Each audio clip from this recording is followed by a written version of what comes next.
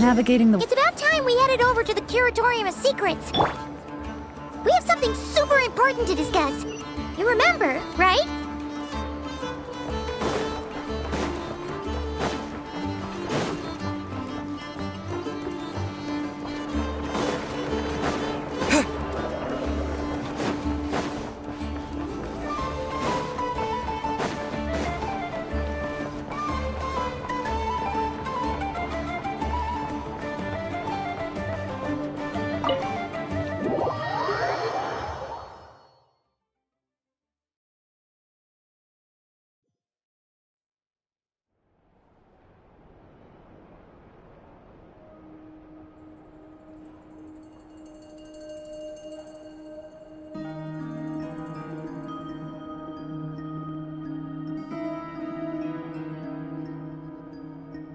Looks like the gang's all here! Yep, all ready. How about you two? Green and good to go? Paimon's ready! Great, let's get rolling then. Great. Well, first things first. Wait. Someone's here. We heard your footsteps. Although... You've been here for a while now. I take it you followed the Traveler, but I don't sense any ill intent in you. Come on.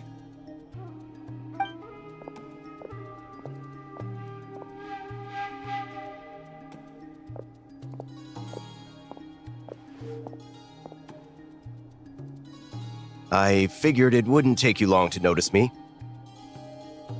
I come bearing news from my lady, the Knave. Dottore went through the motions of returning to Snezhnaya, but it was obviously a facade. However, he has not returned to the Kuvaki Experimental Design Bureau, nor has he made an appearance in Nasha Town. Well, in that case, he'll be in his lab way up north. I always wondered why he applied for his own private pad. He was planning this all along. Tell them that Sandrone and I will go on ahead. If they still intend to pursue this matter, they should meet us at the research center in the northern tip of Nodcry. Nice of Columbina's two best friends to think of us. We appreciate the heads up. Our sincere thanks to the Fatui for your aid. Lady Damselette may have left our organization, but at least some of her colleagues remain genuinely concerned for her well-being. Not to mention that the Doctor's increasingly cryptic conduct gives us great cause for alarm. We have crossed swords many times before, but it's not personal. We're just on different sides. We don't lack humanity. And so, as fellow friends of Lady Damselette, it's only right that you should be in the know about this. Arlecchino's situational awareness has saved us a lot of trouble. I'll leave the map here with you.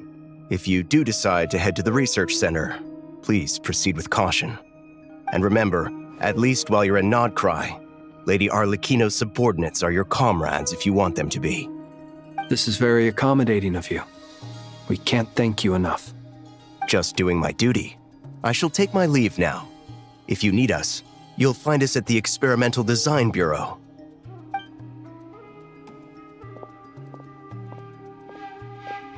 So, the Doctors left the Experimental Design Bureau and headed to some research center up north. Marionette seems to think he's been planning this for a long time. But when did it start? Before he even arrived in Nodcry? It seems his loyalty to the Tsaritsa is lip service at most. Behind the scenes, he may even be working against her. Whatever his motives, we know that he's decisive and incredibly ruthless. Facing him unprepared would be a recipe for disaster. At this stage, it's difficult to predict his next steps. I suggest we split into two groups. We need some people to stay behind and guard Nasha Town. Well, as much as I'd love to help, infiltrating research labs isn't really my area of expertise. But at least take Cool Your Jet's Ducky with you. It should be some help during the battle. And as for Miss Inefa, I suppose you will stay to protect Miss Aino? Detecting operational logic. Protect Aino. Priority. High. Just in case, Servarka, I think it would be best if you stayed behind as well. You can leave the research center to us. I mean, I would have said the Knight of Berea should probably be out on the front line, but okay, fine. Leave Nasha Town to me. Be careful out there, okay? If things get out of hand, fall back right away. Yehoda will be on hand to assist you. In my absence, she can handle any intel gathering work. You got it, boss. You guys make sure to get back here in one piece, all right? We will. Things are moving fast. We'd better head off soon if we hope to keep pace. So, it's infiltrate a secret research facility, or... Yeah, alright. Paimon will help out here instead. Sounds like it's gonna be a pretty intense fight. We all have to bring our A game here. So, anything you need to wrap up before we leave?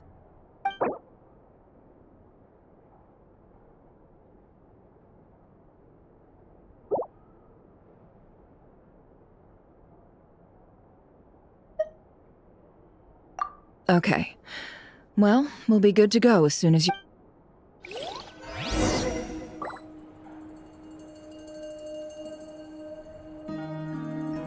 We all have to bring our A game here. So, anything you need to wrap up before we leave? Okay. Well, we'll be good to go as soon as you're ready.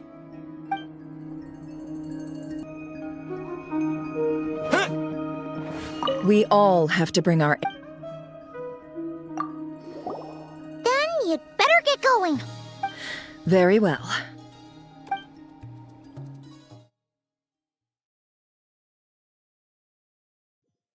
All these broken machines on the ground. Someone got here before us. Could it be Arlecchino and Sandrone?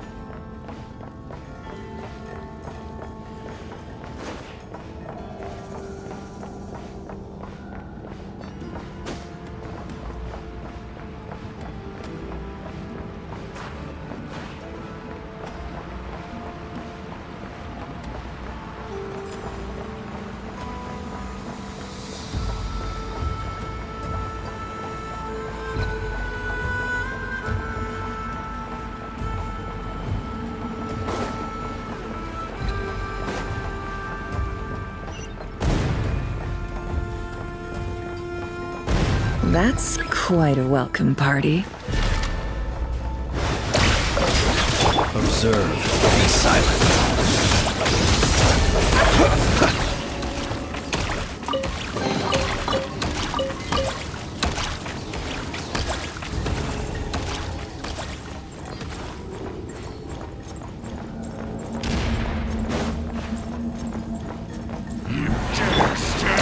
Bombs away!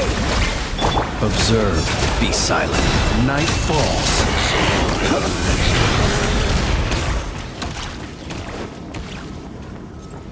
Get back! I said get back! Do you hear me?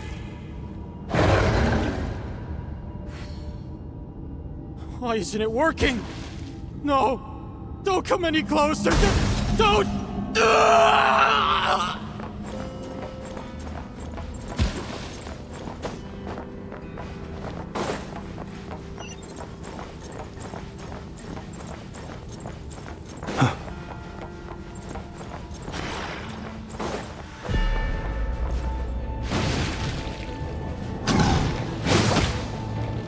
Close your eyes.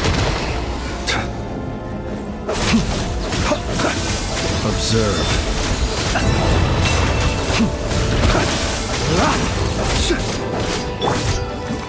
Water jet! Boys, protect... No more lies!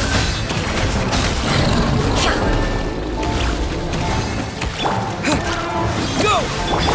Close your eyes. Night falls. You poor souls. May your spirits find peace. Grab that key on the ground. We'll probably need it at some point.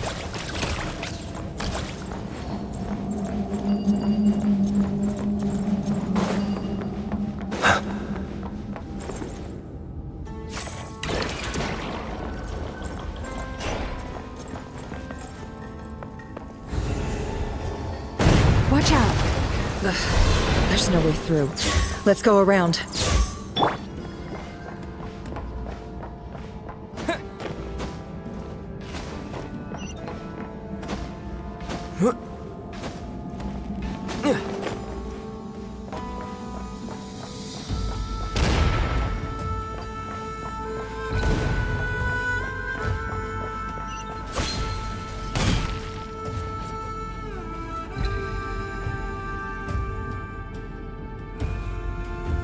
What the? Trespassers? Here? What's wrong with you people? We're looking for the doctor, and we understand he might be here. I see you're fleeing the facility. You looking to settle a score with the doctor? Good luck with that. I don't think you have many chances left. Perhaps. But you might have a chance to live if you start talking. 2 other Harbingers had the same idea as you. They're already inside. But what good is it gonna do? The doctor wouldn't do something like this unprepared. Seems to me that you're not too thrilled about being his subordinate. Also, is it just me, or do I sense monsters nearby? If you'd prefer their company to ours, that can easily be arranged. We need to know what the doctor is up to. Please, if you know anything at all, tell me. This is about more than us versus the doctor. His actions could have consequences for all of Nodcry, and perhaps even your homeland, Snezhnaya.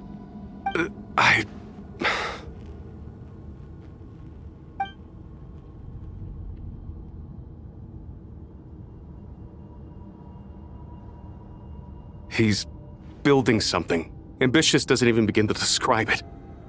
Feels like this could be the big one. God knows how long he's been planning it. A while back, he told us he'd be returning to Snezhnaya. We weren't expecting him back so soon. This time he brought some gemstones with him, or something. 2 of them. The moon marrow spheres. He stole them from their rightful owner, Columbina. Oh, Lady Damselet?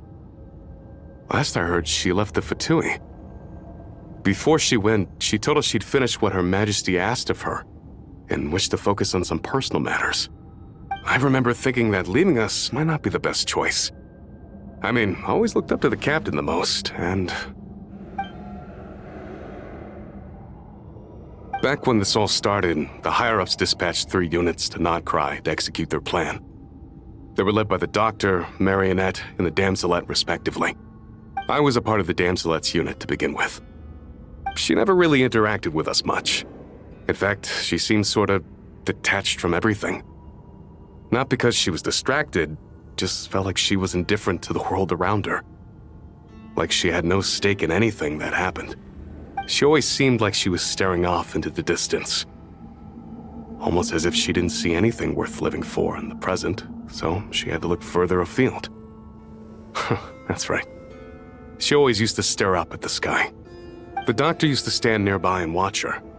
Apparently they got along well at first, but somewhere along the way, she grew wary of him, started avoiding him as much as possible. After she left, everyone in our unit merged with the doctors. He's similarly indifferent to the world, except when it comes to the moons. He seems to have big plans for them. Right now, obtaining the 3 moons is his #1 priority. He even said if he can only get his hands on 2 of them, he'll create a 3rd one himself. How would he create an artificial moon marrow?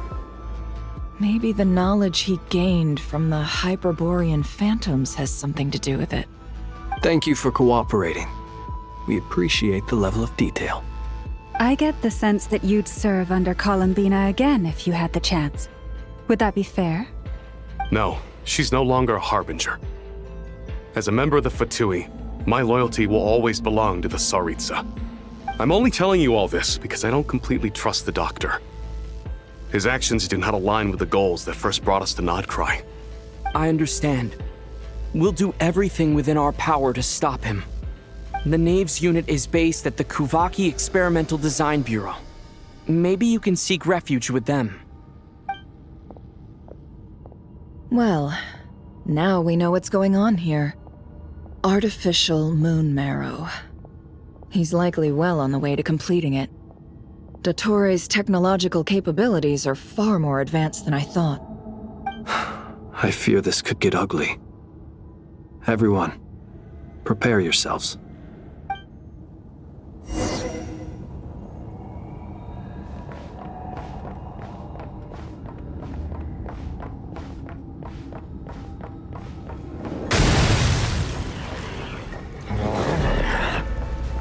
Water jet! Yeah! Be silent. Night falls.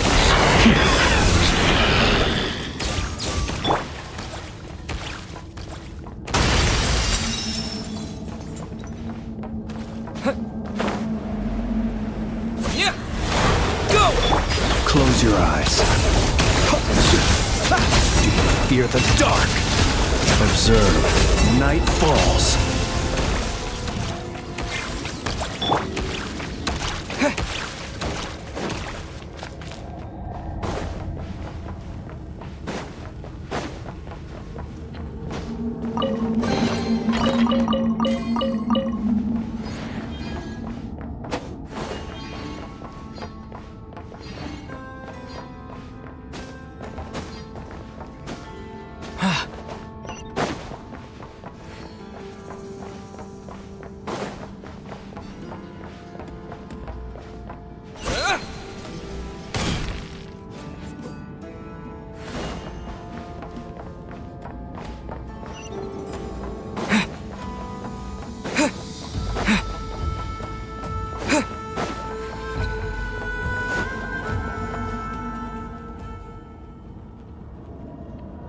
Welcome, one and all.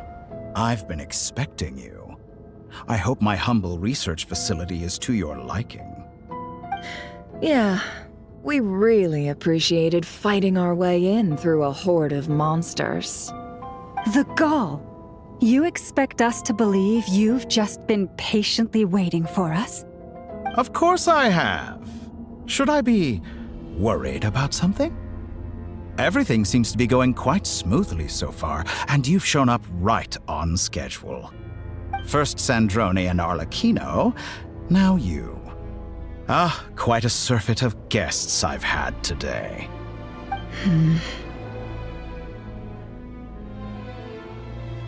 If you were looking for them, I should probably mention that Arlecchino disappeared as soon as she entered the facility.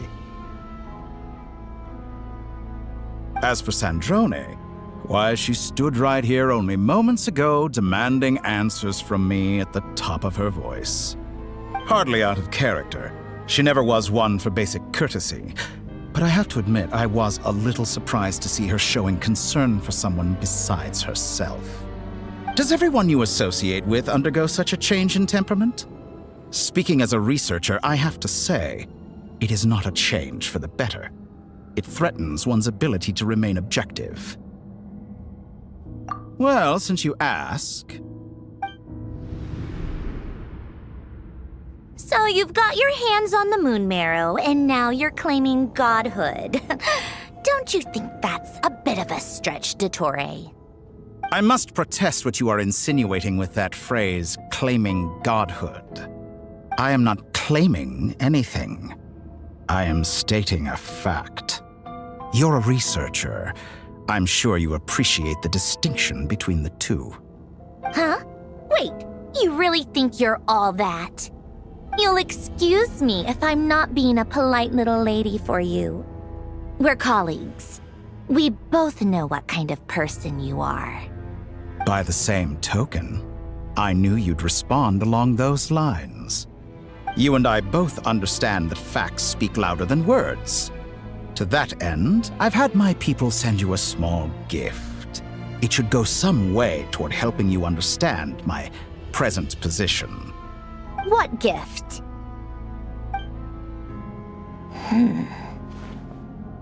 Where have all your troops gone? Who knows? Perhaps they are already marching toward a new world, following in the footsteps of an unknown god. As vulgar and arrogant as you may be, dear Sandrone, I have no intention of taking out my displeasure on your subordinates. They will enjoy equal rights to my own. You sent your people to the Experimental Design Bureau? That's the Tsaritsa's property. Yes, and I am very mindful of Her Majesty's instructions. But you know full well that they do not conflict with my present goals. In which case, all I'm doing is conducting another one of my experiments. Is there a problem with that? Now then, you have a judgment call to make. Am I simply lying to stall you? Or is it possible that every word I am saying is the truth? In which case, your subordinates really are in danger. So now you've turned on fellow Fatui soldiers. You're completely insane. I have set a new rule for myself. Each person gets one chance. Naturally, that includes you, Sandrone. If you wish to leave, I won't stop you. We are colleagues, after all. Scumbag!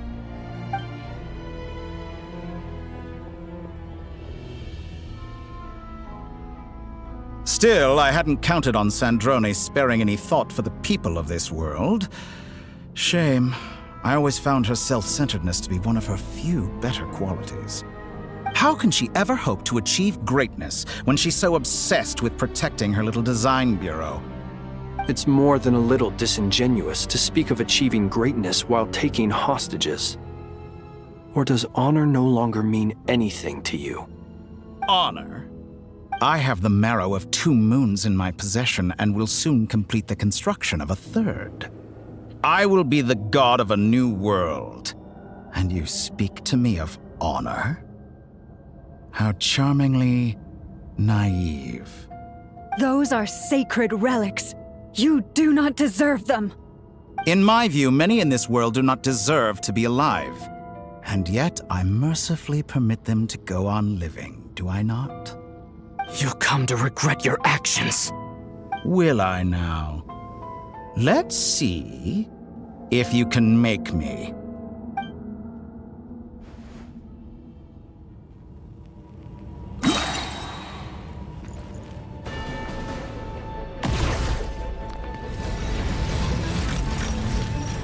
Target acquired.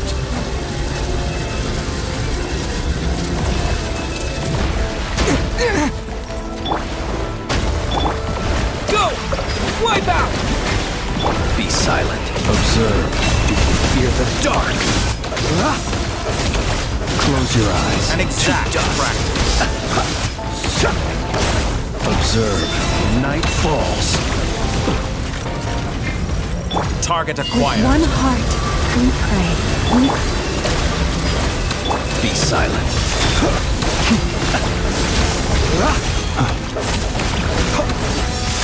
Your actions betray your fear of me. Arlecchino! Thanks for the assistance. Arlecchino. They see you as an ally. What a farce. You're clearly here to destroy my research. I'd say research is more valuable.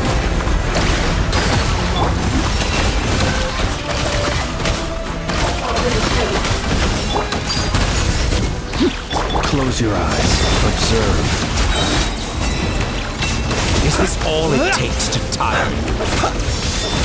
Fear the Is dark. that the best you can Get do? lost. It all adds up.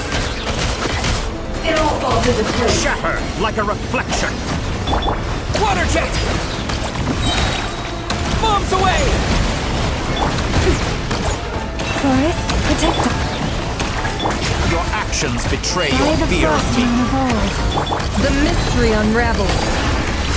Time to come clean. Yeah, time to come clean. No more lies. Let's see what you're made of.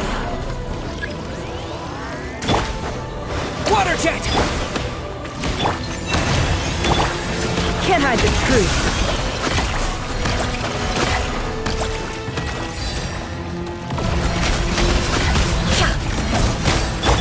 Target acquired. It all adds up.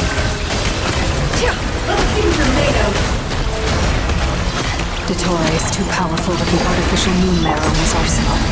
Fighting him is futile. Quickly! How's this?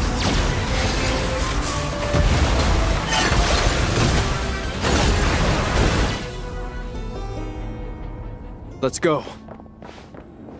I've always thought it is wiser to flee than surrender.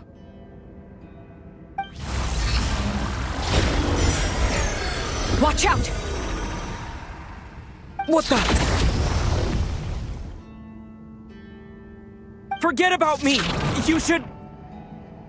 Where's the Traveler?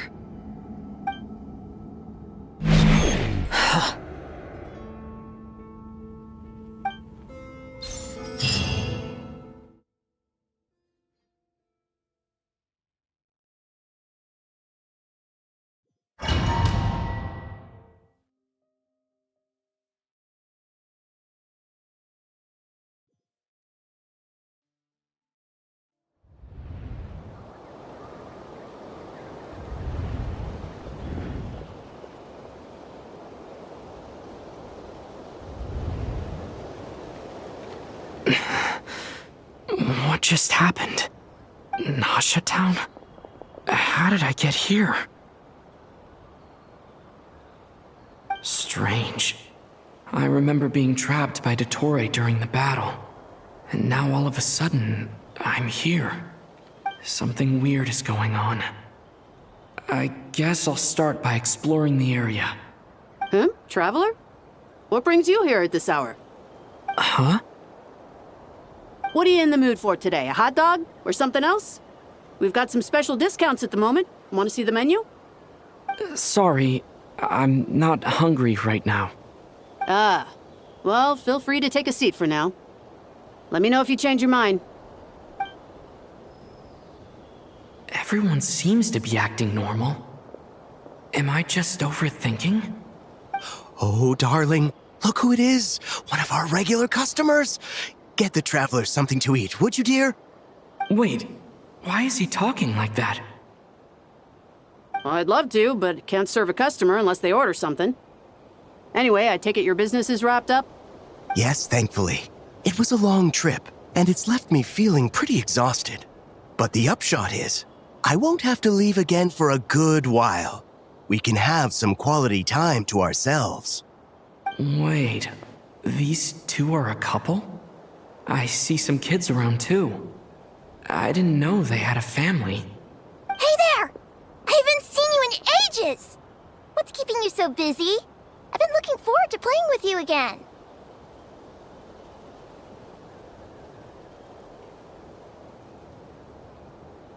You forgot already?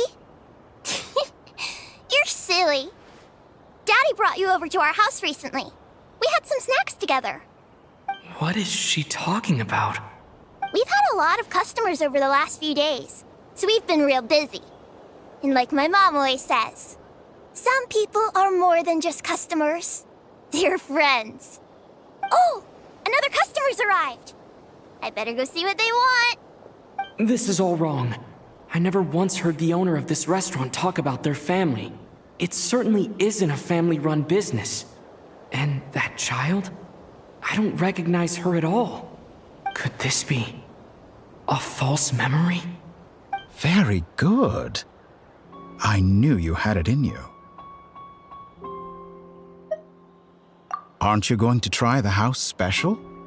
When did he show up? No. None of this is real. You don't seem to like it here. That's fine. We can change venues.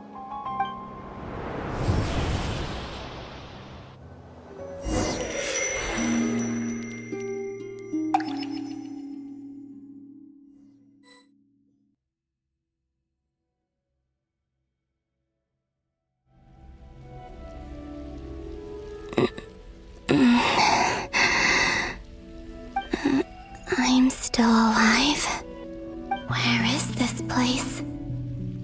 took all my strength to open the moon gate, and then I leapt into it.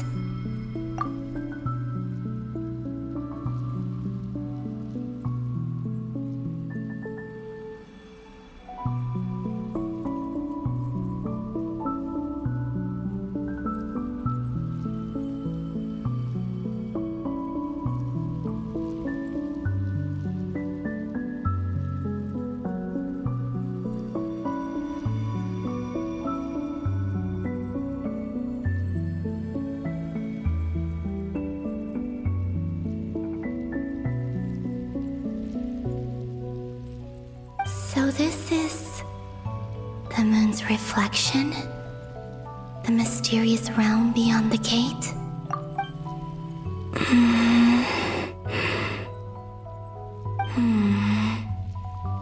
I can't sense anything. I guess I could try opening the gate once more.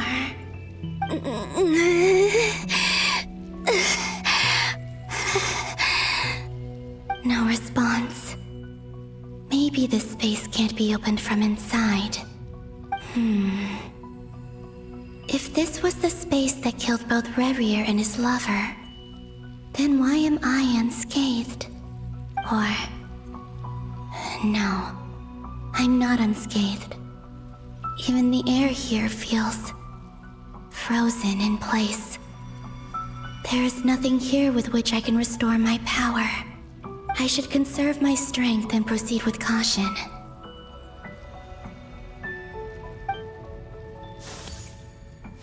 I don't believe Dotori's scheming will stop just because I escaped. If there is any chance that I can get back to the others, any chance at all, I must return.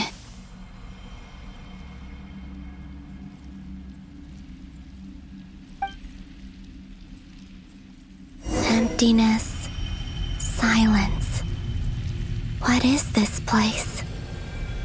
Or maybe the real question is, what is it for? What's this? Looks like it responds to my power.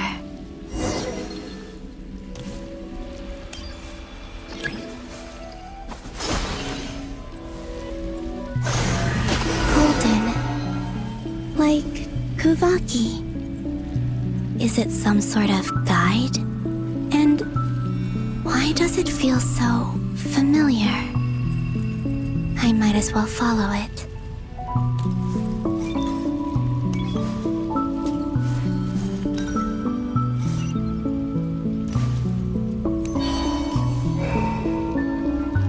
Where does this lead? Could it be the exit?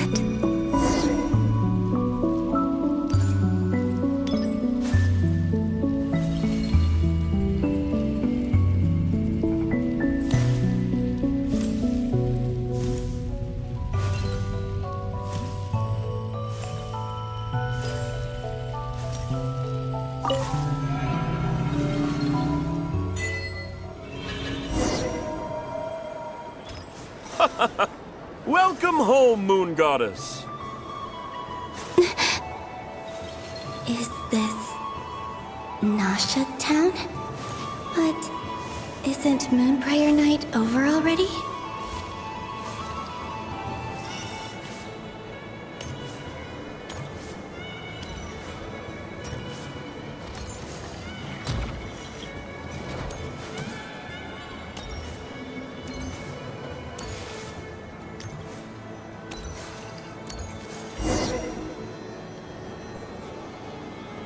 Goodbye for now, Columbina. I hope you have a wonderful night. I will. Llama, everyone else, and me? Are these my memories?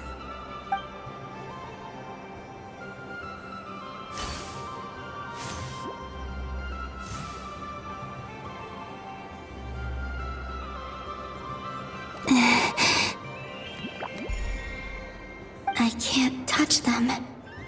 It's as if we're separated by some impenetrable power.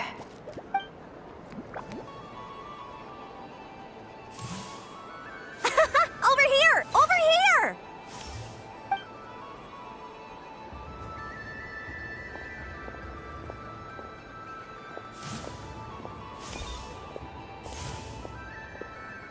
But the people in these memories pass right through me. Just like when I disappeared. If only I had known what would come to pass after that. Even so, I should still take a look around. Just being back here, it gives me the strength to keep going.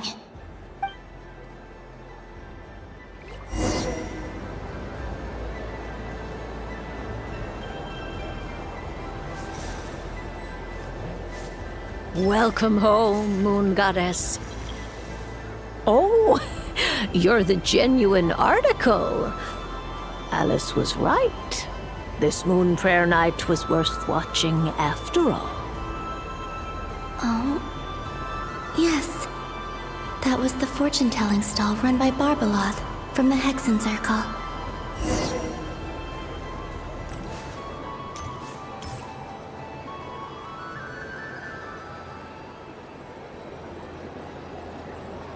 Please, draw the first lunar arcana. This represents destiny and is the foundation for the divination as a whole.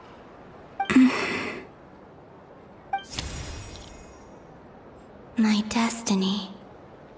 I believe the card I drew was the moon. Now that I think about it, Barbeloth's divination was absolutely right. It's almost time to draw the last card. The one that represents the future.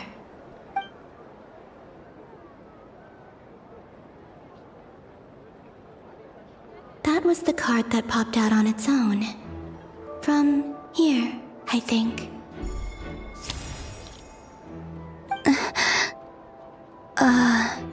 Kuvaki Pulse? What? Fascinating. I've never encountered this before in my role as a diviner. What's going on? Did that card leave the deck? Because of my influence? All I did was try to touch it, and then... Maybe this memory space is not untouchable after all. Are there weak points in the barrier? Or... is it possible that there's more to this space than my memories alone?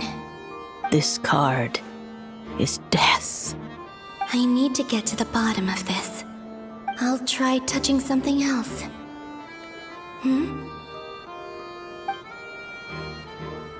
Is this... the wind? No, it's gravity.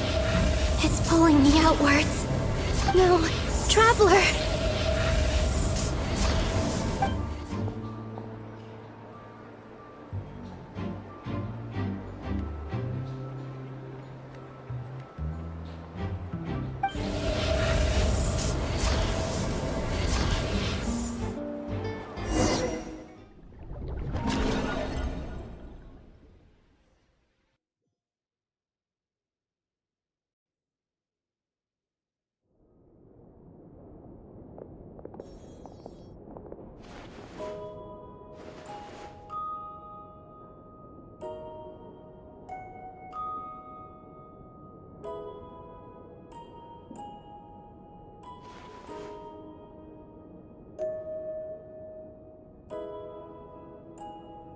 Haimon, listen to me.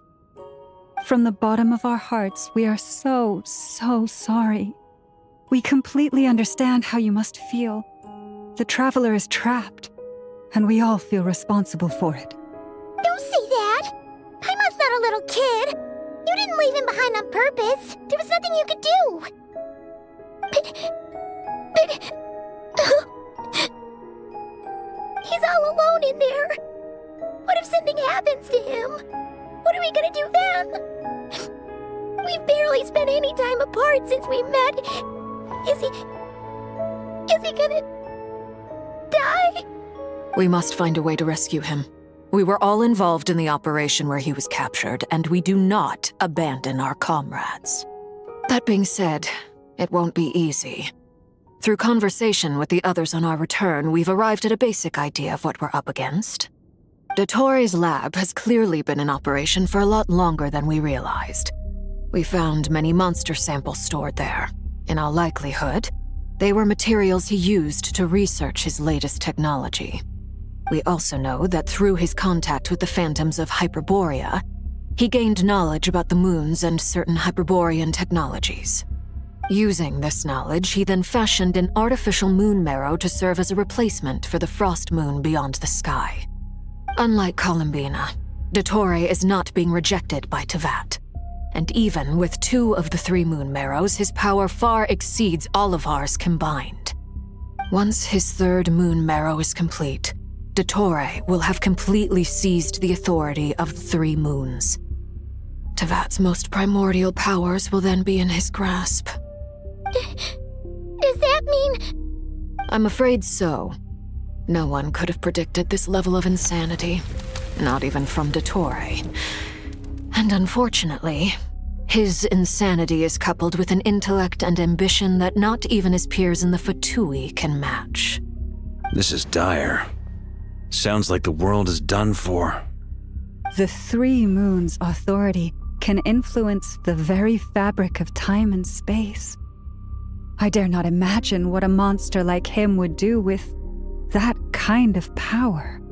The trouble's already begun, I'm afraid. On our way back, we discovered that part of Nodcry is being enveloped by an unknown energy. We cannot ascertain what is happening inside. I'm convinced this is Dottore's doing. Not that there's any way to prove it. The issue is, we have no idea what his intentions are. The only thing more frustrating than facing down evil is knowing that it will surely come, but not knowing when. The doctor is guilty of numerous crimes in Mondstadt as well. One of our knights, well, former knights, his father was murdered by Dottore. His ideology and methodology are a danger to everything in his path, from individuals to entire nations. He does not feel guilt, even when he acts against his own people. He doesn't see them as his own people, that's why.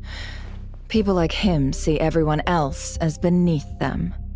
Right. He views other people only in terms of how they can benefit him.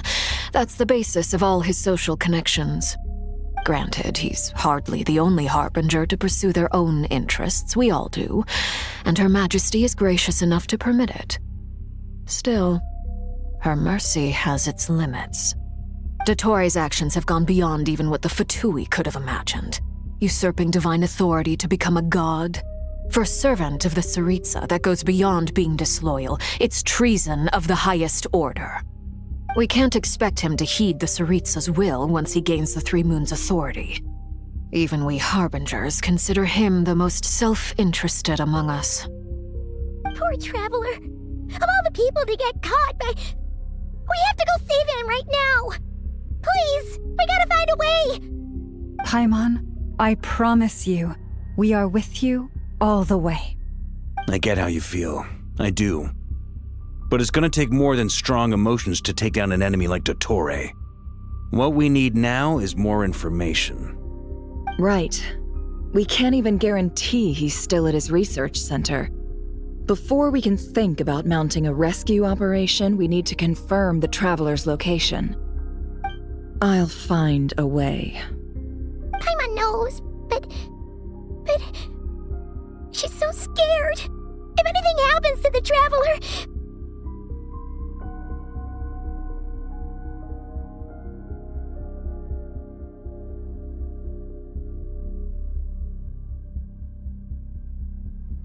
He might be the strongest person Paimon knows, but he's still human. He feels pain and bleeds just like anyone else.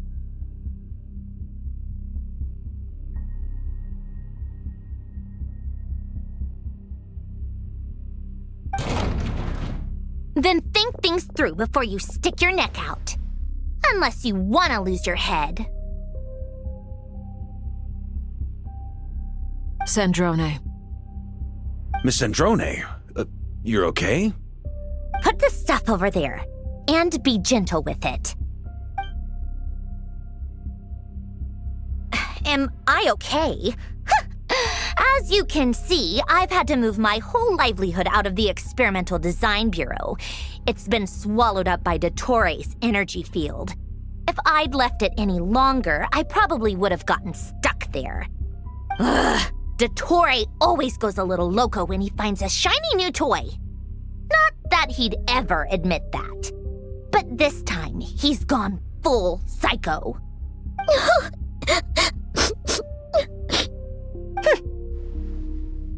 Just go ahead and cry already. Sorry.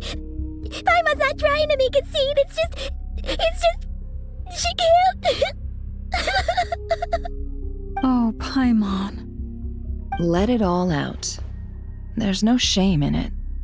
When you're overwhelmed by fear and despair, crying can help get it out of your system. You'll feel better for it. Okay then, while the baby of the group is having a moment, how about the grown-ups get to work? Give me your hand. You've made a discovery? Polonia, scan.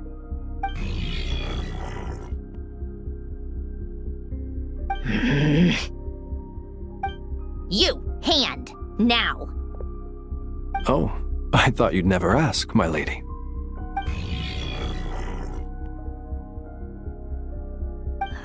Curses! You're next, then you.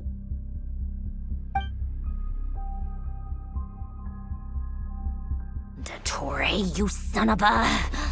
He's done something to us! Everyone who entered his research center has been implanted with some sort of curse. I don't feel anything unusual at the moment. Does that mean it hasn't activated yet? Is there a way to figure out its purpose and what might trigger it? My best guess is Dottore created it using the Moon Goddess's powers. 1 second, analyzing. Ugh! That friggin' maniac! So, what twisted game is he playing this time? The moment I analyzed the energy composition, some encrypted text appeared in my mind's eye. And when I deciphered it according to the Fatui standard encryption protocol, I got the following message. Feel free to run, or you will perish in nod cry. He's mocking us. Yep, he loves to toy with people. Only in this case, there might be more to it. But I didn't detect any murderous intent or malice either in the message or the curse's energy. As if this is him at his least malicious. Or perhaps all people are cowards in his eyes. Maybe he thinks the threat alone will be effective. What a despicable person. And he has the Traveler in his grasp. If I may, as unhinged as Dottore may be, he has always exercised great patience with the objects of his interest. I remember a comment he made when we first arrived in Nodcry. He said, "This world is, on the whole, an exceedingly dull place. But at least there are a few intriguing features, such as the gods or the Traveler. Presumably, they interest him because they're unknown quantities. He wants to understand as much as he can about them." Agreed. The Traveler is Tevat's fourth descender. All Harbingers are aware of this. Since Dottore took such pains to capture the Traveler, he is unlikely to kill him right away. Okay, but we still have to do that rescue operation. Of course. I also think we need to read between the lines with Dottore's message. If he's encouraging us to run, that means we mustn't leave Nodcry under any circumstances. My guess is, his curse will only trigger if we leave.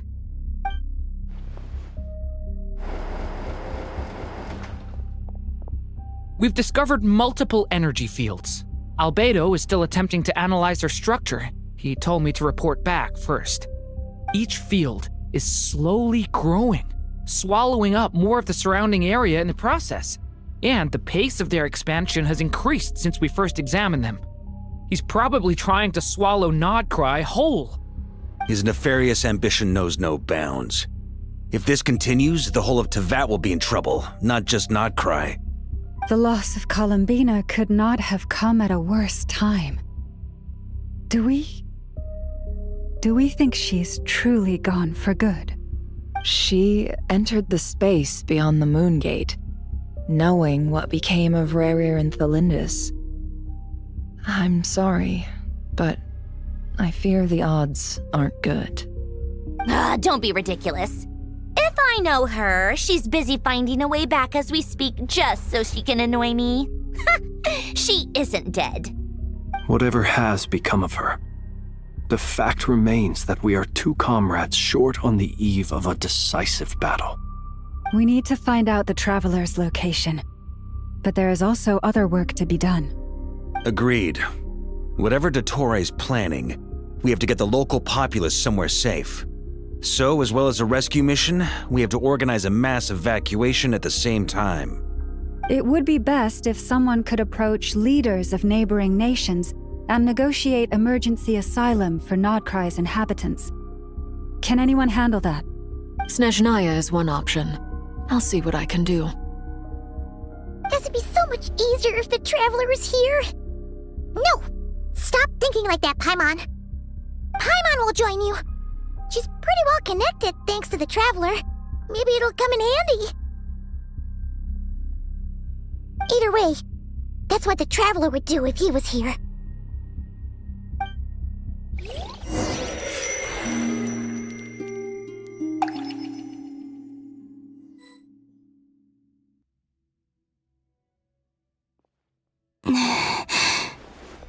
Back here again. That gravitational force that pulled me back. Is this where it came from? When I saw that memory of Moon Prayer Night, I think I influenced reality. Was it just a coincidence? Or if only I could have sent the others some kind of warning on Moon Prayer Night. Maybe we could have stopped Dottore.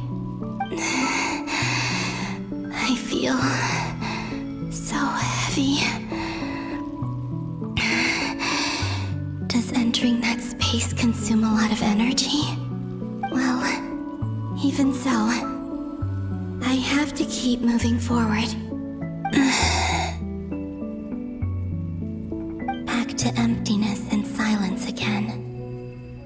I should try and find my way back inside that memory.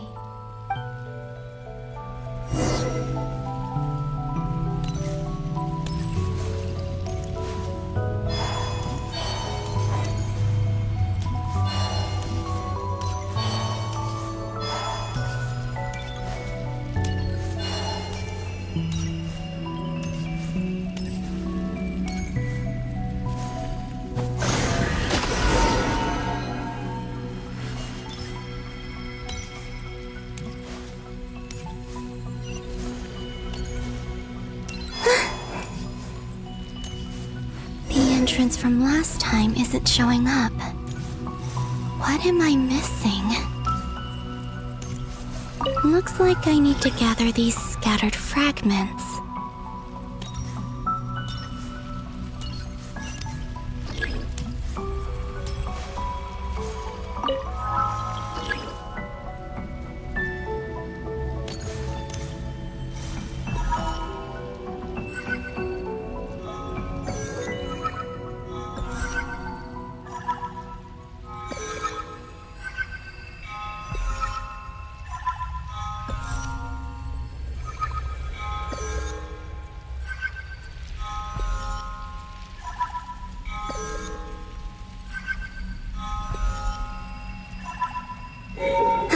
It worked!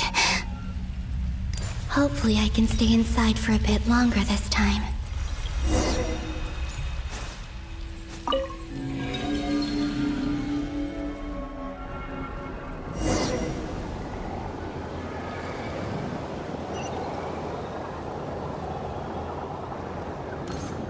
Ad Astra Abyssosque. Welcome to the Adventurers Guild.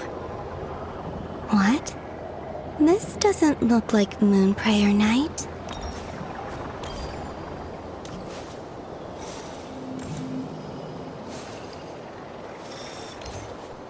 Extra, extra! Latest issue of the Nausea Express! I don't think I've ever been here. Maybe this space isn't comprised of my memories after all.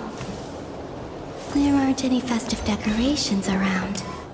Is this Nasha Town after Moon Prayer Night ended? Did Dottoro's plan not affect the town? Or is no one aware of what happened because he used the Three Moons' authority?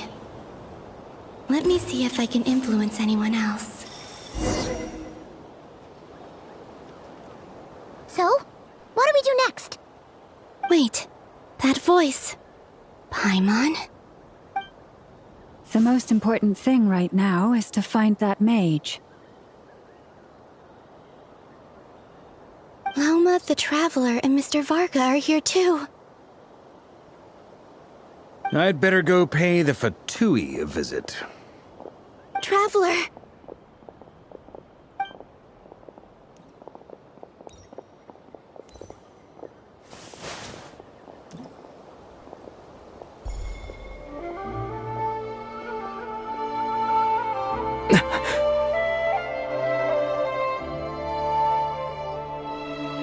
Columbina?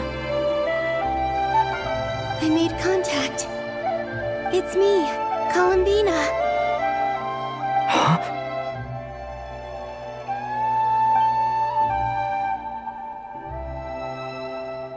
Traveler? Let's go! This is no time to be spacing out!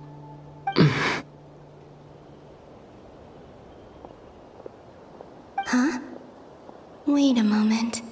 This has happened before. This is what happened when I disappeared. I stood right over there, thinking that no one would ever find me again. It was only when he called my name that I decided to follow them. But did he turn around because he sensed my touch just now? Is it really possible that from in here, I can change the past? If I keep following them, maybe... Huh? It's that gravity again.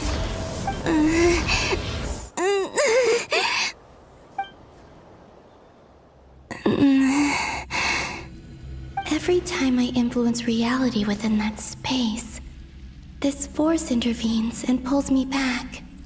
It's as if it's trying to stop me from leaving.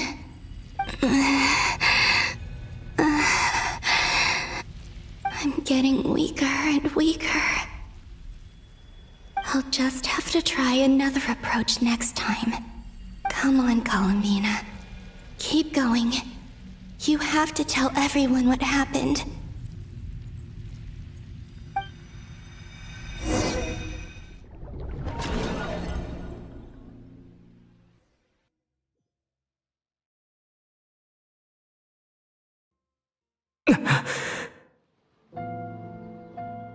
Suddenly, I've been plunged into darkness. Alone. It feels strange. As if something has grabbed hold of me. Is Dottore now powerful enough to interfere with space itself? Look at you, standing so still in total silence. I almost didn't recognize you. Hello there, traveler. He seems to be in a good mood. Wait, what's that behind him? Ah, so you noticed. This is the completed trilune. 2 primordial moon marrows and 1 artificial specimen. You are wary of it. Good. Maintain that reverence. You performed well in that recent battle. Brave and reckless as always. Courage is the sign of a true hero, and impulsiveness is the hallmark of those who strive to advance. I say this not to belittle you. Most creatures are far more timid by comparison. 3 moon marrows? Does that mean the artificial one is now complete too? Well spotted. What do you think? For a replica I built myself, I dare say it looks the part. Dottore, are you planting illusions in my mind? I have no interest in fooling your eyes. On the contrary, I hope to show you the true essence of all that you see before you. Is this not a beautiful city? People live in peace and find joy in their work. The streets are safe, people can even leave their doors unlocked at night. You might say it is the Elysium everyone dreams of. All available data indicates your values and worldview conform with the mainstream. This kind of society should be quite to your taste. False beauty is deceitful. Lies are to no one's taste. I wonder, is it your moral standards that are too high? Or your expectations of reality? Answer me this. If someone existed in a sweet dream from the moment they were born, a dream in which they never once felt pain, which do you think they would consider superior? The dream or the reality? That's pure sophistry. It has nothing to do with your actions. As I suspected. You have yet to understand all of this for what it really is. What do you want from me? You sound impatient. Do you think the only reason I'm keeping you is because I want something from you? If it's not, then why haven't you killed me yet? No one can stop you if you're as powerful as a god. I'm delighted you recognize that fact. I believe we last squared off in Sumeru. Ah, the memories. How time flies. You and I have both grown. I'm not surprised that Arlecchino and Sandrone worked with you. You've always a way of slowly but surely ingratiating yourself with all levels of society. People laud you as a hero, but I suspect there's more to it than that. Oh, but to be clear, I don't say that to flatter you. Do you always give your opponent an appraisal before you deal the final blow? Call it a long-time habit. I'm a researcher, and one of my duties is to give an objective assessment of my subjects. But you misunderstand. We are not opponents. Not at this moment. I just want to talk. Think back to Tartaglia, Arlecchino, Capitano, Colombina, and now even Sandrone.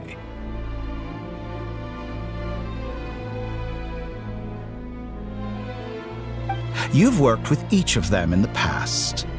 I believe you can work with me as well. What makes you so sure? Well, why not? Should the good associate only with the good and the bad befriend only the bad? I like to think we could have a more mature relationship than that. Surely you don't think all your relationships are grounded in friendship or shared ideals? People come together because it benefits them to do so. If you think of the people you admire, you must surely admit that they have provided some benefit to you. Morality, ambition, dreams. People have plenty of words to embellish the nature of their relationships. But once you break free from those ethical frameworks, you will see that the only thing connecting the two of you is mutual benefit. And that is what I'd like to talk to you about. We're finally getting into it. He's probably been planning to kidnap me for a long time now. But for what exactly? He has the authority of all three moons. I won't be able to gain the upper hand in a fight. Best if I pretend that I'm willing to negotiate for now. You say you're a god, but you also speak of mutual benefit. What could a god want that the three moons cannot provide? Excellent question. But before I answer, I would ask you the same thing. Gaining Colombina's allegiance was a rare and extraordinary feat. But the Moon Marrows are now in my hands, and I have the edge over her. For this artificial moon is not being rejected by Tevat. Her identity and lineage may have been a thing of glory in the old world, but they were also shackles that prevented her from ever integrating into Tevat. I, on the other hand, you may view me as a thief, but I have overcome that limitation. So what is it that the three moons cannot grant you? What stops you from negotiating with me to get what you want? I don't make deals with lying psychopaths. That's quite an accusation. Are you expecting me to get angry with you? Well, this is one aspect in which my personal growth has served me well. In the past, my less mature self might have been disappointed, perhaps even angry. over a small setback like this. Like when you and Lesser Lord Kusanali joined forces to oppose me, for example. But things are different now. Just as the rich do not quibble with the poor, I no longer find myself perturbed by these trivial affairs. Human relationships end with conflicts of emotions and interests. But relations between humans and gods are different. And ours is even more unique. I have ascended to the highest heights and laid claim to unprecedented horizons. And you are no ordinary person to begin with.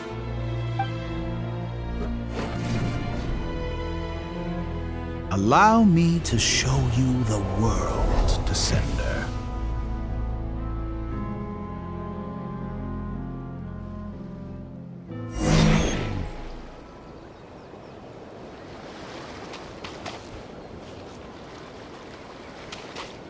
To stand, walk, jump, sit, and lie down. These are the most common of behaviors.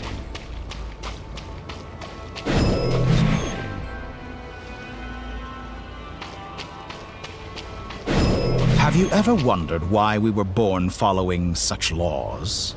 Who stipulated that we could not fly instead of walk?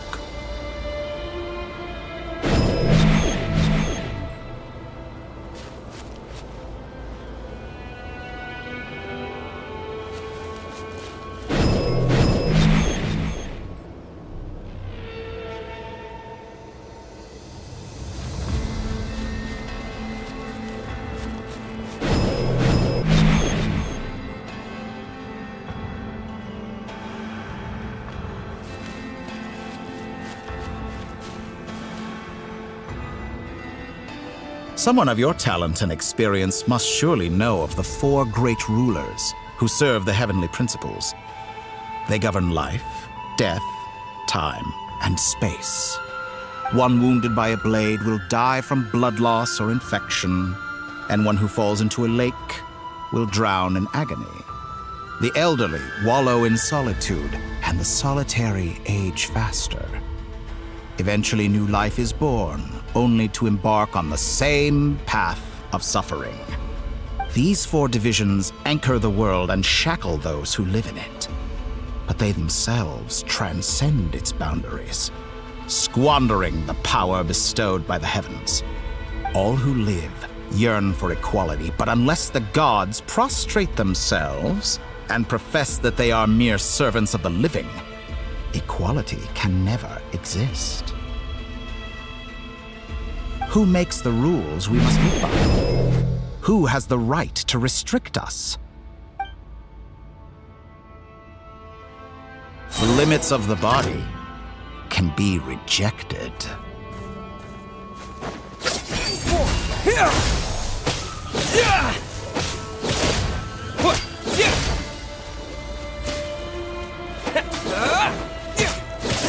Propagate!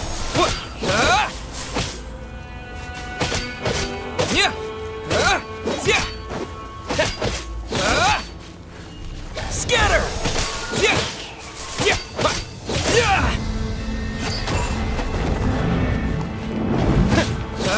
Propagate!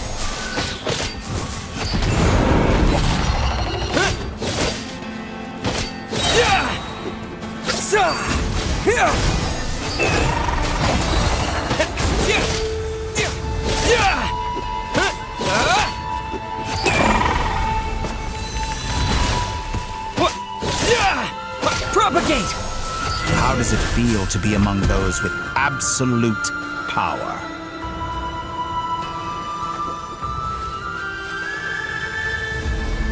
You cannot conceive the extent to which your flesh hinders your mind and spirit.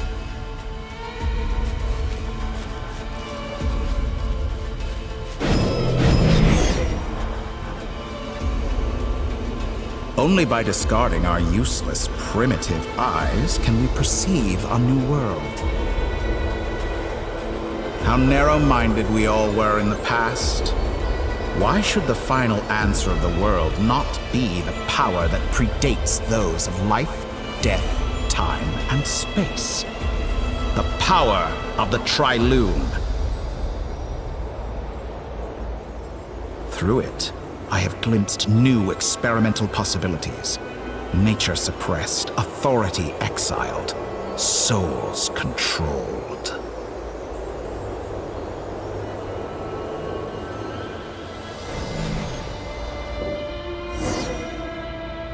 You know, I heard recently that a group of critics reviewed countless stories and drew an interesting conclusion. They found that it is more often than not the villains who strive tirelessly to push the boundaries of progress. In fact, long before this, someone voiced a similar idea in an academia editorial. I felt a great affinity with this perspective. I have never been afraid to step up and play the role of the villain. Fanatics are trampled down for their transgressions, and those who transcend are rebuked for their audacity.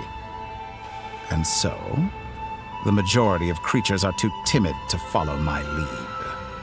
But all sacrifices made during my experiments have been worthwhile, as you can now see.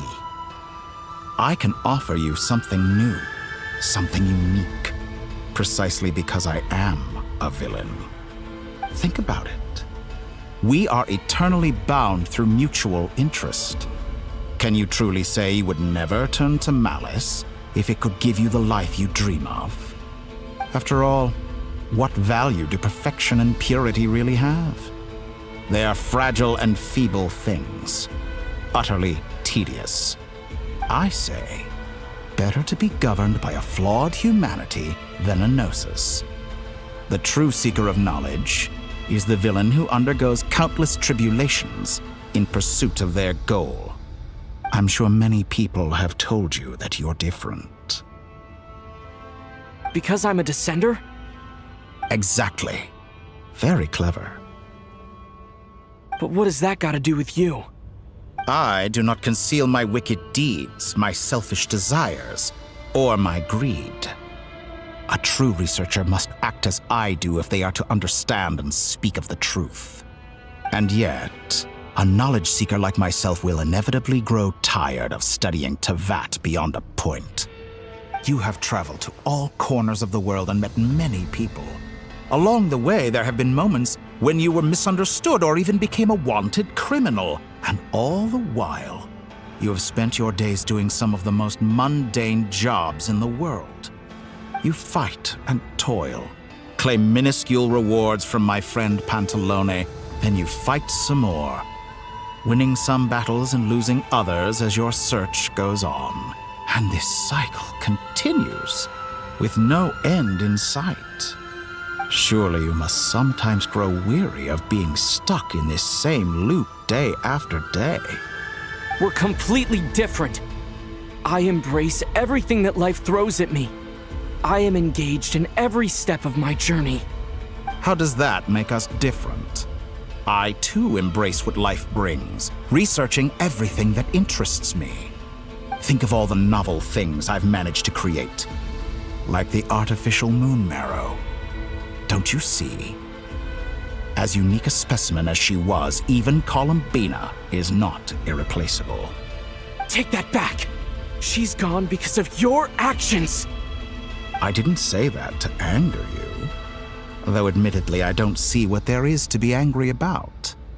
Anything Columbina could do for you, I can do better. I know what your ultimate goal is. You wish to walk the path your sister walked, and seek answers from her at the end of that journey, don't you? Someone like you could never understand what it feels like to care about another person the way I care about her. Perhaps not, but that doesn't mean I can't help.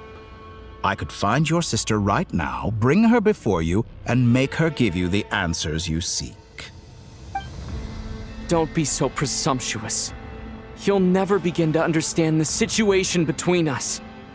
Oh, no. This is no presumption. I'm only offering what I know is possible with the power of the Trilune. But it seems like you would sooner continue with your journey through this world. Why? Do you truly desire this journey? Or is it simply a necessary process from which you cannot escape? Think of all the time and energy you have spent, everything you've had to endure just to make it this far. Is this really what you want? Or has your hand been forced by the promise of that final answer? Yes, you have made many friends. But do they ever spare a thought for the void in your heart and what it yearns for? What you want is not friends. It is family. But do they know this?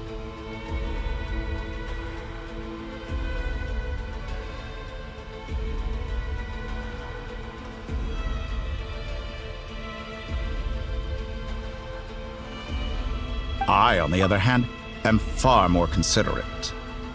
Join my experiment, and in return, I will bring your meaningless journey and all its struggles to an end.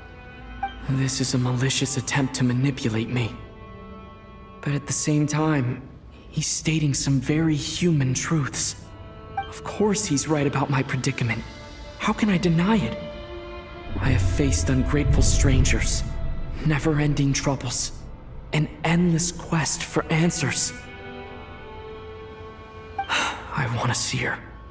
After everything I've been through, words can't describe how much I miss her.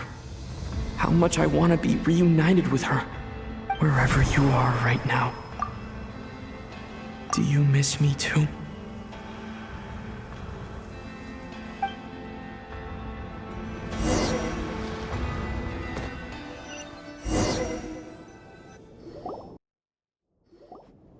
All right, everyone. Our next mission is clear. We need to contact all the major organizations, explain the situation to the public, and then begin the evacuation.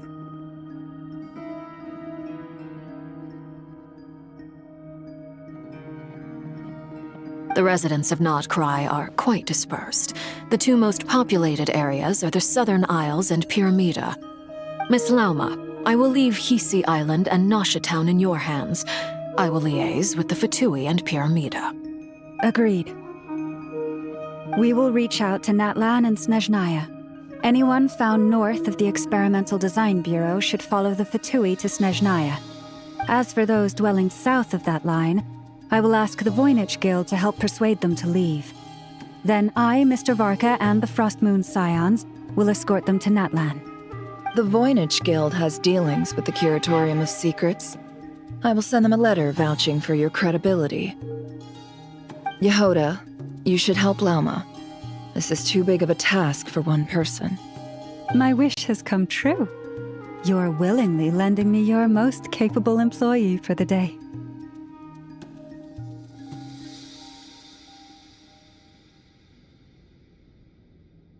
Well, good for you if all this only takes a day. Of course, if it takes any longer, I'll be charging a fee. Boss, wait! Don't I get a say in this? Oh, I'm sorry. Something to add, Yehoda? Well, no one's more important to me than you, boss. And remember how Lauma healed your eyes after that big battle? I think that's worth at least 2 or 3 days' work for the Frostmoon Scions. Are you completely incapable of acting in your own self-interest? Or do you simply devalue your own labor? Are you sure you don't want to come with us? Who will see to our other work if we're all busy evacuating residents? Sandrone insists that Columbina is still alive, and we have a traveler to rescue. There's much to be done. But boss, I'm just worried that...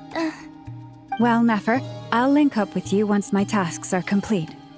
What makes you think I'd need you to do that? I'll need it. And considering the way you approach certain matters, I think you'll be better off with me present. That's quite enough. Just focus on your work first. I bet we're in for an uphill battle here. But we can help out too. Inefa and I are gonna help Nasha Town's residents carry their stuff. Loading schedule. Store essential local research data and technology samples, then escort the people to Natlan. Understood. I will execute this to the best of my abilities. Great stuff. Thank you, ladies. I've contacted the Lightkeepers. A colleague of mine will join us shortly. I will persuade them to conduct a thorough search of the region to ensure that no civilians get left behind. As for me, I guess I'll be making an early return to Sumeru. I think it's important that someone informs the Dendro Archon of what's going on in Notcry. Roger that. Someone should inform Mondstadt, too. Mr. Duran, can I trust you to handle that? I think you fly faster than any of us can run. As an added incentive, get there fast enough and I'll see about getting your gliding exam waived. Really? Ha! Mission accepted, sir. I intend to stay behind and help Miss Sandrone with her research. She has some alchemy-related questions that she'd like me to explore. She recognizes your expertise, then. I wish you a fruitful collaboration. Thank you. In truth, I was surprised to hear her express an interest in subject matter outside of machines. I believe she has been investigating some Fontanian technology recently.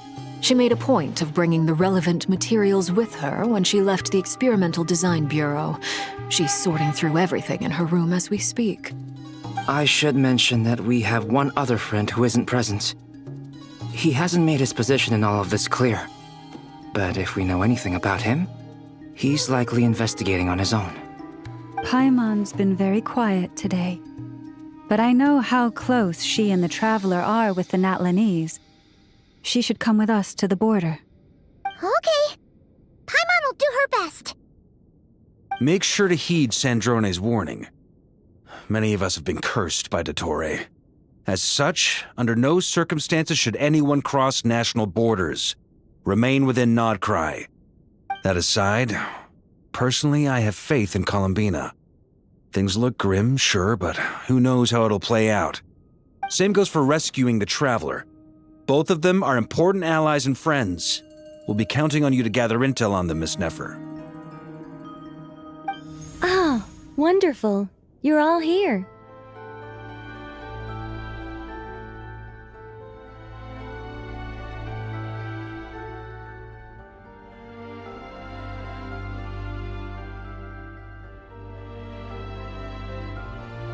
That voice again!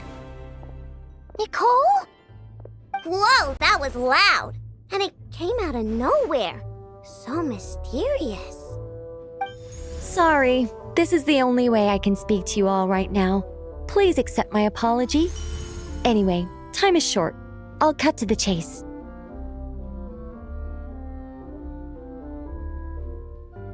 We're still facing quite a catastrophe here at the world's borders. Alice has roped in every Hexenzirkel member she can get a hold of. Except for me. She told me I had to come and help you all out as a matter of urgency. I quote, "You love talking, don't you? Well, now it's finally your time to shine. Take these. Make sure the whole party gets one each. You'll be in charge of making sure everyone stays connected." Huh? Is this a Dodo communication device? Scanning. Unknown device. Analyzing. Unknown device. Conclusion. Cute. Affirmative. It is cute and good. I believe that I quite like it. This is no ordinary Dodo communication device. It's my very own special modified version, specifically... sorry. I almost went off on another tangent there. Anyway, help yourselves. It will allow us to communicate over long distances within Nodcry. No more worrying about shuttling messages back and forth. What astounding technology. Am I right in assuming that it relies on your personal abilities to function, Miss Nicole? Yes, exactly. Right on cue, Albedo. I'd love to brag to you all about how it all works. But no, next time. Anyway, I'll be right with you all, serving as a communication hub. That's all from me. Head off as soon as you're ready. I'll be staying here to keep watch, and I'll be sending you my blessings.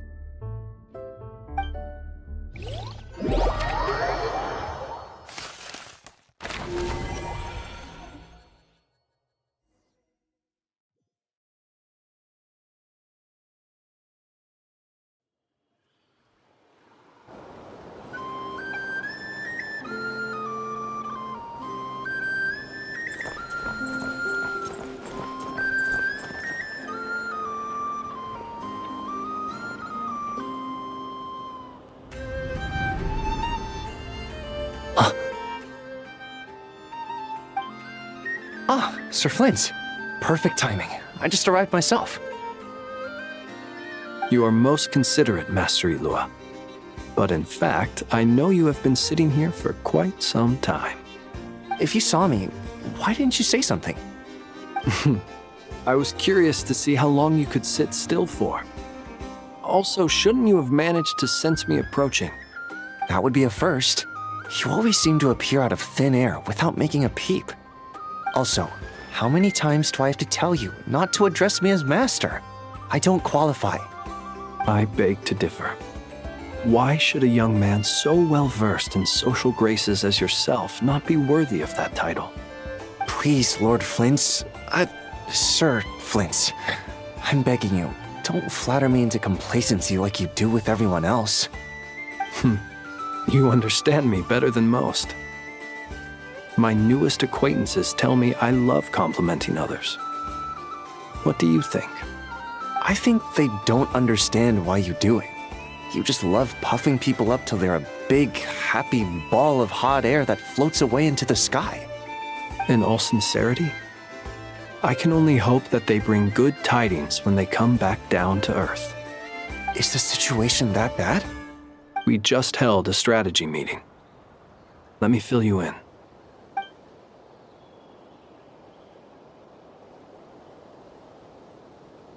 In short, we need everyone gone from Pyramida. We also need a team of Lightkeepers to scour the more remote regions of Nodcry for civilians to evacuate. I only hope we have enough personnel. We do. Old Man Nikita will definitely help, and we can recall anyone out on patrol to focus on this instead. Good. I'm sure you and the others will make short work of this. Now, don't forget, once you've completed this task, make sure you and the rest of the team evacuate to either Snezhnaya or Natlan as well. Flint? If you've got something to say, Master Ilua, why not guess what I'm thinking right now? You mentioned that you have something else to deal with later. How difficult is it going to be? I doubt it will be easy. I know you're a Lightkeeper, and it's your duty to protect others in times of crisis. But I have a feeling that you'll be walking into grave danger. However bad things have gotten in the past, Nodcry has never faced a mass evacuation before. But from the sounds of it, you don't intend to come with us. I don't mean to pry, and it's probably none of my business.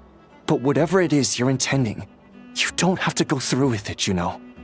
I've been afflicted with some sort of curse, and I'm told it may well trigger if I set foot outside of Nodcry. As such, I cannot leave.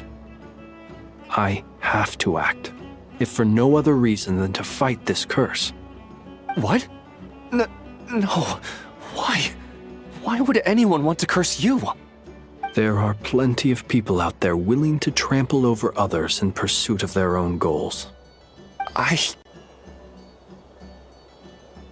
Frankly, Sir Flint, I am furious. You're making light of what is an incredibly serious situation. Indeed I am. And? And what? I told you I'm furious about this. Nothing I can do about it, I'm afraid. Things happen, and we just have to deal with them. If you find yourself feeling angry, perhaps start by drinking a big glass of water. Hey, you mean you're completely unmoved by my anger? I'm devastated. Then allow me to express my sincerest regret. Come by the lighthouse sometime. We'll catch ourselves a few fish, have a little barbecue, play some cards, and bask in the sun. Maybe I need to spell this out. Lean in a little, Flint. Oh my, this doesn't bode well. Word is that you were caught up in a real horror show recently. People were amazed that you returned safe and sound. They've been debating whether you're even human. I've returned safe and sound from plenty of crises. When you say people, do you mean other people? Or do you just mean you? Fine. I'll be frank. You're not human, are you? Heavens. Now that's a horrifying thought. You know what? Forget it. We'll revisit this once it's all over. A sound plan. Albeit a little ominous sounding. Just promise me you'll come back in one piece, all right? For you, Master Ilua. How could I refuse? Also, please pass my regards on to our colleagues. Tell them, thank you all for your assistance. Please put safety first as you proceed with the operation.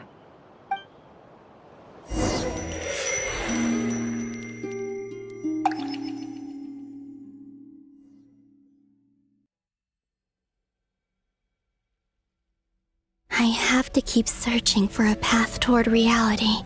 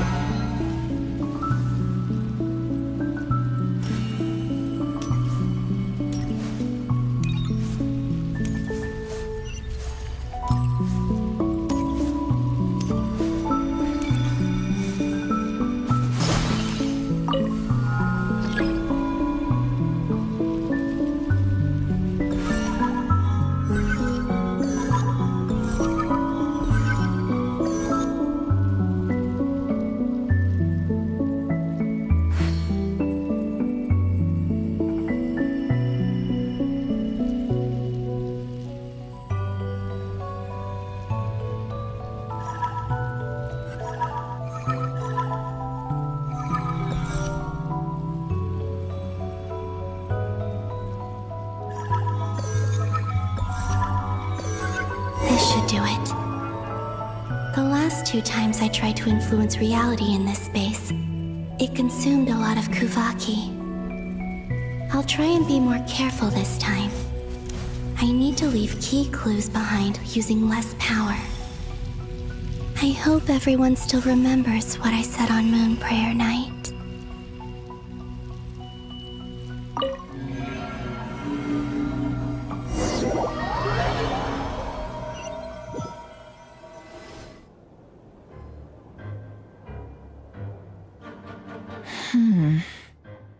Nothing here either.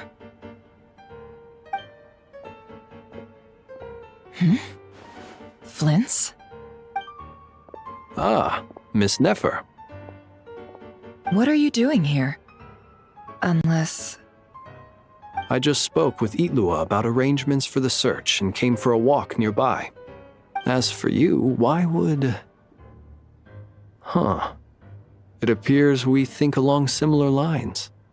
And neither of us likes to accept things at face value. As well as figuring out how to gather intel on the Traveler, I wanted to confirm some of my own suspicions.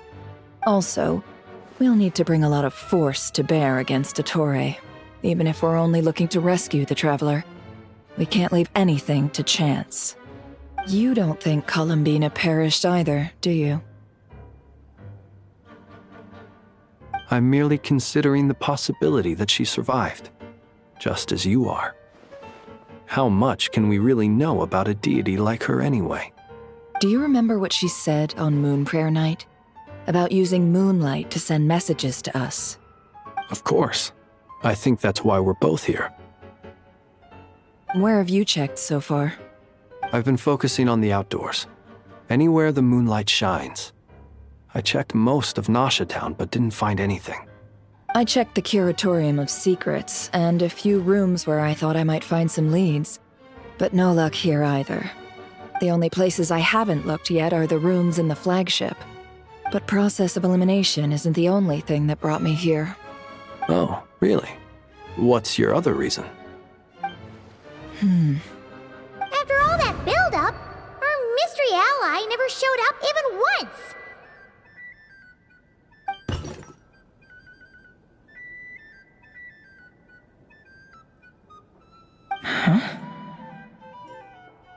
Am I Imagining things?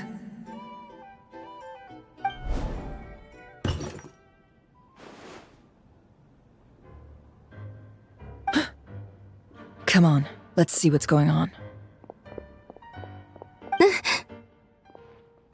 Oh no. I knocked over a vase as soon as I came in. It must have been caused by a Kuvaki fluctuation when I entered the space. Although, it seems like I'm not about to be pulled away this time.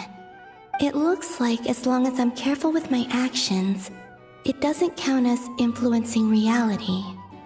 Anyway, is this the flagship? The Traveler mentioned that's where he was staying. I only went into the lobby last time, so I've never actually been here before. How does this space work? If nothing else, I can now be sure that it is not simply memory. He mentioned where his room was.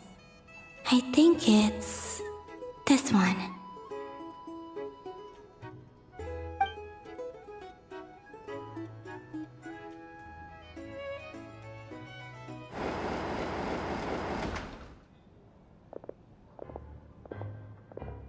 The door is closed. But if this is anything like when I disappeared, then maybe...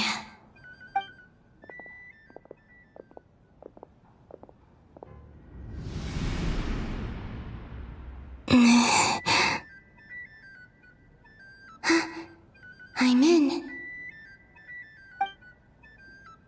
He and Paimon aren't here at the moment. I hope he's okay. I wonder what happened to him after that battle with Dottore. Best not to dwell on that for now. I need to try and leave them some clues.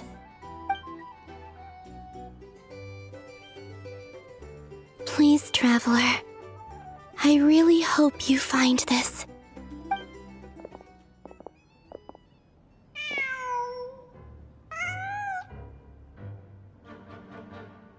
Huh. Just a cat. Nothing else here strikes me as noteworthy.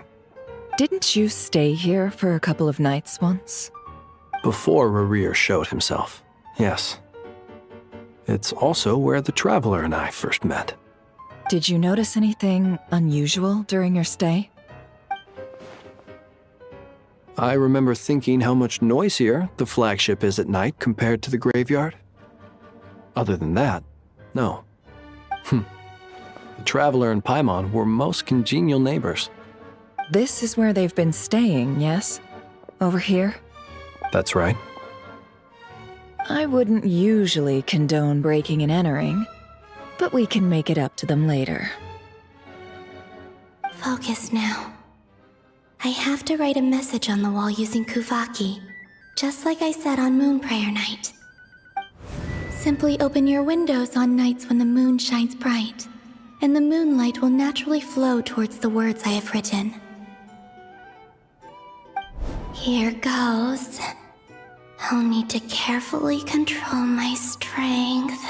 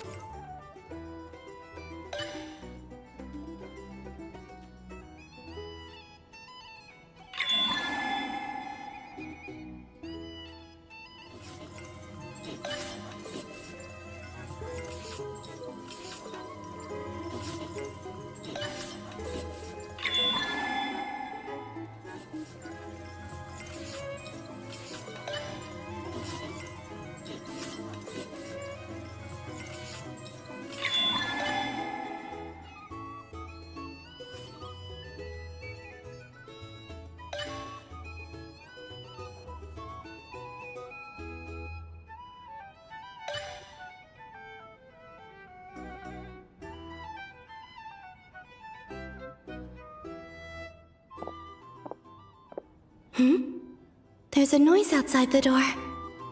Is he back?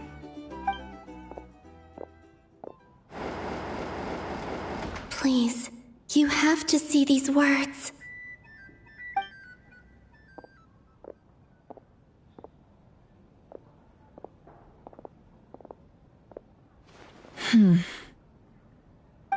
Well, do you sense anything? Unfortunately, no. And this place was our last chance.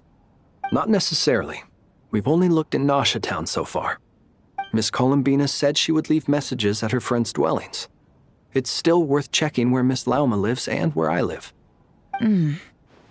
Let's try and make some time to look into those then.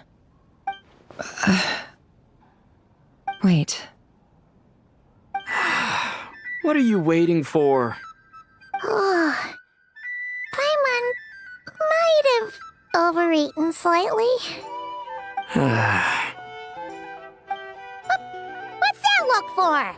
This is a victory feast. It's normal to eat a little more than usual. The Traveler in Paimon. It's really you. But why are they talking about a victory feast? Huh. You worried Paimon sick while you were out there fighting Rare, so this is your chance to make it up to her, alright? Wait. So this is the night after the battle against Rare. How did I end up here? That's quite a long time ago now. Wait. Time. That's it. Every time I've entered reality within this space, it's been at an earlier point in time. Every one of those points has been before I fell into the moon's reflection. And everything I've done to affect reality really did happen in the past. Does this mean that within the moon's reflection, time flows backwards? Starting from the moment I fell in? Not long till Moon Prayer Night now. It's gonna be even livelier than tonight. Although, it's gonna be sad saying goodbye to the damselette. She seems like a really nice person. Paimon. No, I can't. Even if I make contact, they probably won't understand what's going on.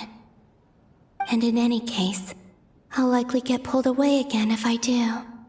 Instead, I have to find a way to get them to notice what I've written using the moonlight. Wait, even I hadn't thought of doing that before Moon Prayer Night. They'd never conceive of that possibility. Is there truly no other way? Don't lose heart. We'll find a way somehow. Huh? Oh, you say that, but the Frost Moon is beyond the fall sky. If we wanted to go visit her, how would we make it through to the other side? We might not have all the answers now, but I'm sure we'll find a way one day. Huh. Guess someone's gotta be the optimist. The present. The future. That's right. There are still things I can do. What's your plan? Flint's, when you were staying next door, did you ever open the window? No. The rooms here are dark and damp. And there's such a buildup of dust on the windows that the moonlight can't even get in. I didn't think it was worth the trouble. The moonlight?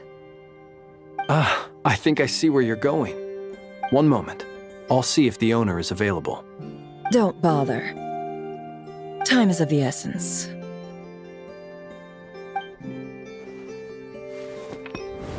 Time.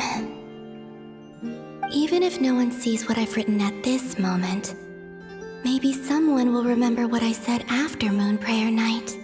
I need to write down as much information as I can. And maybe one day...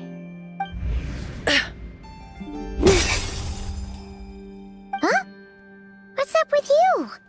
You can't even hold your cup steady. Are you getting tired?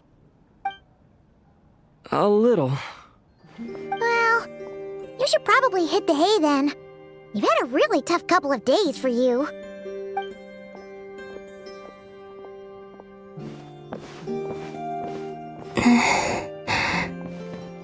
You truly have.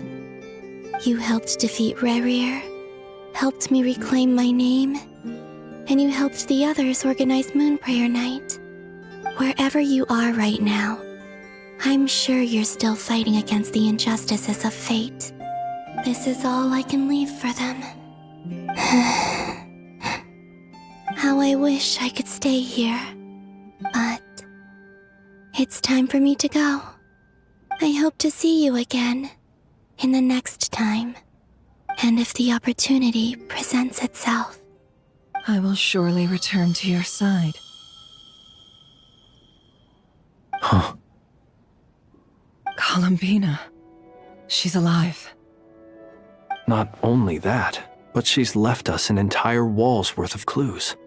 She even wrote down what would happen on Moon Prayer Night. It's just a shame we found it too late. I am here.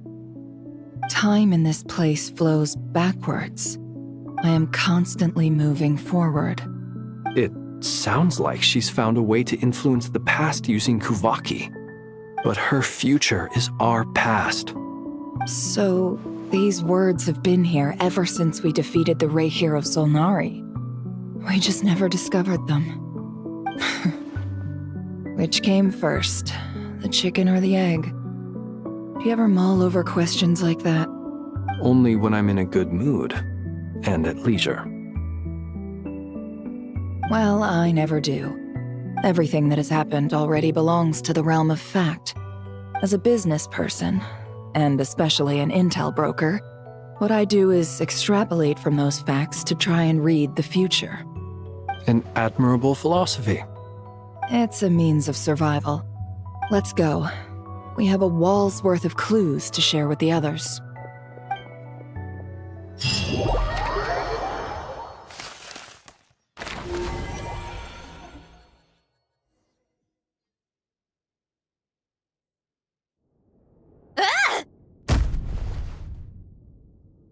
It appears that the doctor's energy signature has changed to something similar to Kuvaki, but not like the Kuvaki we're used to.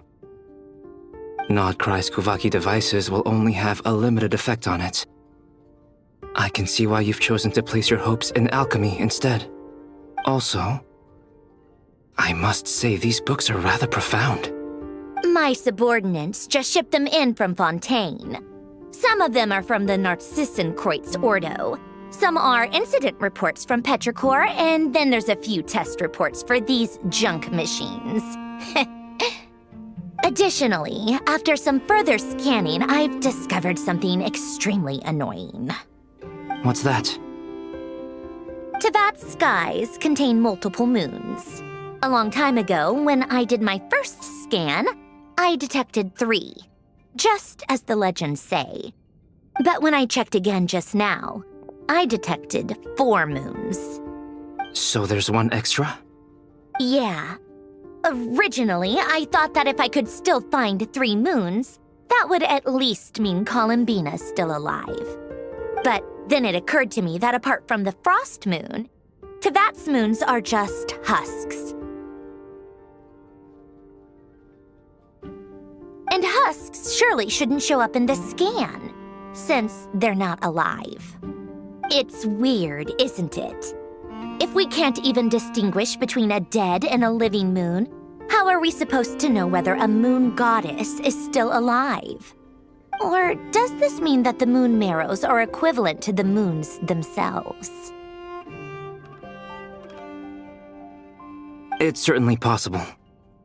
In which case, the 4th moon you detected may be Dottore artificial creation. So he wasn't bluffing. He really built his own moon marrow. Ugh! I'm so mad right now! It's easy to get overwhelmed when you have too much on your plate. Maybe you need to relax. Perhaps try going for a walk, or simply take a few deep breaths. Nothing can calm me down at a time like this. I need more time, and I need progress.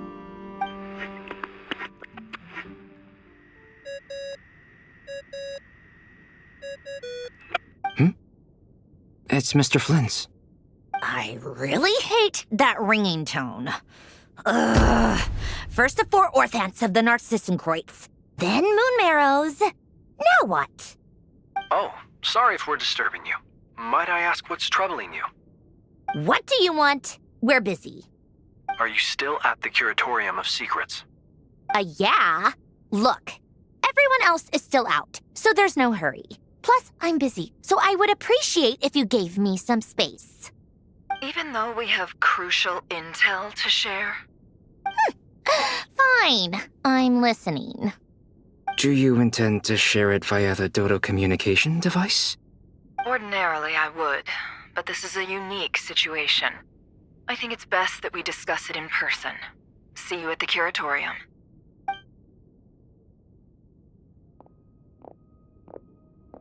All right then. So, what's the situation? The rest of the team is still out working on their missions and evacuations, but we've decided to fill you in on the most crucial information first. Sandrone, you were right. Columbina is most likely still alive.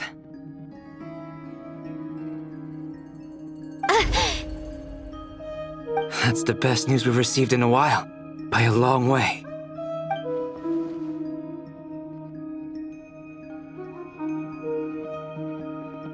Random locations. Appearing in reverse order? Are you serious? So not dying isn't enough for the Moon Goddess, huh? She has to show off too. Anyway, does this mean we can deduce her condition from the moon marrows? Miss Androne, there's nothing wrong with simply admitting that you're happy to hear the good news. I'm not. And she's the least of our problems. We're facing a huge crisis. If she can't control the flow of time in there, she's just gonna keep moving backwards. Different points in time won't intersect, and she'll never find a way out. Let's say life begins with a drop of water. When did time begin? The moment this planet came into being? No, that's not right. Her final destination would be the moment at which the space she is in was created. But it doesn't seem like we can influence that space from the outside world. So how can we help her? Also, if she's alive, Rerir and Thalindus might be too. But as far as we know, neither of them have come back out. That space may not have an exit at all. I'm afraid I must concur with Miss Nefer in this. Can't exactly argue with that. Let's leave it there for now. I've taken notes on everything you said. Will it help with your research? I doubt it's gonna help with breaking Dottoro's energy fields. But who knows when it might come in handy. Better to have it all written down than try to remember everything when I need it. All right, I need to get back to my research. Mr. Albedo has made a lot of suggestions that will require my undivided attention. Sure, I'll stay here. I have things to work on.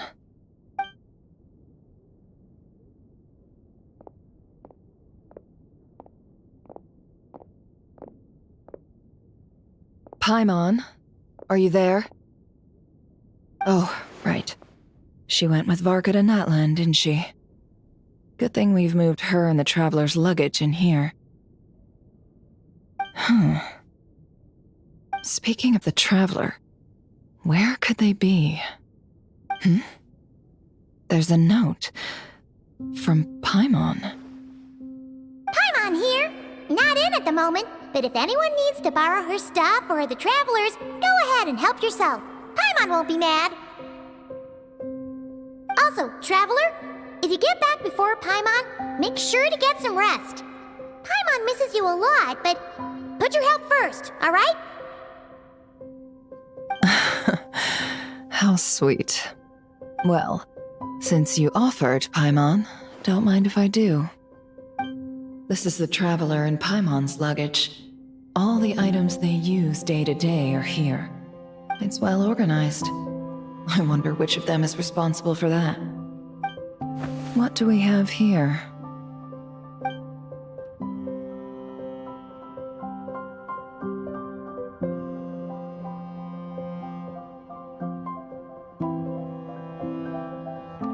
The camera captured a special moment that can only occur between people who are close to one another. You can really sense how the photographer feels about their subject. I wonder why this picture was placed outside. Is it because Paimon recently looked at it?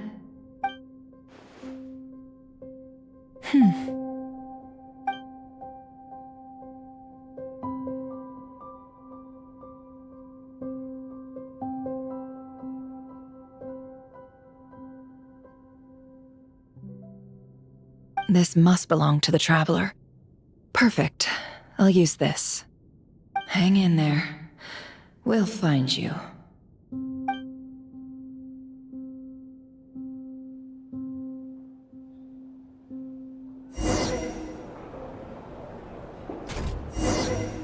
Polonia.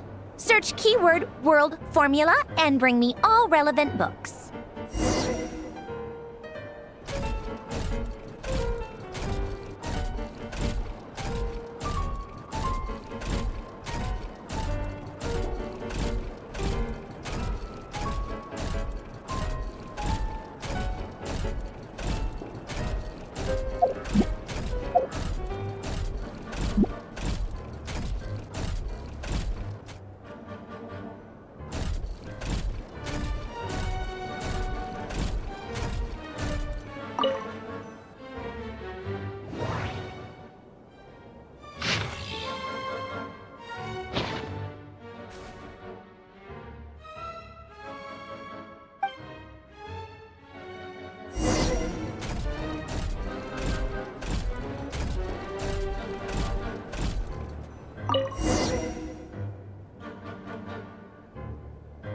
Let's see. This one is Ontonki's sermon dictation concerning the apocalypse. I believe that the correct term for this is Fortuna. This was an ancient Romorian technology, a wisdom unparalleled. I never imagined that Romorian ideas would be so similar to the diagram I have named, the world formula. This is strong evidence that human civilization should gradually shed possibilities as it continues to explore and evolve. The end of humankind may well be upon us right now. The sparks of civilization shall run out unless we consider introducing variables from outside the system. Variables. Surely that can only mean one thing. Descenders? Dottore likely captured the Traveler because of his descender status. But the Three Moons' authority comes from the world itself. Why would Dottore need anything beyond that? Where does this variable factor in? The world formula calculates the fate of an entire world. Introducing a variable would therefore give us...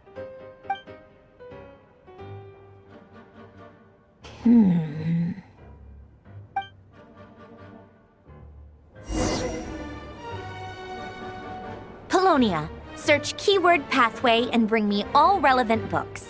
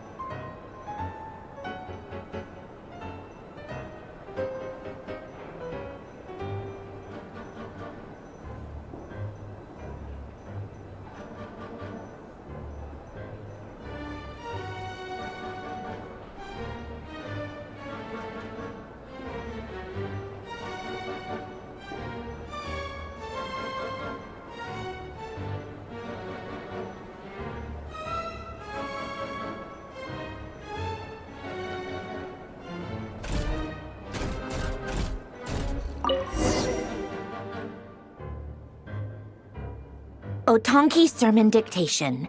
Explications on the Chemical Marriage. These titles are pretty esoteric. Observe and compute the pathway displayed in the guidance diagram. Deconstructing and reversing its effects could generate potential ideas. So, it's one of Renee's draft lectures. Deconstructing the pathway. I suppose that could lead to a breakthrough.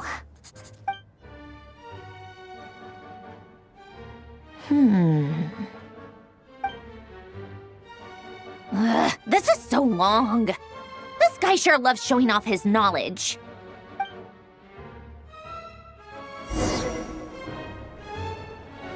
Polonia. Search keyword tree model and bring me all relevant books.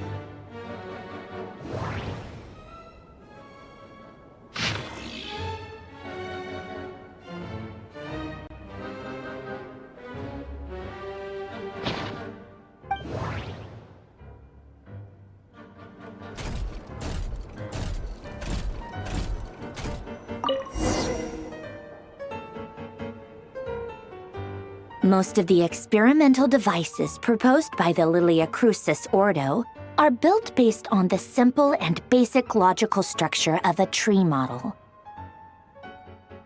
Lilia Crucis.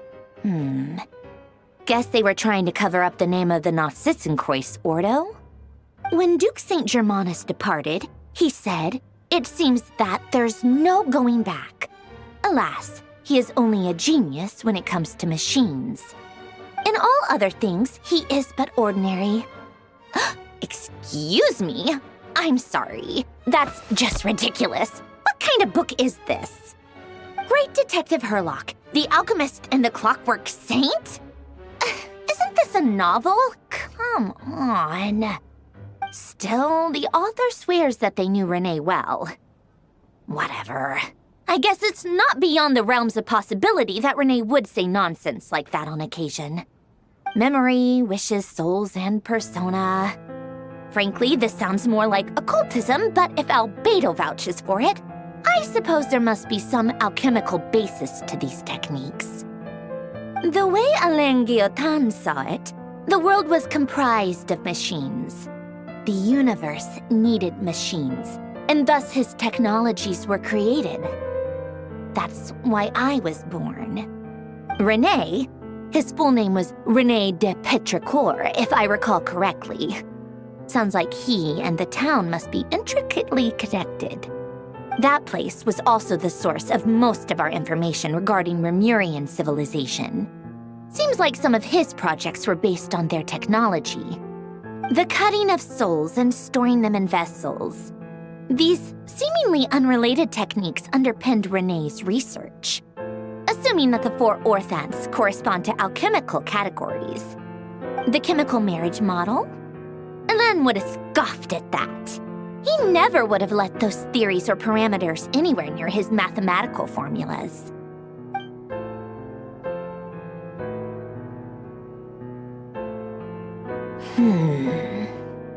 What was Alain's view on René? I know he mentioned the name, albeit very rarely. Oh, now I remember. Alain's old notes are here too. They mentioned René once. René seemed most out of sorts when he spoke to me. A lack of sweet foods has dulled his mind, I should think. Either way, his words are not to be believed. Yep, that sounds like Alain. My subordinates actually did a half-decent job digging out all these materials. Makes a change. Good for them. Some of Alain's old files are completely consistent with these records. He must have gotten them from the Tower of Gestalt. I never knew he got his hands on René's records that early. He may have kept them, but he never even attempted to use them. Didn't believe a word they said. Come to think of it, René's world formula was filled with calculations of constants. That shows he believed that the fate of the world to be predetermined. As for Alain... it's been too long. I forget what he said. What would he have said? A guy like him, fervent believer in machines, but not headstrong enough. The world can be changed. It is worth persevering. Yes, that's how he used to think at least. He created that procedure to save this world. Yet the scale of the world's fate proved too enormous. The result was beyond his ability to calculate. He died having never seen the outcome. And there I was, left behind in the ashes of his dreams.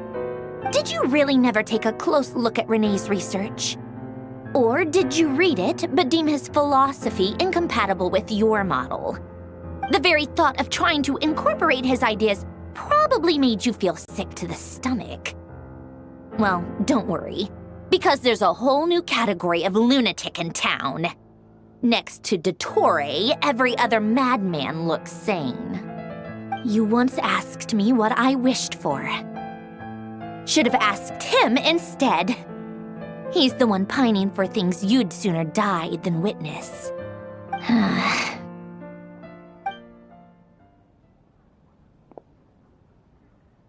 Even the tiniest variable can make big waves in the present. Now then, allow me to put these incompatible fragments together in your stead. First, establish and verify the existence of the Great Circle. Absolute nihil on one end, absolute reality on the other. Now, search between these two extremes. Then, the construction criteria. Variables. The sparks of civilization shall run out unless we consider introducing variables from outside the system. Input variables. Traverse the world, space-time, and civilization. Then extract the essential nodes from the records to determine which variables they point to. The primordial power that differentiated itself from the void. The power of light. Yes, light. Records. Hyperborea. This is horrendously complicated. After all that, I'm still missing a few variables. I need to think this through again. How do you think it looks, Polonia? Like the frenzied scrawlings of a madwoman? Fine, keep it to yourself. It's not like you can talk anyway. I'll assume you gave it a passing grade. I jest.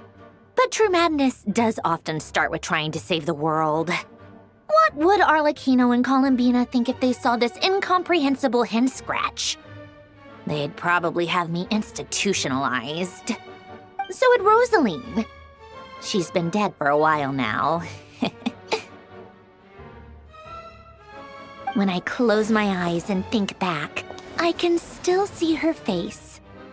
And that enormous dress she used to wear. Such a bizarre choice. What possessed her? Oh, and the clack-clack of those heels used to drive me insane. No one's asking me, obviously, but I hope you all know that I never wanted to save the world. I'm not crazy. I don't have delusional ambitions, and that's a clinical fact. The world needs a solution, but I don't need the world's validation. It's the world begging me for answers, not the other way around.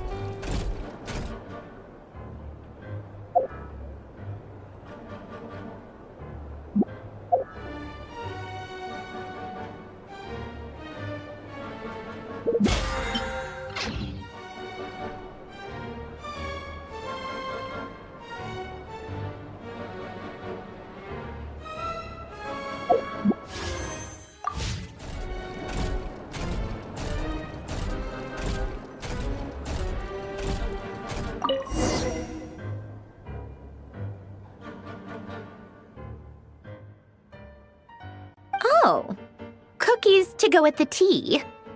Let's see. They must be from that person who brought those documents.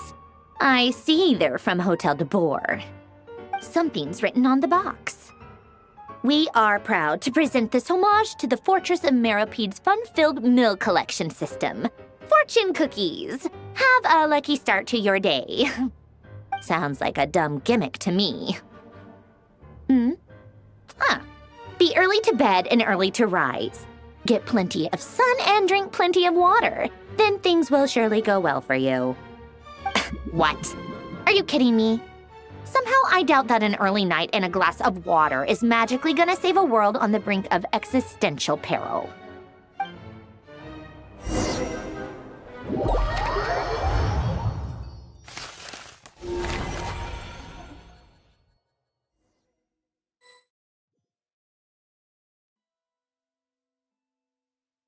Lady Arlecchino, word has reached us that Lady Marionette's troops are all in position. They are ready to act as soon as the order is given. Excellent. The only thing is, they are fewer in number than we expected. It looks like many of them must have lost their lives at the hand of the monsters released by the Doctor. Can't be helped. Allow them to join our ranks and keep in contact. As you wish.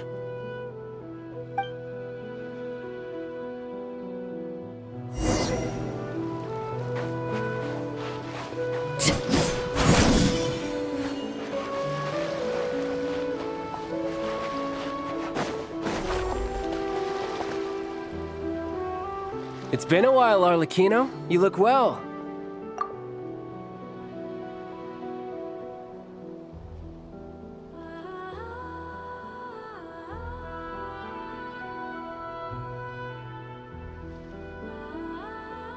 Did Dottore really have to build his lab right on the sole path between Snezhnaya and Nodcry? Had to go on a huge detour to stay out of its line of sight. Sounds like an arduous journey. I assume you've brought word from Her Majesty? Of course, all part of the job. Firstly, the Tsaritsa has authorized Fatui Internal Affairs to review Dottore's case. They will reach a formal verdict on whether he has turned traitor and whether he poses a threat to Snezhnaya. While they're working on that, I've been ordered to come and receive the refugees from Nodcry. They are nearby. My team will escort you to them shortly. Great. Aside from that, Her Majesty has a message for you and Sandrone personally. Huh? Where is Sandrone? She stayed behind to work since I was making the trip anyway. It seemed sensible to have one person on standby at base while the other came out to meet you. All right, guess that's just how she rolls.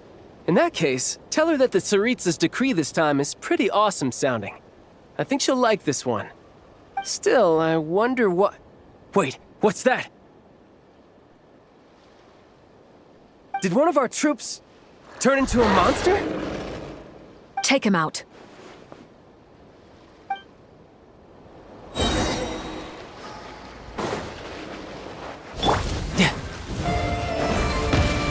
Riptide!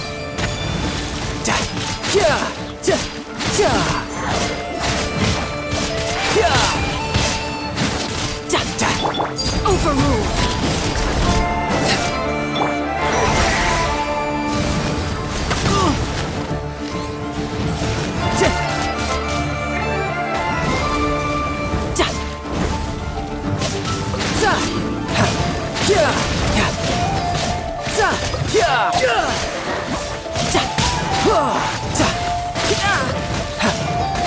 You've gotten stronger, Arlecchino. Nice. Stop that right now. I appreciate the praise, but I am not fighting you today. I knew it. No time to lose. You can run, but you can't hide.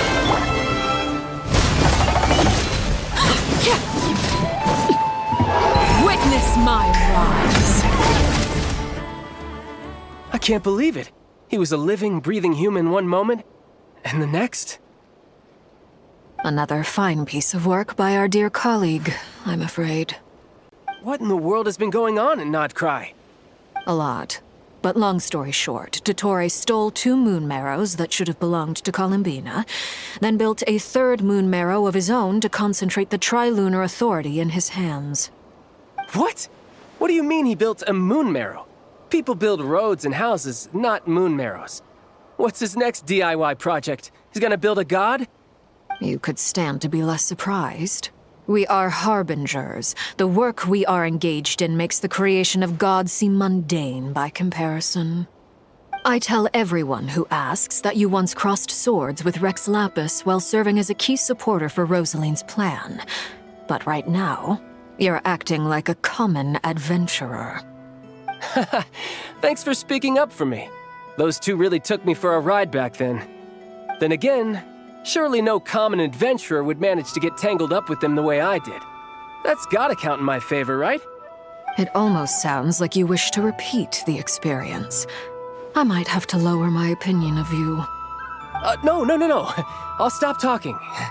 Please, go on. Dottore is currently still experimenting with his newfound power in ways that continue to corrode the outside world. As for the human mutation, I believe this is simply a consequence of his experiments, and not a strategic move. That radiant beast was once a subordinate of Sandrone's. I suspect he was only allowed to live so that he could become an experimental subject. Also, those of us who fought Dottore have been afflicted with a curse. As such, I cannot leave Nodcry. This is so much worse than I thought. No wonder Her Majesty's decree is so extreme. While these exceptional circumstances persist, the Harbingers are hereby authorized to use unilateral executive powers. Should Dottore pose a threat, Arlecchino and Sandrone are permitted to eliminate him. My thanks to Her Majesty. I will pass these good tidings on to Sandrone. Her Majesty has also declared that she will refrain from launching an attack on the now evacuated Nodcry due to the presence of unretrieved research material. A wise decision. By the way, how's my old partner doing? I'm assuming they're with you? Partner? You mean the Traveler? I'm afraid I have bad news. He was captured after our failed assault on Dottore's lab. His whereabouts are currently unknown. What? Why? Since when does Dottore have a bone to pick with him? That is indeed the question. I'm not sure he does. He must have some other goal in mind. This won't do. I have to rescue him. You can't. We have no idea where the Traveler is. What am I supposed to do then? Stand here twiddling my thumbs? Sandrone is working on it. The best thing you can do right now is complete your mission. Fine. I guess I'll leave this to you then. One last thing. Tell the Rooster to get the message out to the gods and citizens of every nation in Teyvat. Beware. An uncontrollable pollution is spreading forth from Nodcry. The source of that pollution is a madman drunk on the success of his experiments. The Fatui and our allies will endeavor to contain the threat. However, if Nodcry falls, things are likely to escalate. Considering Dottore is one of our own, all Fatui stationed in Nodcry consider it our duty to stay and fight him to the bitter end. Whatever the cost. Hey, don't be too pessimistic. If it comes to it, I'm sure Her Majesty won't stand by and do nothing. I hope you're right.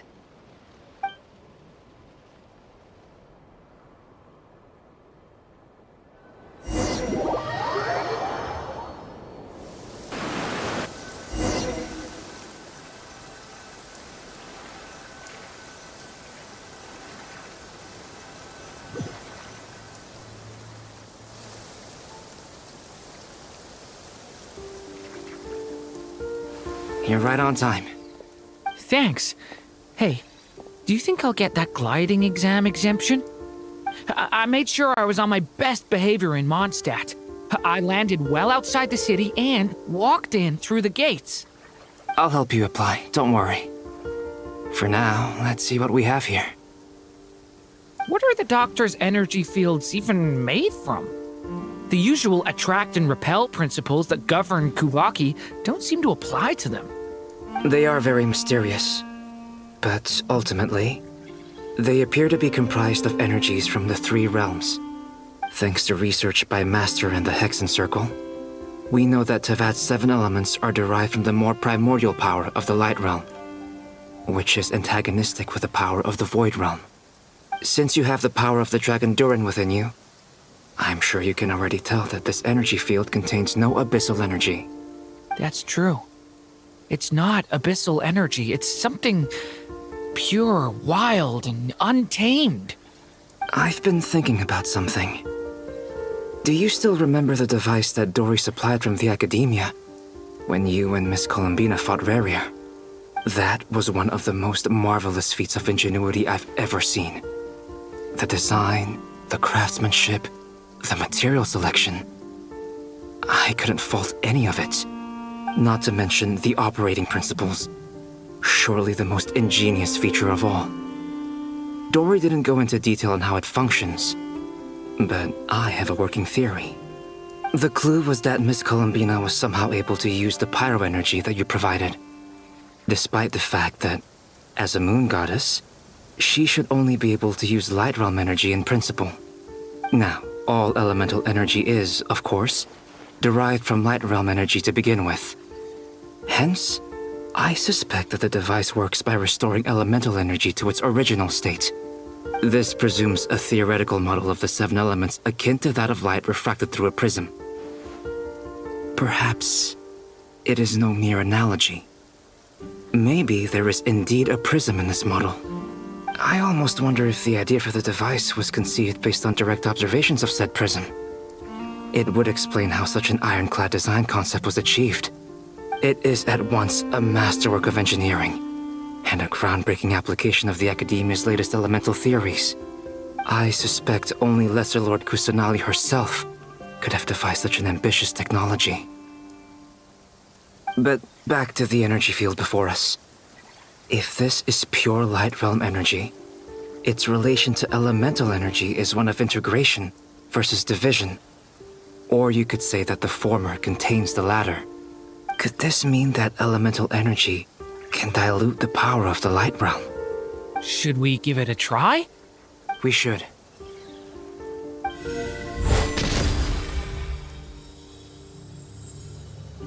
Ha! It works! Clear signs of disruption were detected at the periphery of the energy field. This indicates that elemental energy can disturb or even negate the field. Now you try. All right, here goes. It's working! Switch to abyssal energy and attack again. No surprises there. Abyssal power drains the energy field to a significantly greater extent. I now feel confident in asserting that the energy field is indeed pure light realm energy, and that elemental energy can dilute it. But the energy field is huge. How much elemental energy will it take to neutralize it? We don't have to neutralize it completely. We can try other approaches. That's all for theory. Would you like to continue watching? So you knew I was here? Huh? When did you get here? A while ago. But Albedo sounded like he was working on his thesis defense back there. Back in Sumeru. You can end a person's whole career by interrupting them mid-speech. Very thoughtful of you. I'm truly touched. Could I ask you to lend me a hand? With what? A little test. Try using Anima to unleash a concentrated assault with circular blades, with the goal of breaking through at a singular point. Nice! This time it tore through the field. Tremendous. This is a major breakthrough. Should we go through? We probably shouldn't risk having mutually antagonistic energies in such close proximity. Durin, you stay here and watch the entrance. Hat Guy and I will go in to investigate. Sounds sensible to me. Keep your eyes peeled, Durin. Don't worry, I got this. You two be careful in there. Just give me the signal if you need help and I'll dive right in. What do you mean, signal? It's based on a new alchemical concoction I developed last month. When 2 bottles of it are smashed on the ground together, they emit a blinding burst of light. If it comes to that, remember to shield your eyes with your hat. Glad I asked. Thanks for the heads up.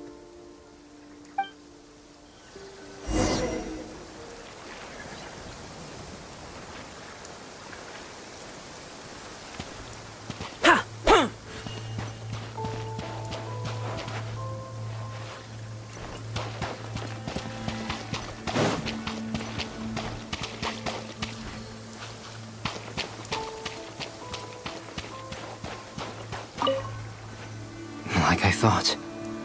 Beyond a certain distance, we can't see the opening where we came in. Maybe that's to prevent people from escaping. Sounds like Dottore style to me.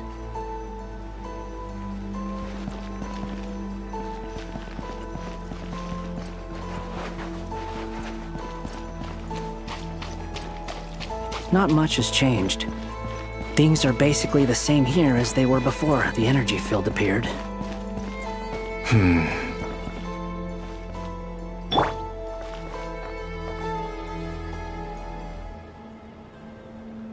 They have no heartbeat and they're not breathing.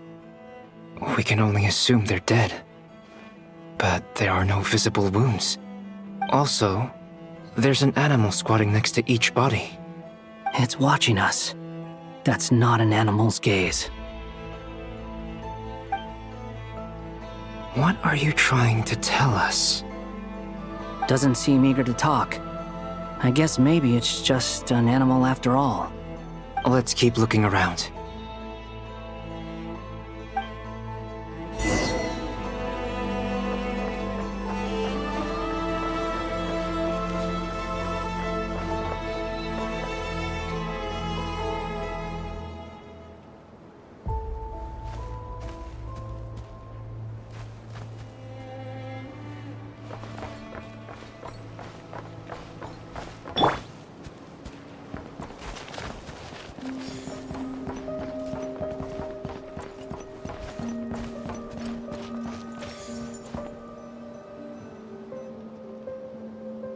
Same situation everywhere. Not a living soul in sight. Just countless bodies with animals standing watch over them. Well, I think we can safely rule out the possibility that they're all pets. Is skirting around the topic your way of showing consideration for other people's feelings? Just being cautious. I don't doubt that you can handle the truth.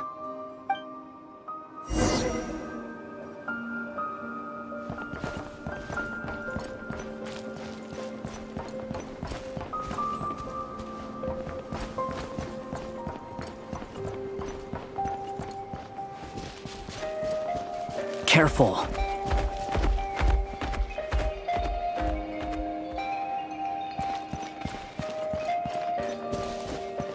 Please, help us. Please.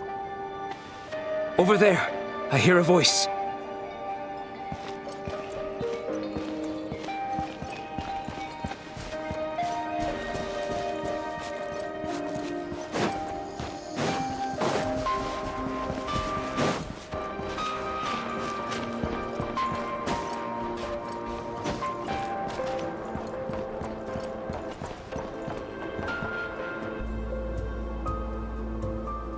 Please, help us. Please. What happened here? I don't know. Suddenly, everyone collapsed.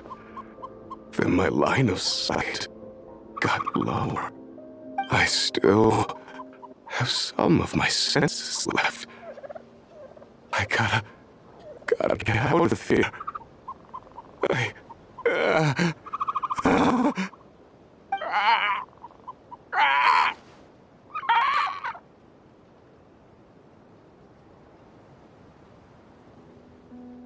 It looks like there's a huge experiment going on inside this energy field. Maybe each energy field is its own giant experiment. Vile. He's swapping human minds with those of animals. Even without the other circumstances. This would be an extremely radical experiment. Those people may have lost their sense of selves, but they are not fully animals either. If they were, they would have left. But instead, their instincts are driving them to remain by their dead bodies. We should go.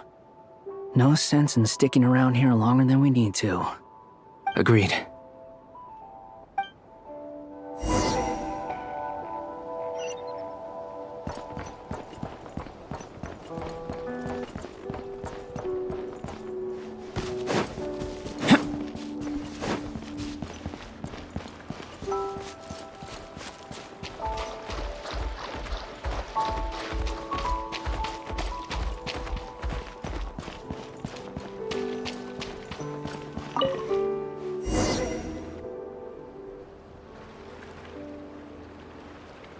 You're back!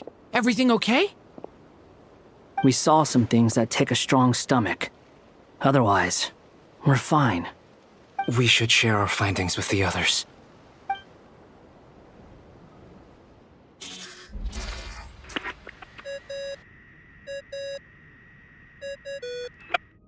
Yes? Who is it? Miss Nefer, it's me, Albedo. We found a way to break through the energy fields. With enough control, it's possible to tear them open using elemental energy. Also, we managed to take a look inside. Dottore is carrying out his cruel experiments on an immense scale. Any residents who have failed to evacuate in time will likely meet a grisly end. Sounds like he's living down to our expectations. Might I ask how things are proceeding on your end? I'm just about to get started. I'll be in touch once I have a result. Understood. Stay safe. I will.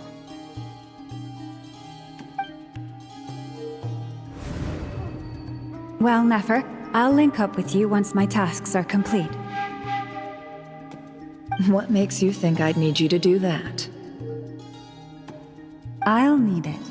And considering the way you approach certain matters, I think you'll be better off with me present.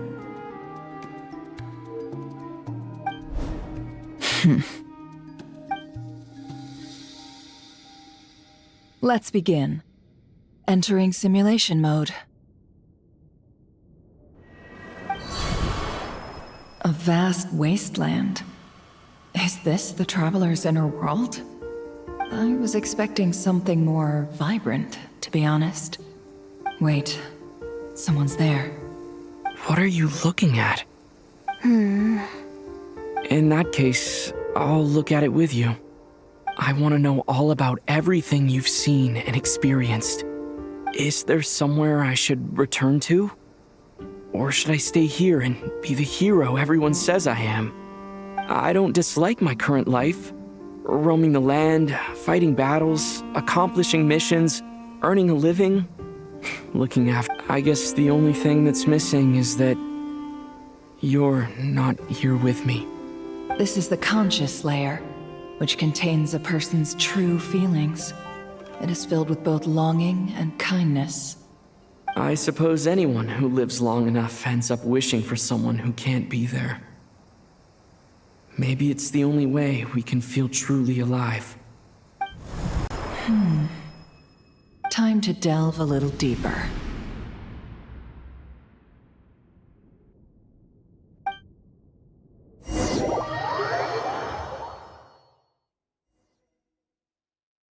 Nasha Town is hardly the optimal choice for a place to live, but it has character and a reasonable population density. What are you trying to say? Oh, don't be nervous. I was just thinking where might make a good starting point for your journey.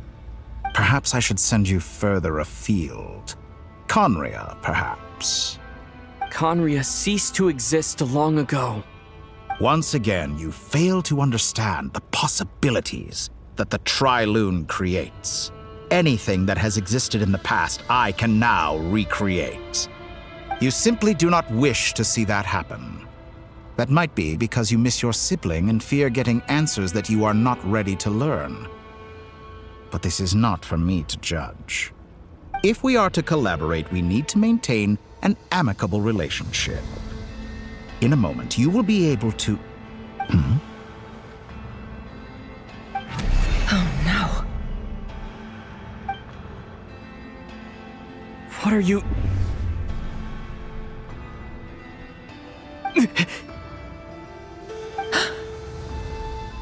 What are you gonna do? Don't move. Something unwanted has crept into... Oh? Gone as quickly as it came.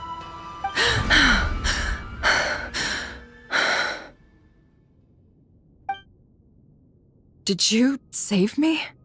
If I hadn't cut the connection, Dottore might have caught you from the other side and destroyed you. This was a good idea, but once is plenty. You were exceptionally brave. Excellent work. Thanks, but now's not the time for that.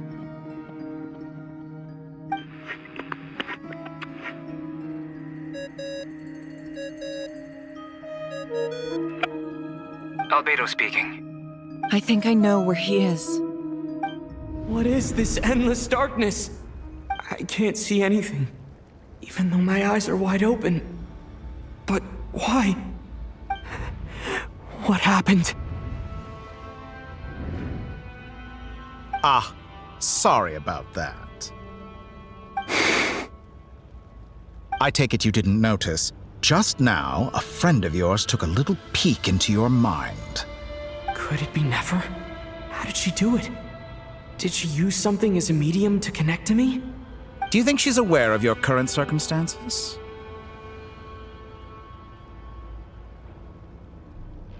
Oh dear. Have I stunned you into silence? I only wanted to slow down your time a little so I could stop your intruder in her tracks. It would have been nice to capture the spy. I must say, I'm finding the ability to adjust the flow of time rather intriguing. The moment you closed your eyes, time seemed to grow impossibly viscous, didn't it? A whole month passed before you opened your eyes again, but only for you. No one else was affected. I dare say this is something only a god can achieve. Point taken. You've proven once again that you have god-tier powers. Oh, you misunderstand. This wasn't about proving a point. I was testing things out. I find I learn best by doing, and I have to admit, time is not the easiest dimension to control. I only wanted to make you sleep for a short while, but it ended up lasting a whole month. Clearly some finesse is required to wield the authority over time as I wish. I hope you're not angry with me. It was only a month's discrepancy, nothing too serious. Had I been off by a year, a decade, or even a century, that would have been quite a different story. You could have frozen me for millions of years. So much for collaboration. You aren't showing much sincerity. Millions of years? To what end? I wonder if you don't understand humans all that well. They are very pragmatic creatures who understand only that which they can perceive with their senses. If I had you sit here for a week, I imagine people might sympathize. But if I left you here for 100, 1,000, or 10,000 years, the sheer size of that number would cause it to lose all meaning to them. They would not have the capacity to comprehend your suffering, and thus they could not empathize. Unfortunately, while gods do exist in Tevat, it is ordinary humans that account for most of the population. Their lifespans are so limited, their bodies so fragile. Did you ever really hope that they could begin to understand someone like you? Your long life and unique origins make you fundamentally different from them. How long will it be before they start to treat you like the alien you are? Before you are ostracized, outcast? Alien? Even I feel bad for you sometimes. This world has made you into a slave. So many times you have served its will, and not once have the powers that be ever thought to grant you the one simple thing you wish for.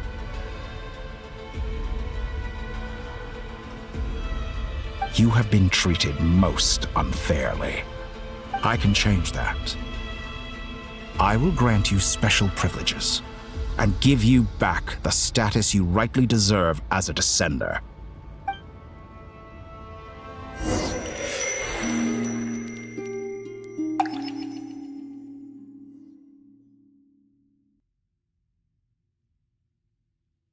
I've entered the past 3 times at this point, but I still have so many questions. For instance, beyond each point being further back in time than the last, what determines the specific locations at which I can make entry? So far, the common thread linking all 3 scenarios is that the Traveler has been present. But it's more than that. I know I sensed something familiar around him. What was it? I'll keep this question in mind as I carry on.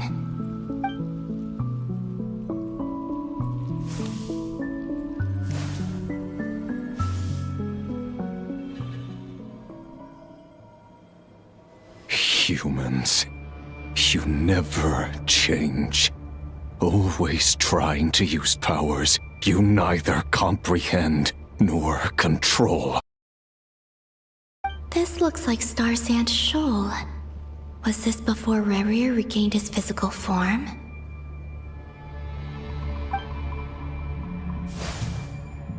You've messed with the cannon again, huh? Sorry, but this round's not gonna go your way. The cannon. That's right. I was at Silver Moon Hall and I sensed an abnormal Kuvaki fluctuation coming from Nasha Town. And right after that, came an ominous power emanating from Star Sand Shoal. My body was once torn into countless pieces and hurled into the swirling chaos of time itself. But even so, my life and will were not extinguished. I wonder if I could try to prevent his resurrection. But how would I do it? What can I do, here and now? Traveler! Behind you! Look at that light!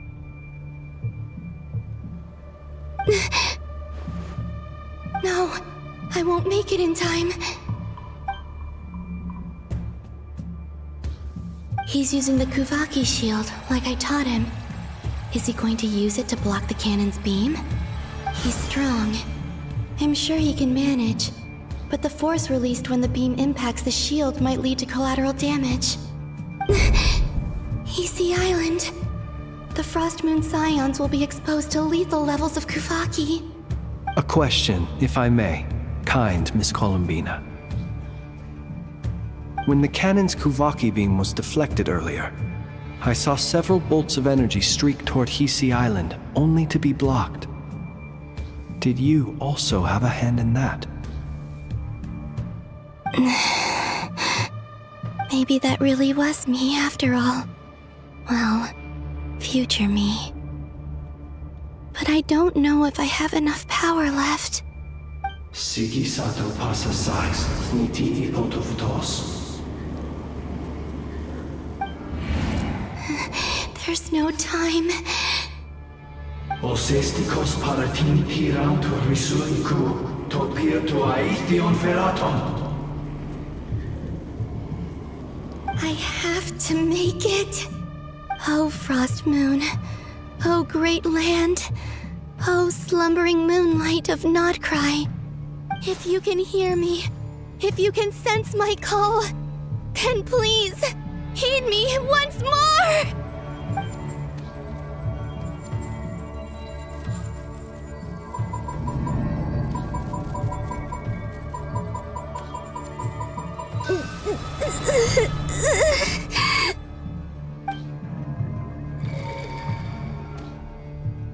Did it work?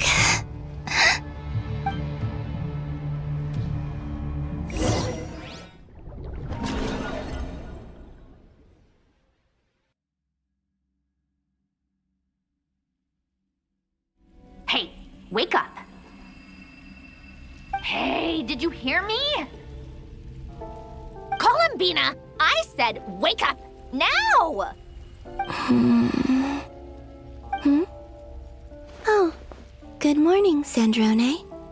It's 3 in the afternoon, actually. And could you kindly not use my quarters as your personal nap room next time? Aw, but I feel so safe here. And your coffee, right? It's so bitter, but it smells lovely. It's like you were raised by wolves in a forest or something. What did you drink growing up? Grass tea? The Frost Moon Scions certainly led a more frugal existence than the Fatui. Then I'll bet you've never eaten one of these before. It smells delicious. That's because it's a Fontanian recipe. I had a little free time today, so I made a batch.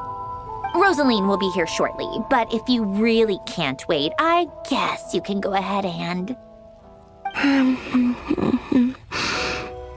Hey, at least let me finish before you start eating! Did the Frost Moon Scions not teach you basic table manners? Or did the rules not apply to you because you're the high and mighty moon goddess? These are so tasty. Of course they are. I made them. I was worried they might contain traces of machine oil.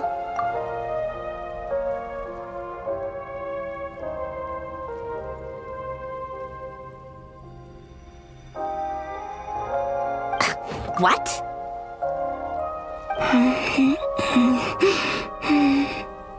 You know, there's something I've always wanted to ask you. Why did you leave your old home and join the Fatui? I mean, I'm sure their food was awful. But there's gotta be more to it than that. Well, life there didn't go quite how I imagined. What were you expecting? You're a god. Your followers are gonna make some demands of you, right? Surely you can just answer a few prayers here and there in return for the free food and drink. How bad can it be? Well, would you help other people just for free food and drink? The doctor told me that you were created by a great mechanic, Lord something Fisher.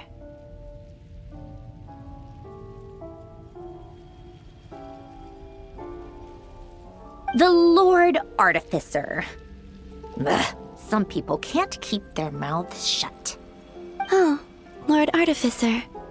And didn't he have something to do with the, narcissist? Narcissenkreuz Ordo. Yes, that was it. Narcissenkreuz Ordo. So, would you try to fulfill their wishes? You must be joking. I wouldn't go even if they paid me. I don't even know them. Exactly. Well, I felt the same way. I did not know the people who made demands of me. What do you know? We're on the same page for once. In his later years, Alan did ask me if there was anything I wanted to do. If I had any wishes of my own. Well, I don't. And I'm not in any mood to fulfill someone else's either. Who's Alain? He was the... You know what? Never mind. You're not gonna remember. Anyway, the point I'm trying to make is, neither of us is the self-sacrificing type. Let me ask you this. What sort of place would you like to live in, if you could choose? A place where people don't ask me for things I cannot give them. Where they don't worship me, or fear me, but just want to chat with me like a normal person. I'd also like the freedom to come and go as I please. And ideally, it would be somewhere with the smell of coffee and snacks. Not to burst your bubble, but no such place exists in the world. Now, take your snacks and scram.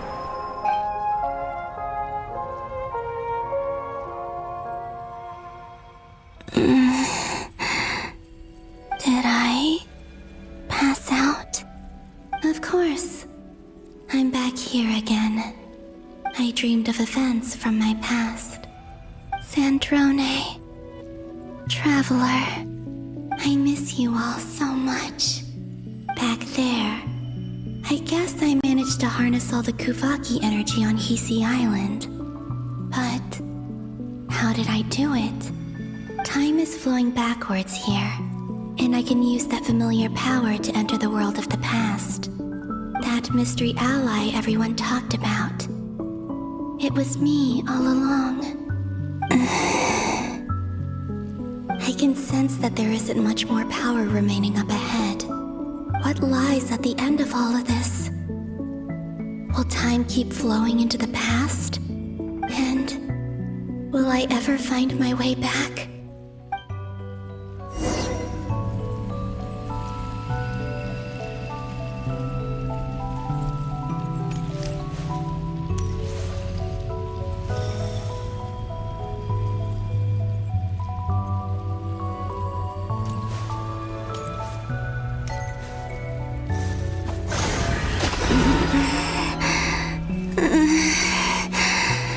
It's getting harder and harder to use my power.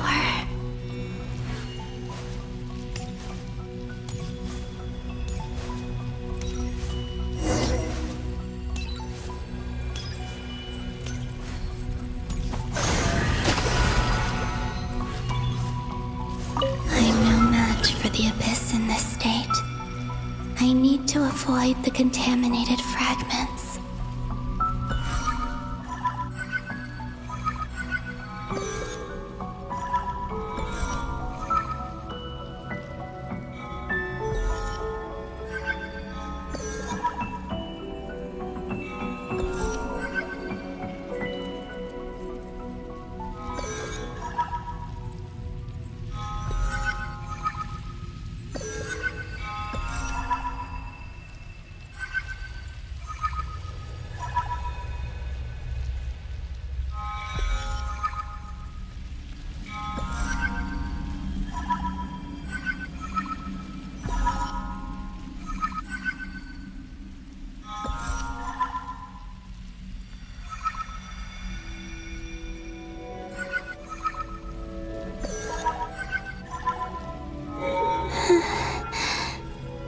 Time to go. I wonder where I'll find myself this time.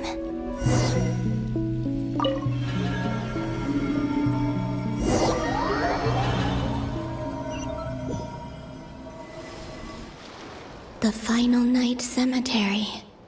This is where Flint's is based. Or not! How are we supposed to read through this many files? Difficult, yes, but it is also our most efficient option. Seems like they're searching for information.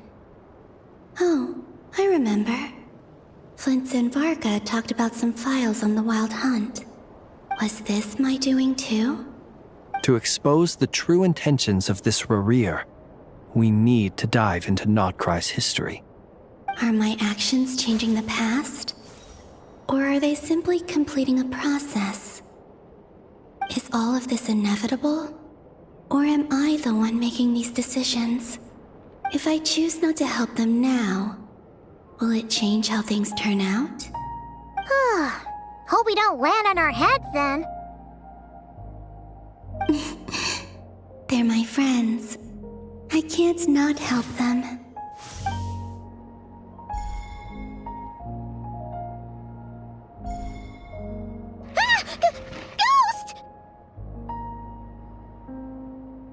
And the other one was... here. Hey! Another file's moving!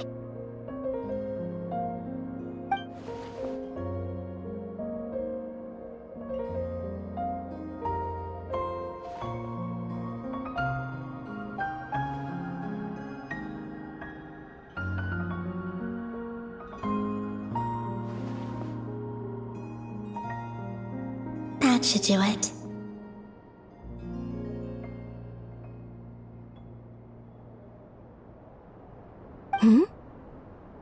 Luanatar? You can sense my presence? Wait!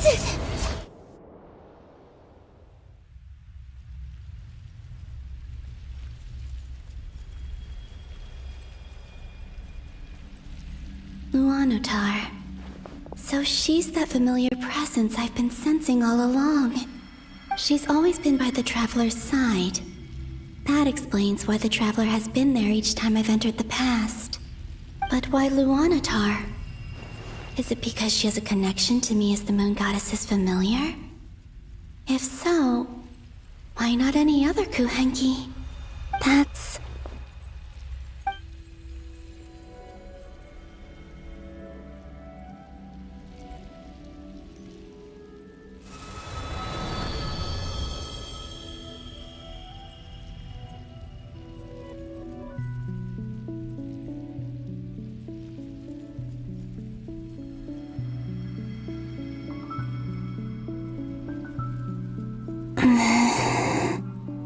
I cannot sense any power up ahead.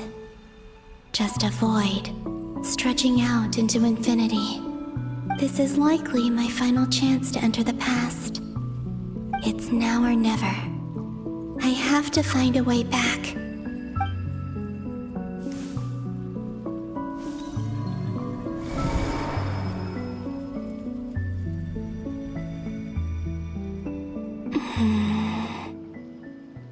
Hz Island? How far back in time is this? Where's Luanatar? I can't sense her presence this time. Oh, seeing Anafa and Aino reunited like that sure was heartwarming. Traveler, Paimon. No, stay calm. I don't have much power left to change things. I don't even have that much time left here. Think, Columbina. How do I find a way back? A way back... to where? Do I go back to Moon Prayer Night? Or to the future that followed? And if I return in my current state, what will become of me then? Dotori's actions that day proved that he'd been planning that for a long time. He had already seized the power of 2 moon marrows before capturing me. Even if I managed to get back, how can I fight against him when he wields the Tri-Lune Authority? I can't. If I go back like this, I'll be playing right into his hands. I have to find some way of rivaling the power he has usurped. Wait. Time flowing backwards. The Tri-Lune Authority. Does that mean... I think I know what the final destination of this lunar reflection might be. I know what I must do. Speaking of homes, we must already be close to where the Frost Moon Scions live. The vibe here feels different, just like the scenery. But how do I communicate my plan to my friends? Should I write it down here? No. Someone else will see it. I need something with a close connection to me. Something I can use as a medium to tell them what's happened to me in here. Now it makes sense.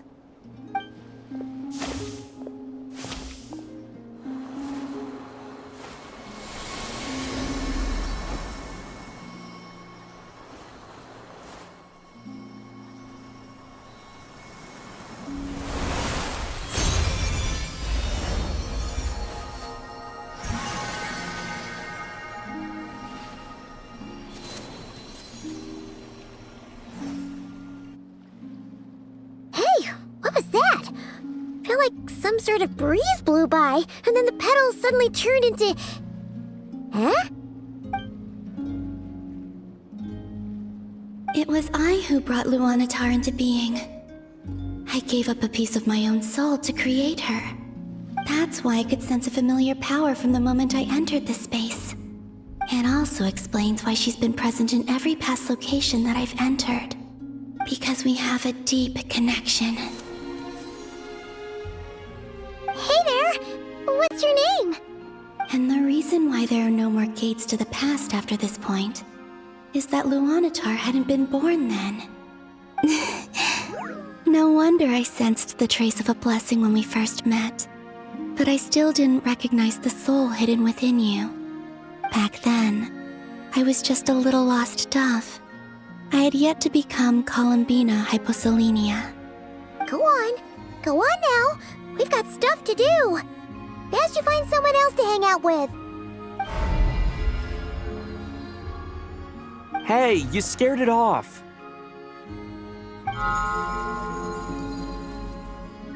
I'll be counting on you.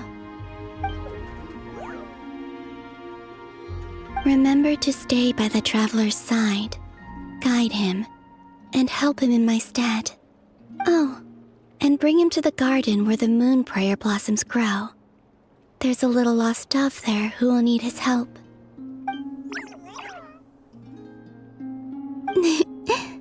Go on.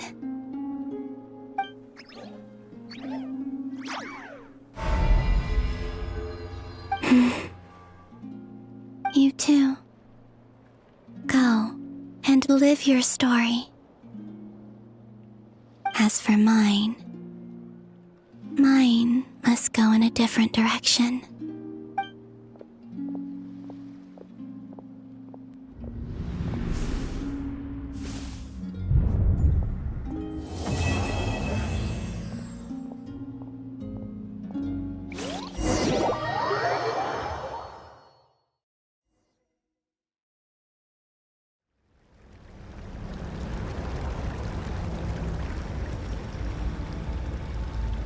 How would you like to experience the thrill of never being held accountable for your actions?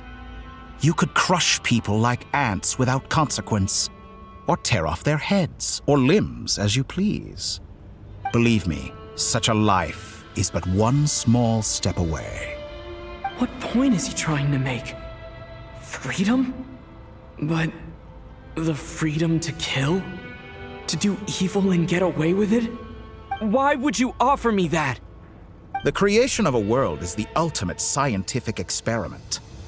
I have taken my research to the highest level, where I shall be not just a god, but also a servant to many sacred spirits. I shall heed the truth and perform holy deeds. A god's laboratory is the perfect playground, but it needs the right occupant to explore its full potential. Mortals are found everywhere one looks. Not so with Descenders. I'd prefer my first guest to be a distinguished individual such as yourself. And I know you could make the most of the opportunities it offers. So the condition for entering the new world is to take innocent lives. The same dilemma that Rerir once faced. Could I really bring myself to kill others for my own benefit? Rerir did, and look where it got him. Have you made up your mind? I can't do it. Your playground is no place for me. You're putting your hopes in the wrong person. But we both know I'm not quite the hero you say I am either. I have my own reasons for the journey I'm on, and they aren't all selfless. You've grown a lot since we last met. But there are still things you are unwilling to compromise on. This will only hinder you. Why don't I lower my requirements a little as a gesture of goodwill? I'll give you a little time to learn to be a less noble soul. That'll make things much easier for you. I really doubt I could live that sort of life. And yet you already sound less defiant than a moment ago. The benefits appeal to you because you can read the signs of the times. Why don't we return to my research facility? Your last visit was so rushed. There is much that I have yet to show you.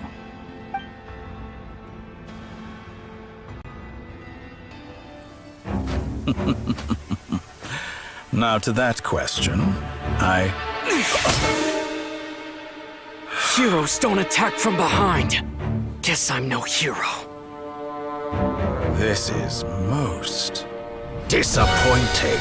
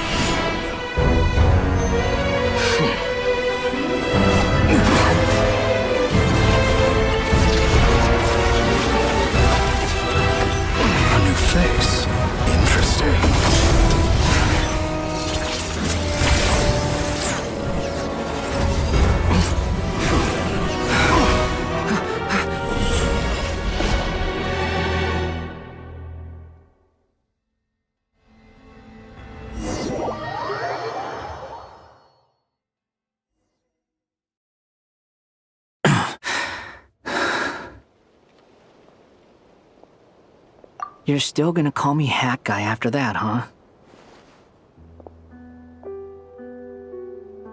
I didn't see anyone else in there who needed saving.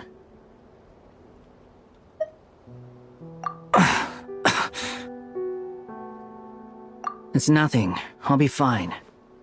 Why are you looking at me like that? Is it that shocking that I'd come to your rescue? I owed you a favor back in Sumeru. Now we're even. Distracting Dottore was tough, I won't lie. He's not gonna fall for the same trick twice. That was my one shot. I'd hoped to use it to take him out. Ugh. I never wanted to obliterate someone more than I do right now. Dottore doesn't recognize me, but his segments were originally made based on an analysis of my operational principles. I expect it's only a matter of time before he figures out what I am. So Dottore doesn't recognize Wanderer because he deleted himself from Irminsul. Did he really miss his only chance for revenge by saving me?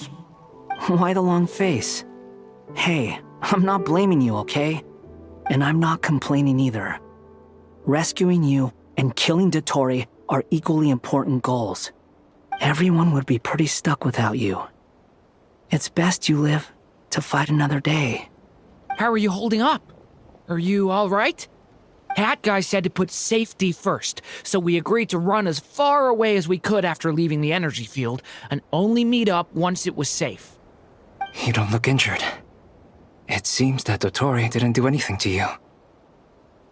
All right. Rescue operation complete. Let's head back. There's a lot more work to be done before this is over.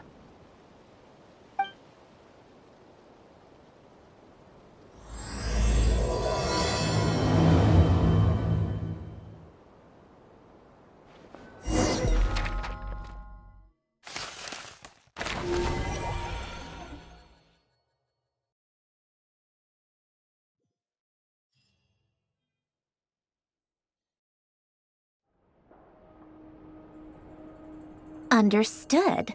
I will bear the Tsaritsa's decree in mind. I don't see what's so awesome about it, though. Does he really think everyone else is as immature as him? I'm not stooping to Tartaglia's level.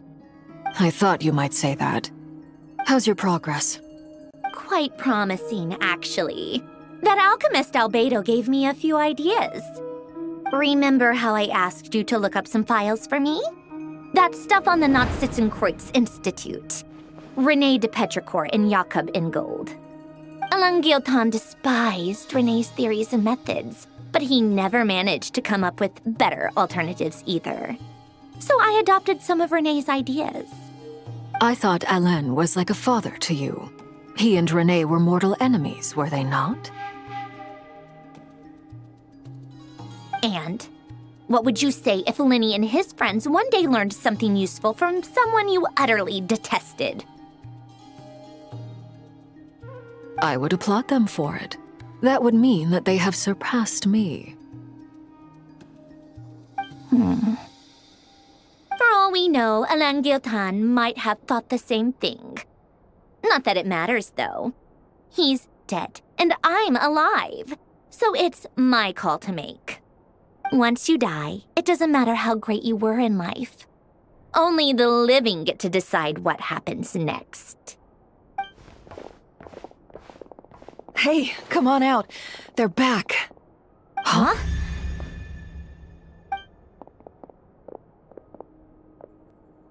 You're back? And your head's still screwed on? And you still have all your limbs? What does it look like? Way to keep your composure, madam. Excuse you. I am perfectly composed. Glad you're okay. Yes, it's a huge relief. Worry?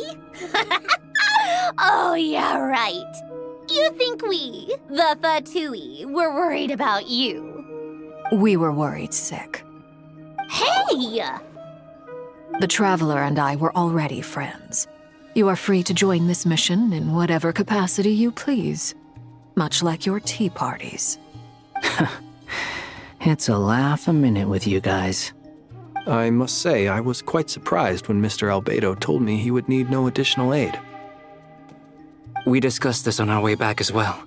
I am rarely so unequivocal, but in this case, we had full confidence in Hat Guy. He said he knew what he was doing. Albedo and I pretty much had to just wait outside on standby. Meanwhile, Hat Guy broke into the energy field and rescued the Traveler solo. You didn't have to mention that. Well, I'm thoroughly impressed. You are a force to be reckoned with, Hat Guy. Is he back? Is he really back? Traveler! It's really you! Oh, thank goodness! Paimon missed you so much! You can finally breathe easy, Paimon. It's great to have you back in one piece! Oh, Paimon's been having nightmares the whole time you were gone! Look at them.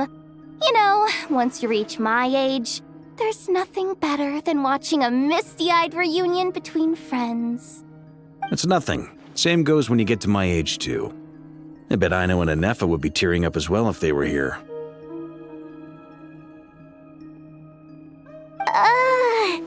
Varka, I'm not sure Anefa can cry. Oh, yeah, good point. Hey, your eyes are looking a little red and puffy. Come here, let's hug it out. What? Ew, no! No, thank you. You're not my dad, okay? Knock it off! Everyone, I'm sorry for all the trouble I caused you. But the silver lining is, I didn't come away from this ordeal empty-handed. While I was being held captive, I learned a lot about Dottoro's current capabilities, and what he plans to do with them. Allow me to explain.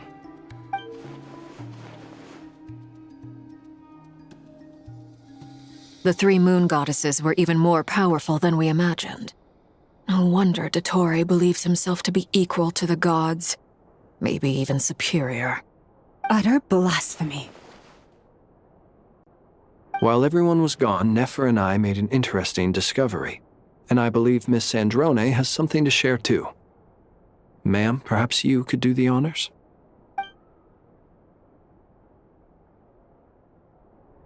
Called it.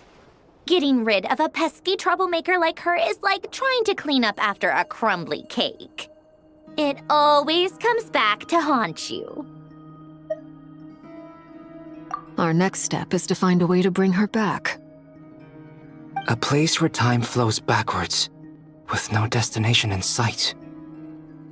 Surely it must have been created for a specific purpose.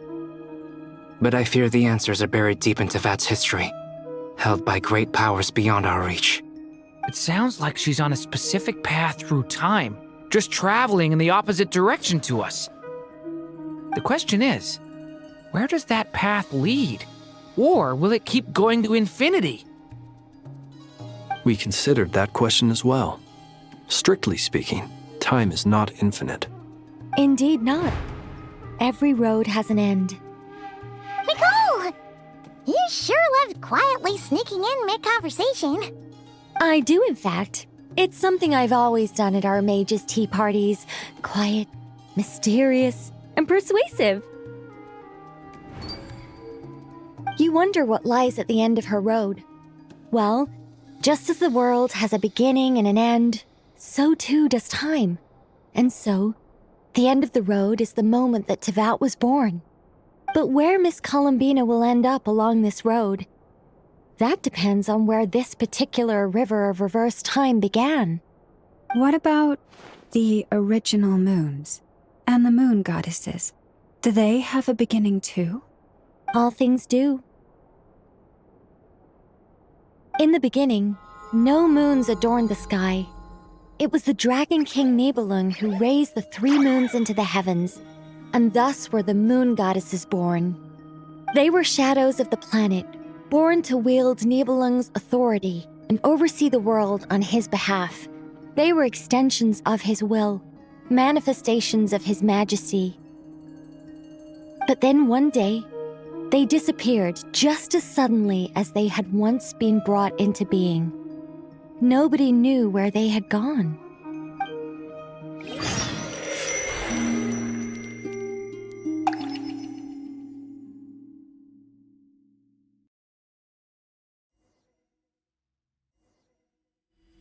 Like I thought, no more paths back to reality have emerged since.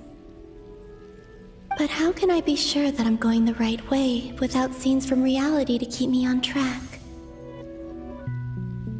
I can't even be sure of how long I've been walking for. The further I travel, the less stable this space becomes. There are even moments where I can sense something that feels like abyssal energy. They can just materialize out of thin air. I have to keep my wits about me.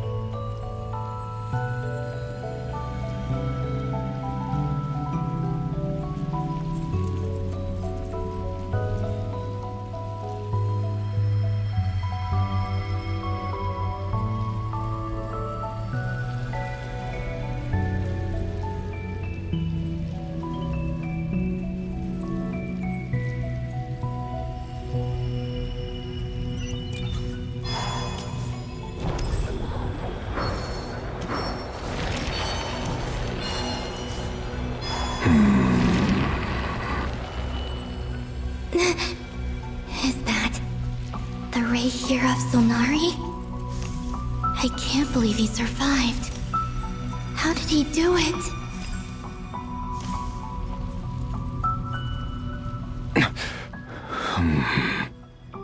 You are the moon goddess. But how? Please, there's no need. I'm not interested in fighting anymore. I find that a little difficult to believe. Yeah. Honestly, so do I. The way you used my own power against me was... It was a brilliant strategy. And then, in the final moment before I was thrown into this space, I got to see an old friend. Mr. Dainsleif. Right. It was so long ago now. But we were friends once. When I first got here, I was filled with hatred, remorse, and rage. How I cursed and devoured. I tore everything here apart. I was consumed by the desire to leave this place and have my vengeance. But to no avail. This is a place with no exit. This is the second time I've entered this space. Though I have no memory of the first. I was torn to shreds the moment I entered. But this time I survived. It must be partly because of this new body. And partly because of all the Kuvaki I absorbed in Nodcry. Are you the source of the abyssal power in here? Not all of it. Some is from when I first arrived here and tried to destroy everything. But there was already a degree of abyssal power here before I entered. And like a venomous snake baking in the merciless sun, it tried to slither into my shadow. Tried to? So, you rejected it? Yes. Because after that, the world suddenly became silent for a moment. What do you mean? The voices in my head, they were gone. And then I saw her. Her? The Lindis. My former lover. Never mentioned that she saw a memory of the Lindis leaping into the moon's reflection. More precisely, I saw her afterimage. I'm sure the real her is long gone. She was just an ordinary Conrian. She couldn't have survived here for very long. Anyway, why have you come here? Didn't you know it was a dead end? If I hadn't escaped through the moon gate, my friends would have been in far greater danger. Oh, I see. Because of your power. The power of a moon goddess. What? You'd like to know how I know, wouldn't you? The one who resurrected me said so. I could hear a deep lust for power in his voice. Do you mean... Dottore? Dottore. So that's what he's called. He'd been collecting fragments of my body for a long time, all so that he could resurrect me at the moment of his choosing. I had no interest in his research, but being as corroded by the abyss as I was, we were aligned as far as hunting the moons and recovering my strength were concerned. So that's why the Wild Hunt suddenly became so active in Nodcry. When I left the Fatui in my weakened state, Dottore must have felt that his time had come. Moon Goddess, could I ask a favor of you? What? I know this is a lot to ask, especially from someone who tried to kill you. If you refuse, I won't fight it. But this is the only thing I desire now. Nothing else matters. What do you want? I'd like you to take a message to Thelindis for me. Thelindis? But... Yes, she's dead. But like I said, I saw her afterimage. I can sense that some part of her soul remains here. Far, far ahead. Why don't you go and speak to her yourself? I can't. I don't know why, but I can't move freely in this space as you can. All I can see is a glimpse of her, walking away. Just like the moment when I last saw her in life. In return, I will clear these abyssal obstacles for you. No, not in return. I'll clear them for you, whether you want to help me or not. It feels like something I ought to do. Why? Yeah. Why, indeed. I've been asking myself that question a lot recently. Why did I do the things I did? I'm tired of it all. Tired of the person I became. People used me. And then I turned around and started using others. I hurt a lot of people. I think I grew tired of it long ago. But I wouldn't admit it to myself. And ultimately, that's how I ended up here. What do you wish to tell her? All of it.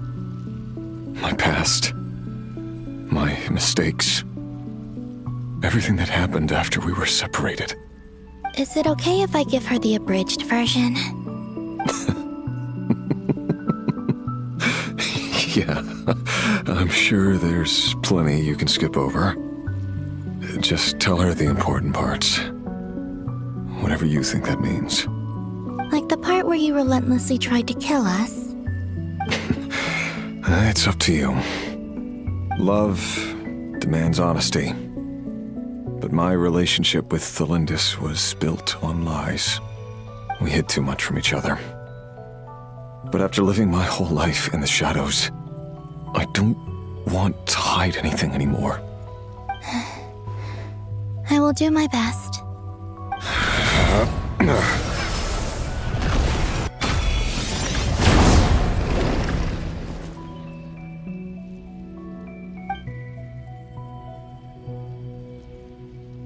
There.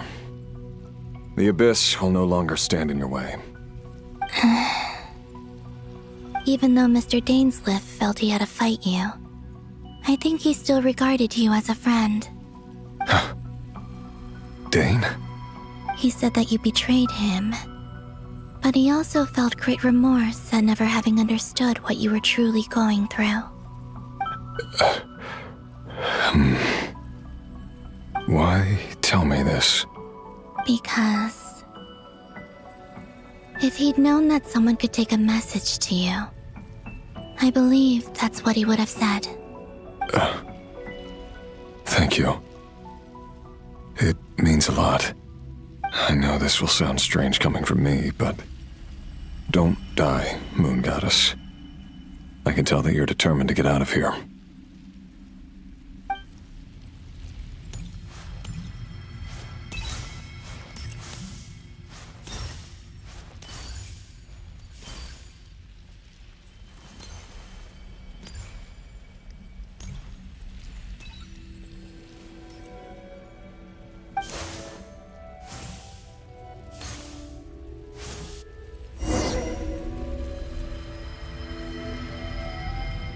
He kept his word. The abyss is no longer obstructing my path.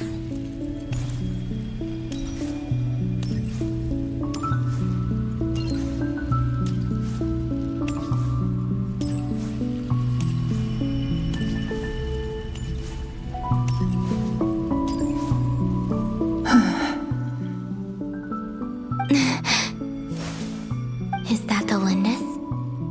She wasn't far off at all. And yet, they can never meet. Hello, Miss Lindis. Who are you? How do you know my name? I've never seen anyone else here before. You can call me Columbina. I promised Rerir that I'd bring a message to you. Rerir? My Rerir? Is he well? He's doing better than he was. Better than he was, huh? Sounds like he's had a pretty rough time. Others have had a rough time on his account too. In many cases, their time ran out because of him. And I'm not just talking about the children of the Crimson Moon. So, things got worse before they got better. Could you tell me what happened, Miss Columbina? Are you sure you wish to know? Yes. This is my opportunity to learn the truth.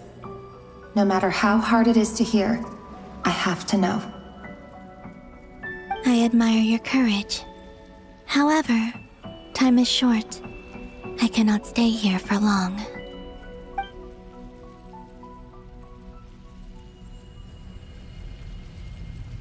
Rerir had seeds of hatred in his heart, and many people nursed them for their own ends. On some level, everything he did was to try and find a way to see you again. But in the end, he came to regret his mistakes. He wanted to apologize for hiding his past from you. Beyond that, he did not say specifically what it was he wished to convey to you, but I'm sure that you've always been on his mind. You are what has kept him going over all these years.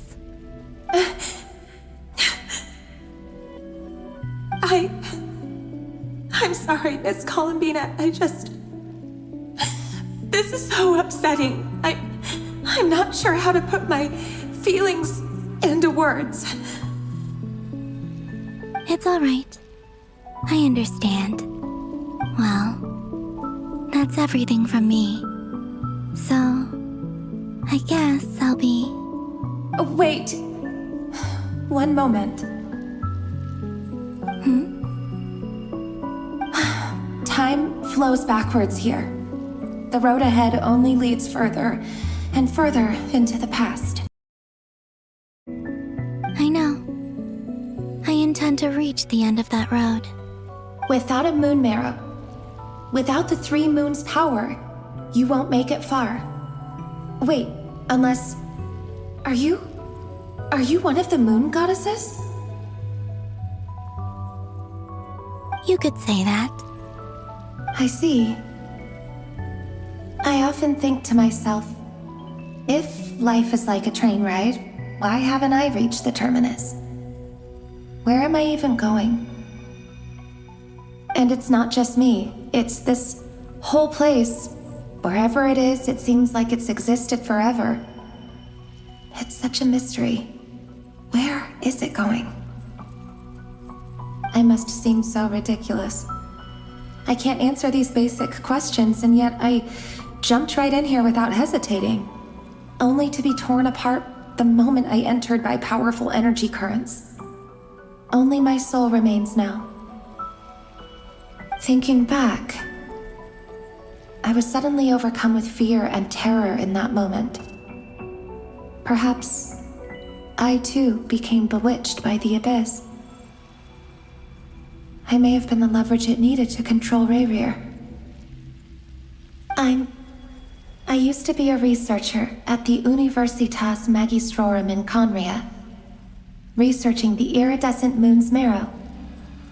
Eventually, I came to the conclusion that time in here flows in reverse. Rayrir was one of the Venster King's retainers.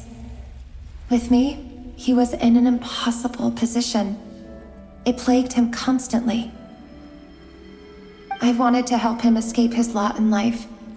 I wanted him to be happy, so I thought I'd use this place to return to the past. At the time, I thought I could just go back to the day that the Venster King first found the princess. It was only after meeting the princess that the Venster King started going too far with his research into the abyss. That was the day all of our woes began. I thought I could stop the king from ever meeting her and solve everything. I couldn't kill the Venster King himself, so I had to find another way to save Rayrir. That's why I wanted to go back, to kill the person who had brought new possibilities to our realm. I'm sure it was a futile endeavor, but the abyss probably enhances the basest human desires. So I naively hoped I could change everything. But I was simply too weak. Like a speck of dust against the whole universe. Look at me. I didn't even survive the journey here.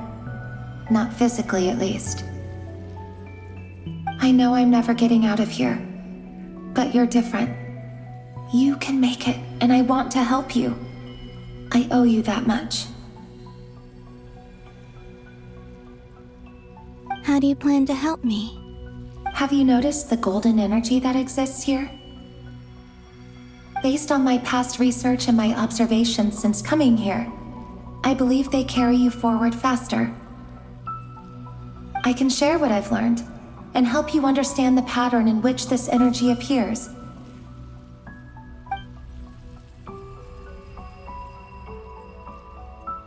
I think you just might... Now, I know you will be able to change the past. Also, I've been speculating about where this space ends.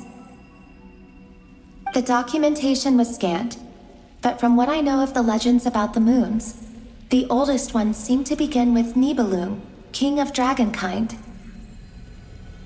I have no way of verifying any of it by this point, but if it's true, you might be able to reach that era if you keep walking. Understood. Thank you, Miss Thelindis. I'm the one who should be thanking you. If you hadn't entered this realm of everlasting death, what use would my deductions be? Thanks to you, they have some meaning. About Rayrir, I'm so sorry. For everything. It wasn't your fault. That's not true. Because we both feared bringing trouble upon each other, neither of us ever told the truth. And that dishonesty sealed our fates. But enough about that. I wish you a safe journey, Miss Columbina.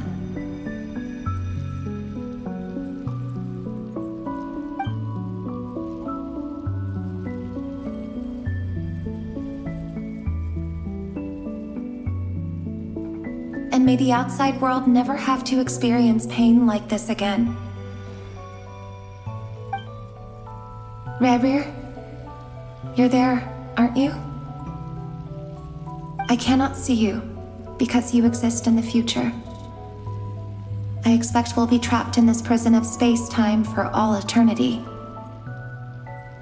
But please, gaze upon the past, and then sit for a while. Let's find a place to sit down together, just like we did when we first met.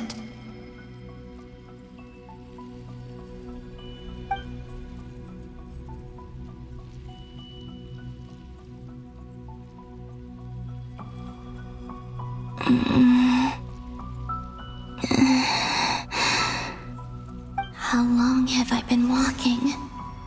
How much further till I reach the end? Is there even an end to be found? Everything's getting blurry.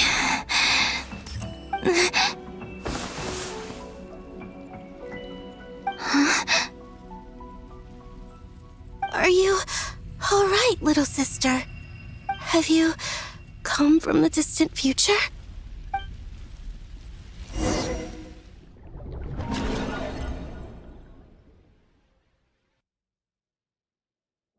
So, how exactly did the moons just disappear? Shouldn't it be a little harder to get rid of major creations like moons?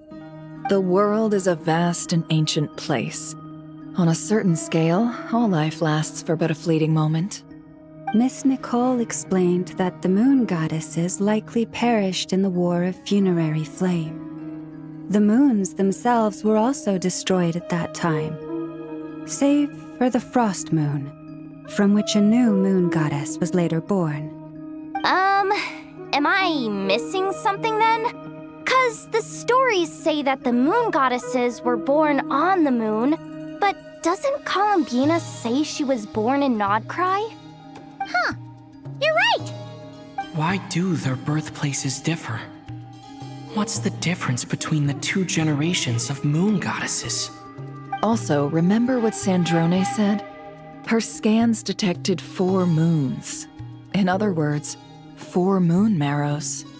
Technically, the result of the scan means that 4 moon marrows were detected and positively identified as moons in that moment. In other words, this piece of information alone isn't enough for us to know how Miss Columbina is doing right now. Yep, we have no way of staying up to date on whether she's dead or alive. She's on her own for now. But at least she's trying her best to get back to us. Yeah. She's a tough cookie. And a sore loser, too. We have to trust that she'll find a way. Because we really need her power. As much as it pains me to say it, we've got no chance of beating Dottore in a straight-up fight. He's much too powerful. It wouldn't even be close. That maniac is going to devour everything in his path until he reaches us. We need to find someone or something that can stop him before he does anything worse. I'll be frank. Our only hope of defeating this false god is with a real moon goddess on our side. I'm not just saying this because Columbina's a friend and I want her back safe and sound. It's just the truth. And I know that even she was no match for him when he attacked, but I don't have a better solution. We're not giving up on saving her, whether she can defeat Dottore or not. Right. Don't worry, Miss Sandrone. We're all aligned on saving Columbina. No one's trying to argue that we can only justify saving our friend because it will help save the world. This is about multitasking. We want to save both. So, she's more than just a moon goddess to you guys? Absolutely. Duh! She's part of the gang! And you are too, you know. Yes, I know. You don't need to labor the point. I knew that the moment I came running over with my documents that I was part of the in-group. I mean, if Arlecchino can fit in, I certainly can. Anyway, as for how we get Columbina back, I've been working on it constantly. But I think I'm still lacking certain information about the moon. I'd probably get there if I could continue my calculations, but the problem is, I've run out of computing power. Computing power? You mean you need more energy? No, the issue isn't energy, it's processing power. There's so much data to get through that the whole process has just ground to a halt. That's a tricky problem. René de Petrichor of the Nazissenkreuz Ordo once foretold the fate of the world. But I don't know how he did it. My guess is that he used the primordial sea's power. However, that won't work for me. His methodology was vastly different from my own. What's worse, they're incompatible. And to top it all off, we can't even leave Nodcry. Ugh, this is so annoying. If I'd known we'd run into a bottleneck like this. Well, no, the design bureau's a bust as well. Curse that Dottore! Couldn't have made this harder for me if he tried. Oh, what do we do then? How about we grab a bite to eat and take a break? Maybe something will come to mind after you've cleared your head. You don't get it, do you? I'm trying to calculate the fate of an entire world here. And I need accurate results, not big prophecies. Where the heck am I gonna find the computing power for that? Ahem. Anyway, time to shelve the discussion on technical difficulties. Being a killjoy isn't very ladylike, after all. Either way, we've done what we can. Rest well, everyone. Remember to let us know if anything new comes up. Hat guy? Is he hinting that we should talk outside? Let's go somewhere a little more private.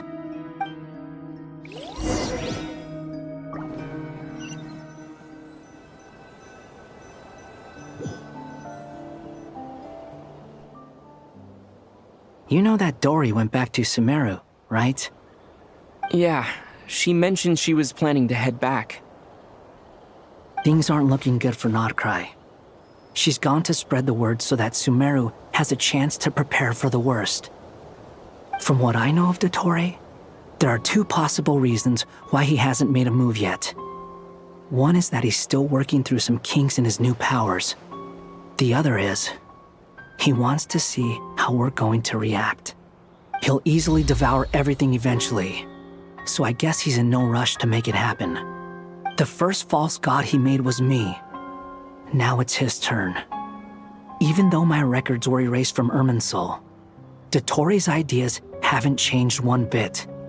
He once told me that becoming a god was like turning yourself into a hungry wolf or giant serpent to devour the moon.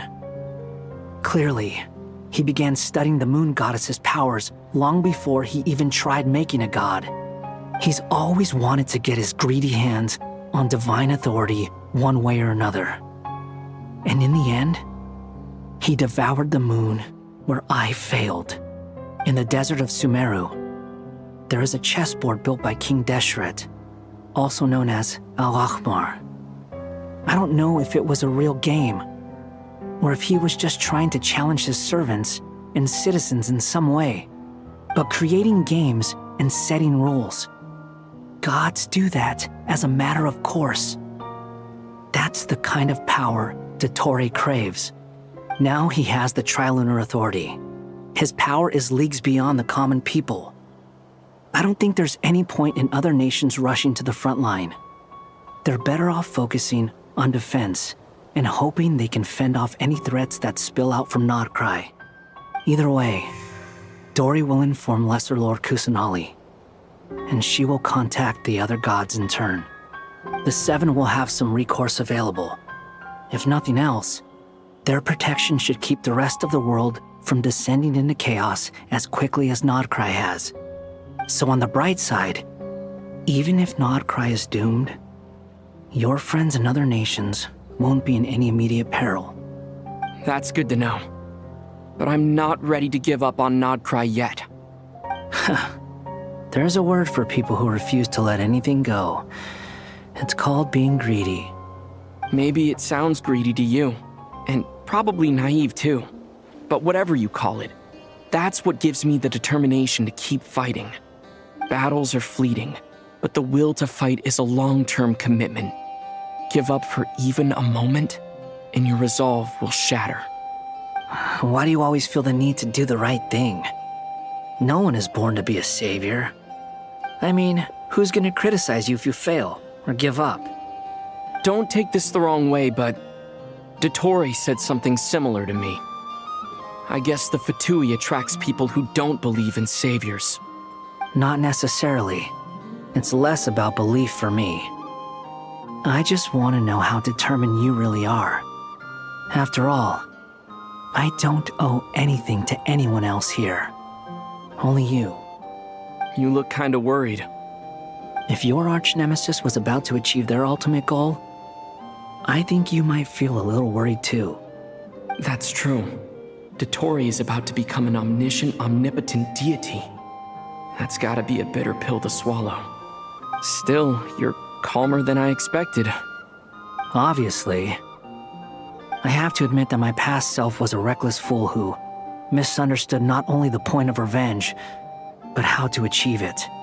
And as much as I want my vengeance, I know I'm not gonna get it by acting alone. If the world's taught me anything, it's to think before I act. Too bad it never taught me any other virtues, though. So, I am going to destroy Dottore, no matter what it takes. So, what's your plan? I'll get to that. First, tell me, what do you think of Sandrone? Just like Paimon said, she's a friend, part of the gang. How much do you trust her? This is a serious question. Think carefully before you answer. Although she's with the Fatui, she has her own values, and she's helped us a lot. If nothing else, she's clearly going the extra mile for Columbina. I see no reason not to trust her. If you say so. In that case, the three of us need to talk. I have some thoughts about her computing problem. It can be solved, but it will come with a cost.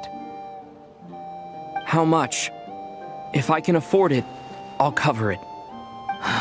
Sometimes your heroism really backs me into a corner. You know that?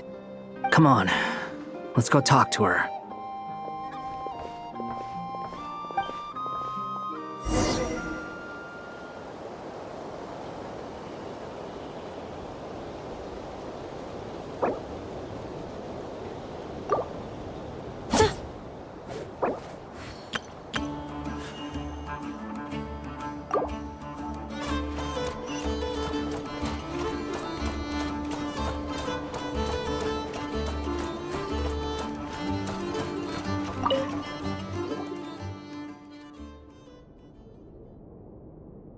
Miss Androne, Traveler. Hey there. Paimon's here too! She was just helping them sort through their things. How did your chat go? That was fast. The call only just ended. Well, you said it was urgent, so we got here as quickly as we could. Albedo, I have some alchemy questions for you. I see. Looks like my knowledge proved useful after all.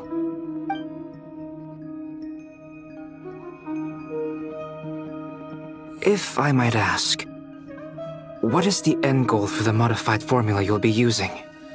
I needed to predict the future of the entire world. But I've run into some teething issues since trying to implement Renee's theory of the 4 Orthants. I see. I'll have a look at it. Still, computing power is the real issue here. How do you plan to solve it? About that, it's been sorted. Oh, with the Traveler's help? Actually, you're not wrong. He found the person with the solution. Was it Hat Guy? Yeah, it was him. Wow! Go Hat Guy! Seems like all that time studying at the academia is paying off big time. But where is he? Wasn't he the one who asked Albedo and I to come here? Come with me.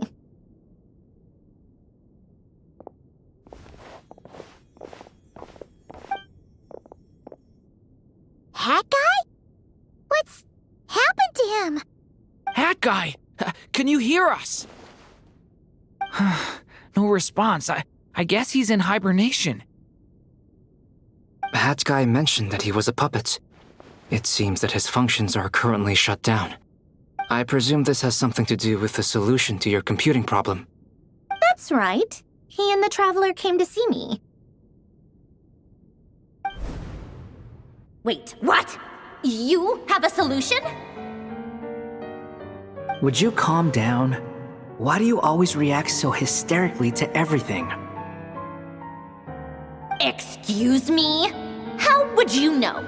You shouldn't be so quick to judge complete strangers. It's very bad manners. Oh, please.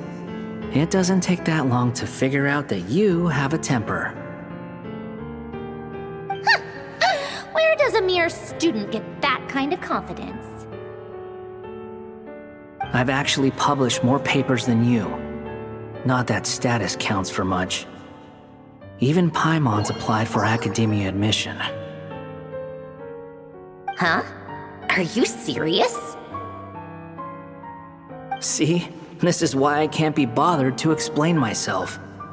She recognizes no one's skills but her own. Okay, fine. I'll hear you out. So, tell me, how do you propose to solve my computing power problem? This world itself is constantly processing all kinds of information. If it's the world's future you're trying to calculate, you need a processing device that's designed to cope with that volume. Easier said than done. Only Irminsul can handle that kind of... Wait, is that what you're suggesting? But surely we can't just plug my formula directly into the ley lines. You should be able to tell that I'm not human, right? Yeah, I noticed. The technology, though, seems pretty ancient. Very different from Fontaine's. It's a completely different system. Conrian, to be precise. I'm what they would have called a puppet. Puppets need an energy source and processing power. The artisans who built them sought out the materials most suited for that purpose. You? Do you mean... The Traveler and I have talked it over. He's willing to vouch for you. So, I'll allow you to borrow my core for your calculations. It was built using wood from a silver white tree, which makes it a small part of Irminsul. Conrian technology and Irminsul wood. Who in the world could have built you? Are you sure about this? A puppet without its core will cease functioning completely. And if it's left in that state for too long, it might not recover. You could die if you do this. You do realize that, don't you? I can put two and two together, yes. No need to rub it in. I won't lie to you. This has never been done before. I cannot guarantee your safety. Doesn't matter. I'm prepared for the worst. Did you two actually talk this through? Is he... Are we really considering this? Yes, we discussed it. The bottom line is, he trusts me, and I trust you. Let's give it a shot, shall we? Honestly, I have no clue where this kid even came from. But for whatever reason, he lent me his core to use in my formula.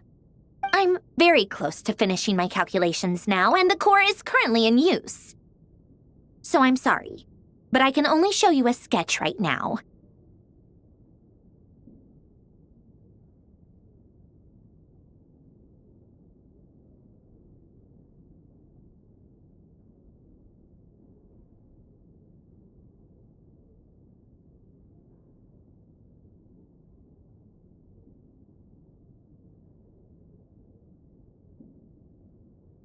This is what the core looks like. A silver-white branch. It certainly matches the legends told about Irminsul. Is Hat Guy gonna be okay? He's not gonna die, right? Right? In theory, he should be fine. As long as we put his core back in time. Beyond that, all I can say is that I'll try my best to avoid risks and make sure the core doesn't sustain any damage. I think I know why you called us here now. Someone needs to watch over his body and make sure it's protected until the process completes. Correct. He said that the only ones he trusts here are you two, and the Traveler. And the Traveler will have other work to do.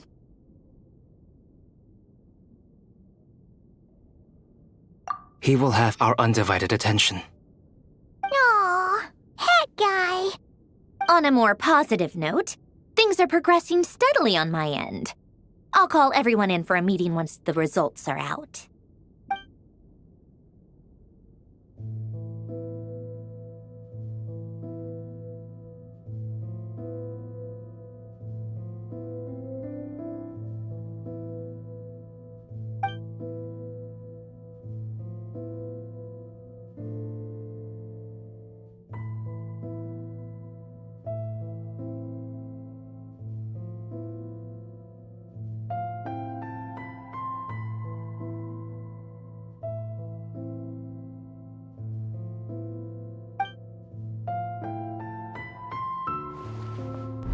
The worst case scenario with the core removal is either a system reset or a total loss of function. But I'm not afraid. A quiet death should have been my fate long ago. A core is completely different from a heart. It's like another vital organ entirely. I never believed it could be a true replacement for what I sought. But in the end, it turns out the core was more useful to me. Pretty funny when you think about it. It's like the punchline of my entire life. Do you think there's any difference between a puppet and a human? If not, then this would just be another samsara. I have already experienced both a past life and a next life. Part of me wonders whether I'm only capable of making this decision because I've become a real human. What's with that expression? Isn't this a good thing? Sandrone will succeed, won't she? She has to. She will. We all have to persevere until this is over. That's right. And I'll protect you all until a moment of victory arrives.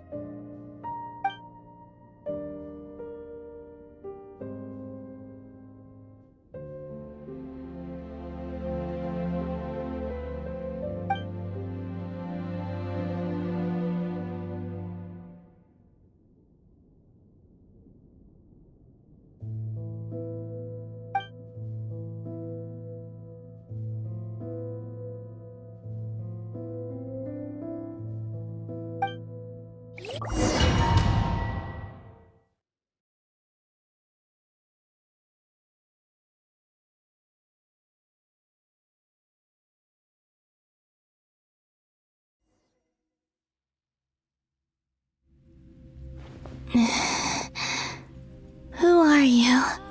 Call me Sonnet. You have the same power as Canon. Sonnet. So, you're the goddess of the iridescent moon? Oh, goodness! You recognize me? Well then, what's your name? Columbina. Columbina Hyposelenia. Hyposelenia? What a lovely name. Did you choose it yourself?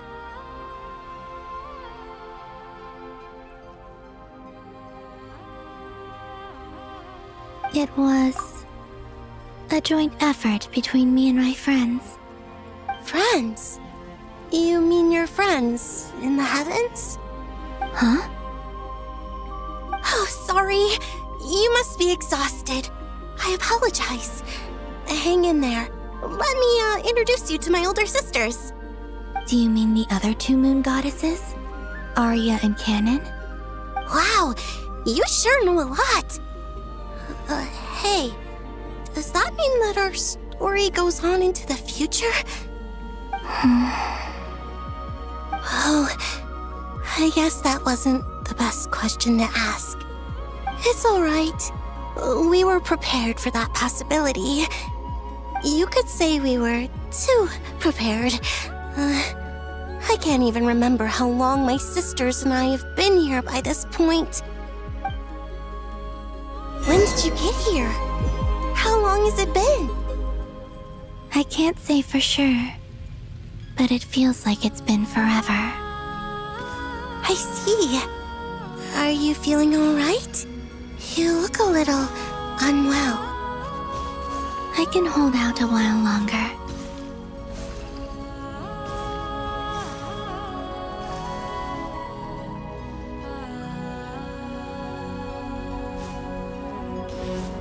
We don't have far to go. The place where my sisters and I are based is just up ahead. Don't worry, they're both really nice. I'll introduce you.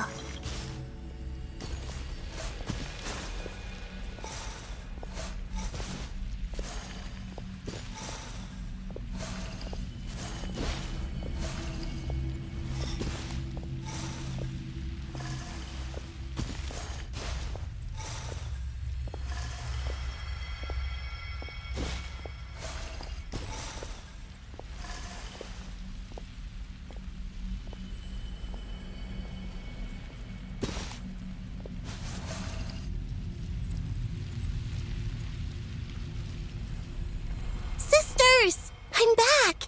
And look who I've brought with me!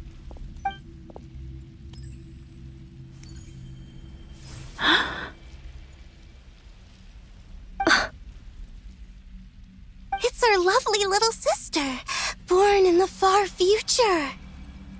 The pleasure is all mine.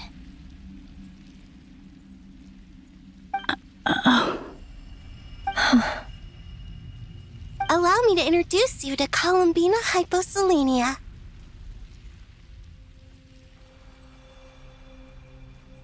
This is Arya, the goddess of the eternal moon. And this is Canon, goddess of the frost moon. Canon, don't you think Hyposelenia's power is similar to yours?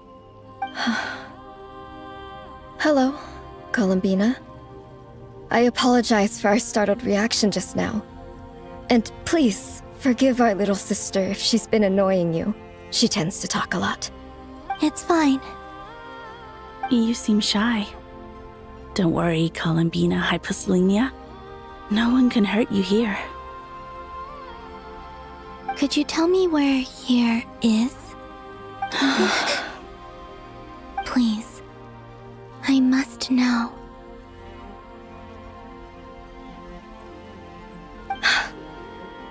My dear sister, this is where Tevat's original ruler, the Dragon King Nibelung, imprisoned the moon goddesses. What? You're scaring her, Canon. No, I'm fine. Please, continue. Nibelung, our original master, created us in the distant past to maintain Tevat. But he left this world and traveled into the dark universe beyond, to explore worlds vaster still. Day and night, we fulfilled our duty in the heavens, until the day that the first descender arrived. The great ruler of the firmament. The heavenly principles. Is that what later generations call them? I see. But we did not reject them at first, nor did they seem to harbor ill intent towards this world. We coexisted in peace. They were like a guest in our home. Slowly, however, we came to realize that our guest had a growing desire to change and dominate the world. And you didn't stop it? No. There was an order to the rules they set up that Nibelung never taught us. We wanted to know if this order would bode good or ill for Tivat.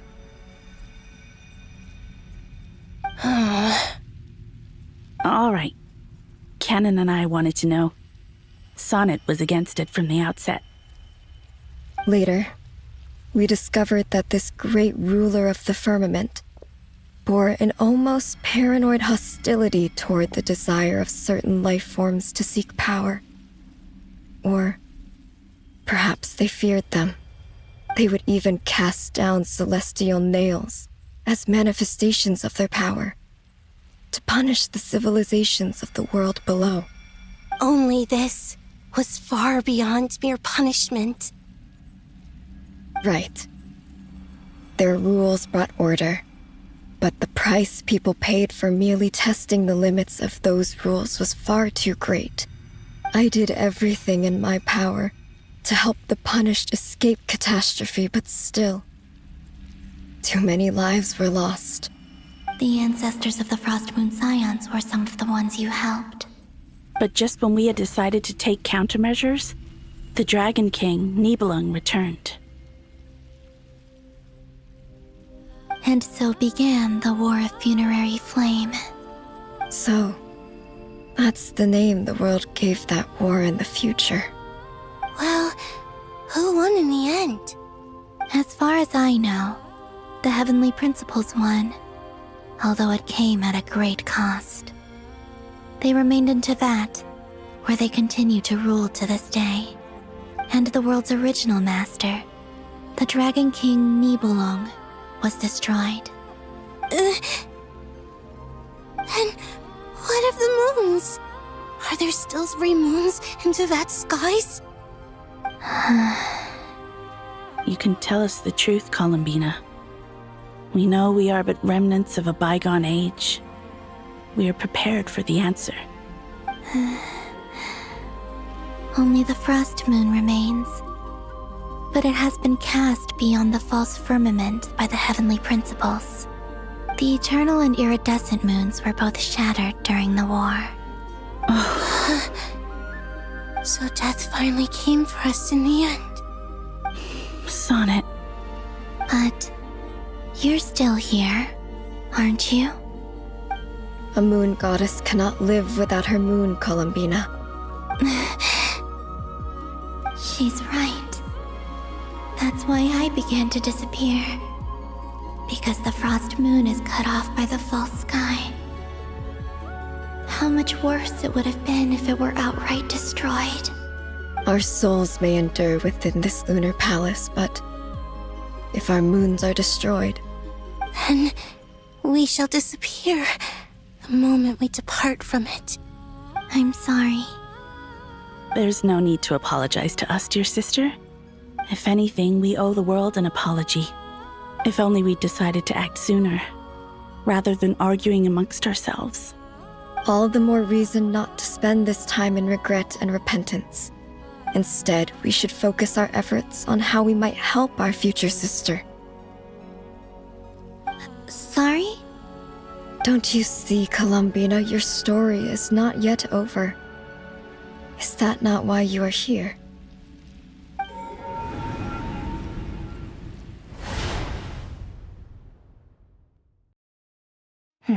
It's done. Initiate numerological array. Continue running primary process. Calculate the world's fate through extrapolation. And identify nodes of potential change. Secondary process, scan for moons. Still 4. The number of moon marrows hasn't changed. Wait, let me think. Is it possible that there's something I've been misunderstanding about the moons all along? Variables. Variables in the world. I know where potential variables within the world come from. So what about the moons? Are there any variables there? Like their life or death, for instance. What if being alive or dead makes no difference to a moon?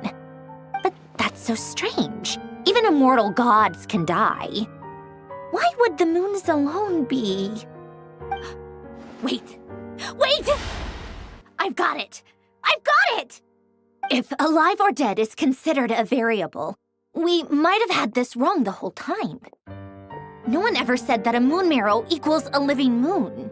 We just made that assumption ourselves. Initiate secondary process. Scan again. This time filtering out interfering perimeter, moon marrow. I don't care if they're natural or artificial. Get them out of my search results! Why? It says 3 moons still exist in Teyvat, even after excluding the moon marrows. But we know for a fact that 2 of them are dead. Redo the scan. Narrow the results to living moons and real moons. No, scrap that. Narrow it down to moons that have lunar authority and remain alive. Why? Why is it still 3? What is this, Columbina? Has the world lied to us? Or are you the one pulling the wool over our eyes?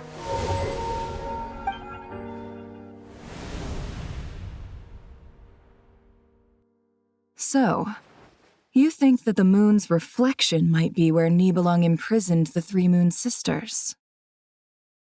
Yes, it would explain a lot, such as why that space would respond to a moon goddess's power, opening the moon gate at her command. It would also explain why Miss Columbina has been unable to leave, and why time flows in reverse there. In the messages she sent, Columbina promised us she'd find a way to return, but we have no way of knowing how, when, or where this might happen. The fact that she still has yet to reappear in this world indicates that returning from that place is no easy feat. We cannot afford to simply wait for her. So you're saying, if she could return by her own power alone, she would have done so long ago? Yes, she certainly wouldn't leave it to this late stage when it's so touch and go. I've been giving this some thought, and I've come to believe that Luanatar might be an anchor that she left behind, as a sort of future waypoint. This could also explain why Luanatar is always by the traveler's side. Sounds like a plausible theory. If that's the case, there must be some criteria we need to fulfill to allow Columbina to return to the present. The question is, what could they be?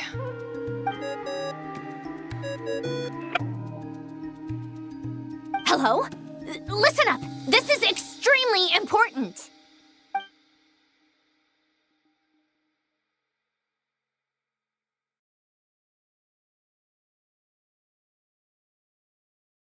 Not only is Columbina alive, but she may well exist in a form unimaginable to us. I'm still unclear on the details, but she's done something truly inconceivable in the past. And the clue to what she's done lies in the moon and Teyvat sky. Truly amazing. Oh, I'm so delighted for her.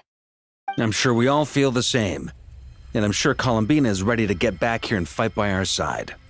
I'll keep my calculations going and try to find some way of coordinating with her. But that's not an excuse for everyone else to slack off, okay? All of you had better keep trying to think of solutions. How can the dead moon still live? And Luanatar?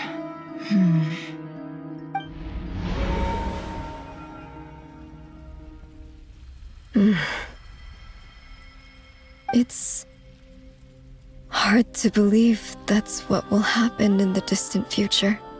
Our authority is linked to the most fundamental rules of Teyvat.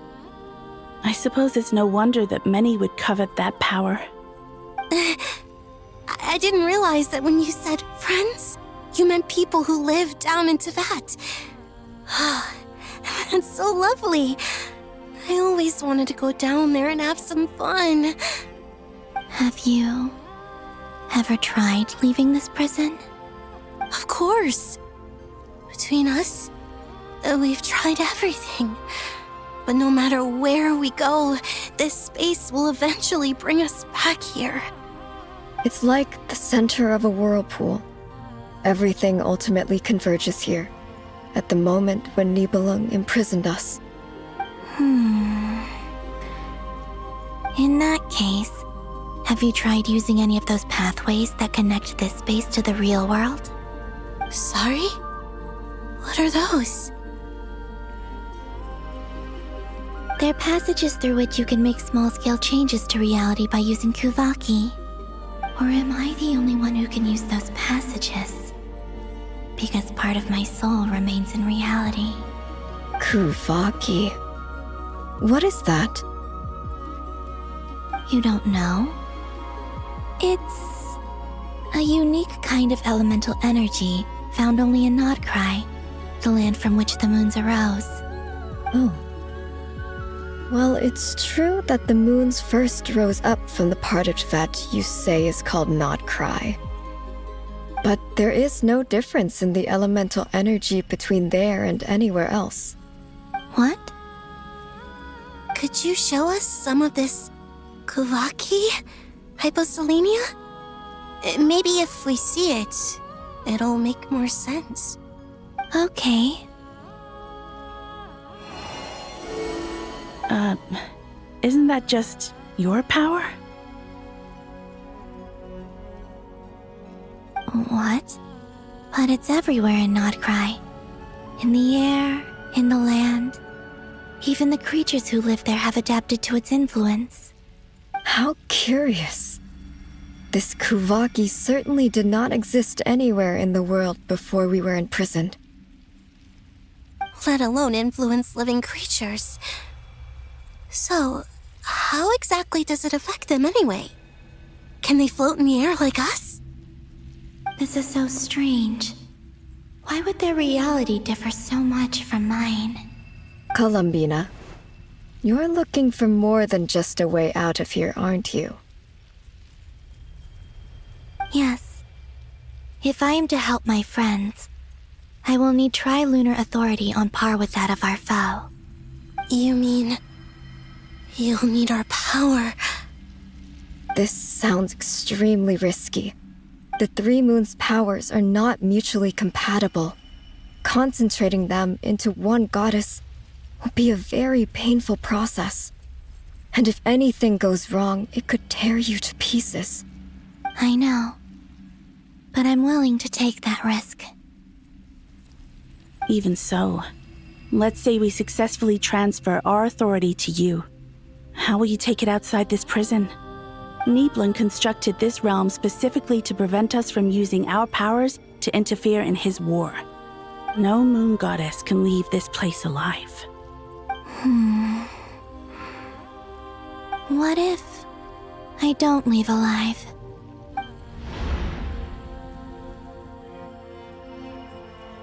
Where do we even start? How are we supposed to figure out what we're meant to do to help Columbina?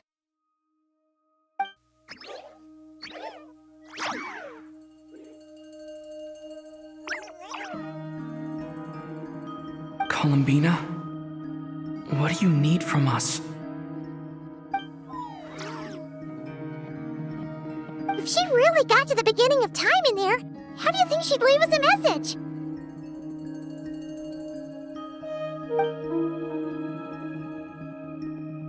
You don't think she'd write it down on a stone tablet somewhere in the hopes that we'd find it, do you? Seems unlikely. Columbina may not talk a lot, but she thinks deeply about issues like this. Let's review what we know.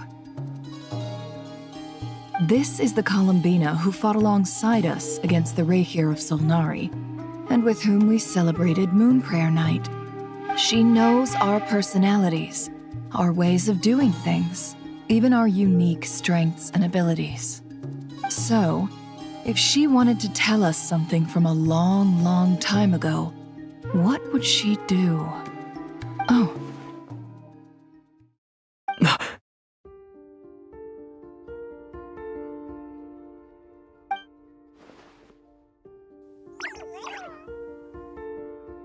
Traveler, you once said that those golden ripples also appeared when Luanatar was born.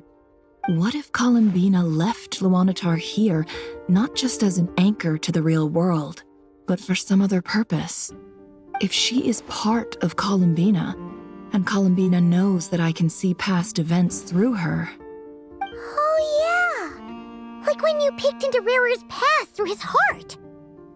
Nefer, wait! If you're right about this, And you can really see past events through Luonmatar. Your eyes, they'll... Oh, I know. Looking at Rerir's past in Conria was already enough of a strain on my eyes. Looking this far back into the past, it'll surely blind me.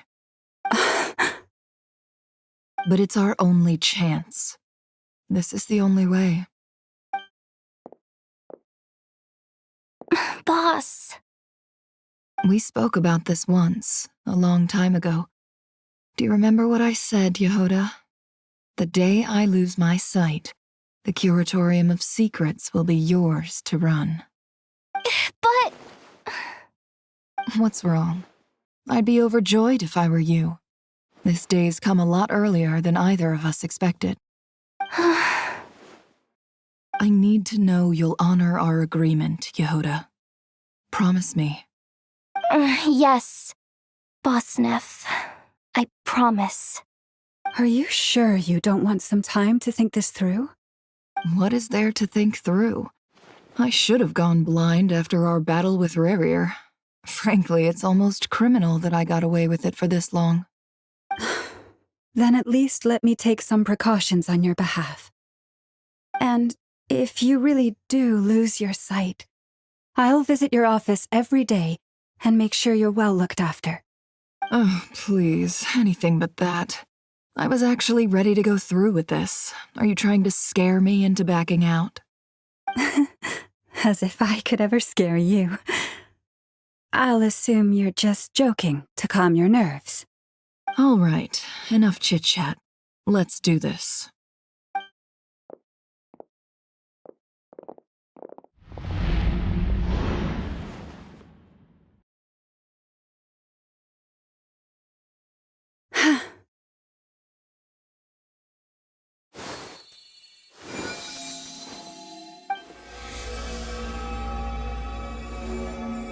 All done.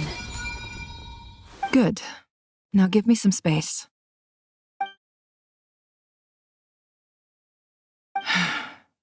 Come on then, little one. Show me what happened in the past.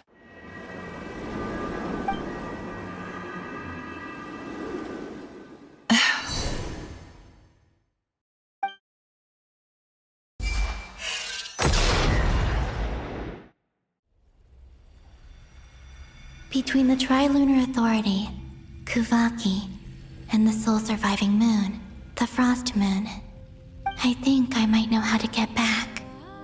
But I will need my sister's help.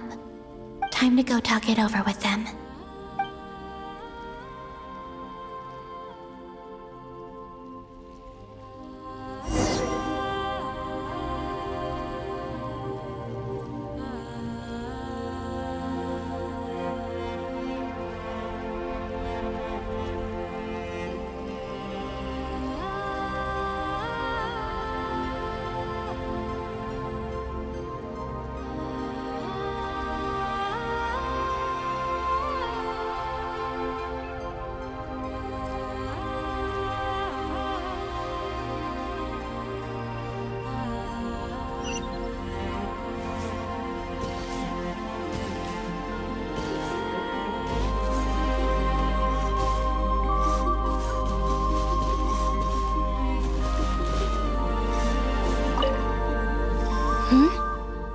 Have you decided what to do? I hope it's not too dangerous. You really scared me when you said that thing about not leaving here alive. Come on, let's go find the other two.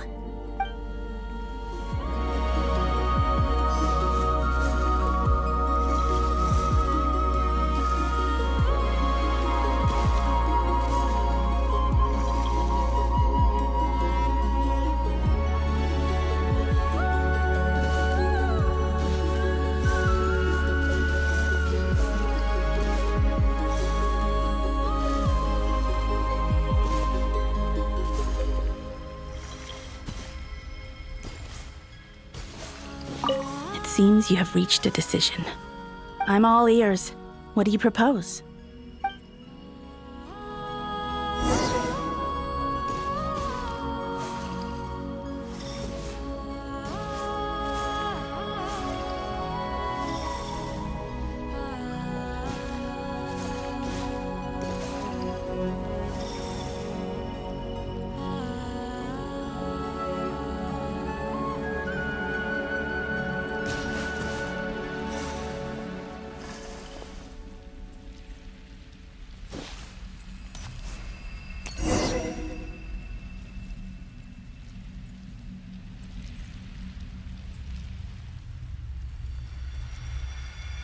Have you figured it out, Columbina?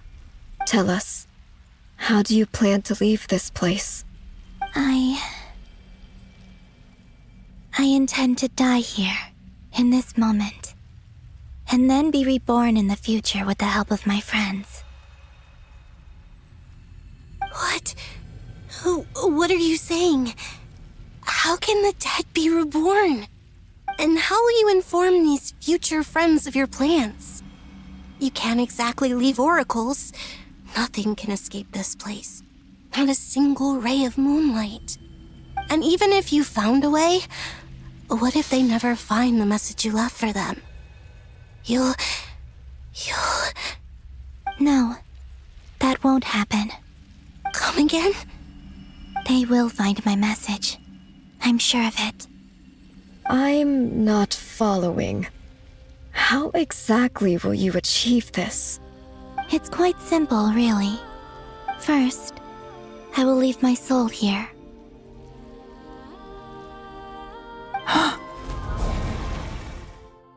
I see it. Your soul? You mean your divinity? Yes. I once left a portion of my soul in the future. One so small that this prison barely noticed anything. In this very moment, she can resonate with my soul across time. When the time comes, I believe that she can serve as an anchor to pull my soul from here back to the future reality.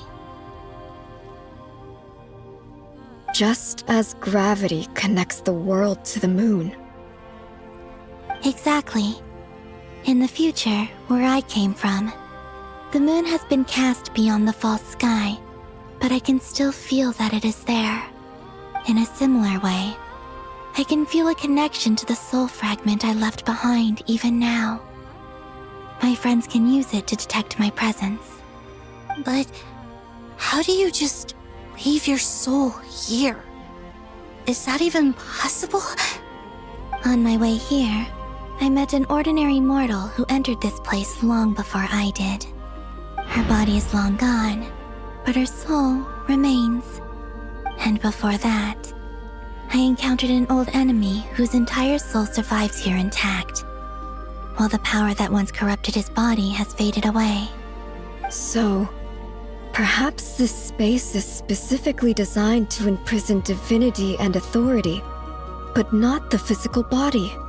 Still, even if your body can escape, would it not just be a lifeless husk without the soul inside? Wait, is that what you meant when you said you wouldn't leave alive? Yes. I shall turn my body into moonlight and pour it over Nodcry. That power shall protect the land and quietly blend into it, awaiting my soul's return in the future. However, I cannot do this on my strength alone. I would need your help to do this, so I'm humbly asking for your assistance. Oh, dear sister, you need not be so formal. As I said before, we are but remnants of a bygone age. You, on the other hand, were born alone in that distant future, and you have walked a long and lonesome road since then. How could I bear to let your story end here in this dungeon? Don't forget, we are your sisters, your family.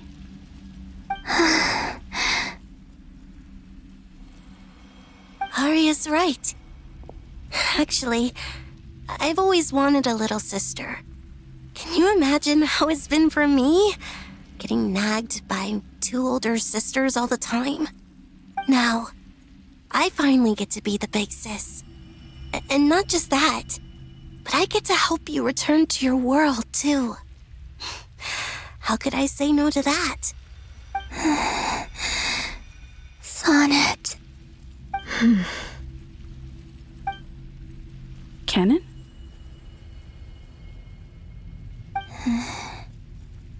I'm sorry. I know this is a bold request. The Frost Moon is rightfully yours, and it remains intact.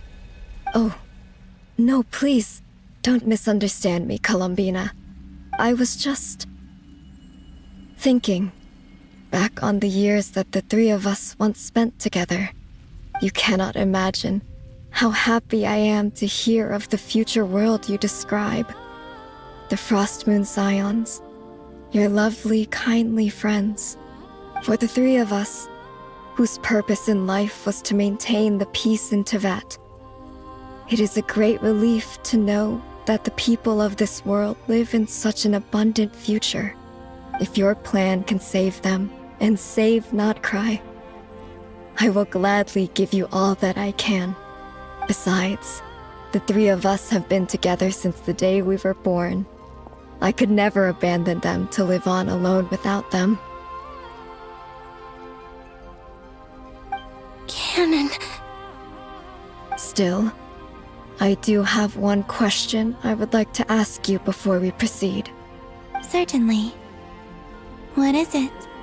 Why do you cover your eyes?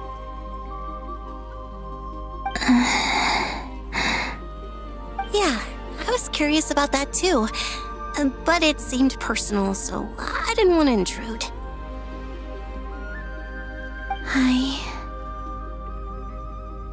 There was a time when I refused to look upon the world.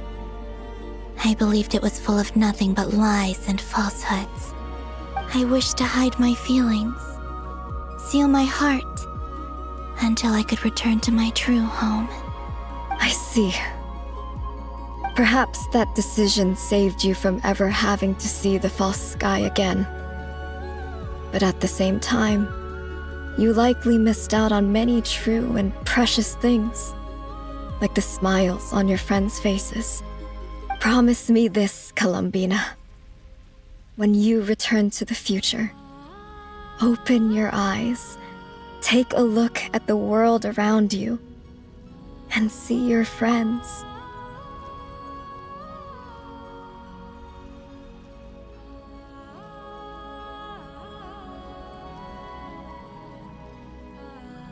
I'm sure that you know this already, given that you long to return, but that is your true home. Give me your hand, Columbina. Arya, Sonnet, you too. Okay. All right.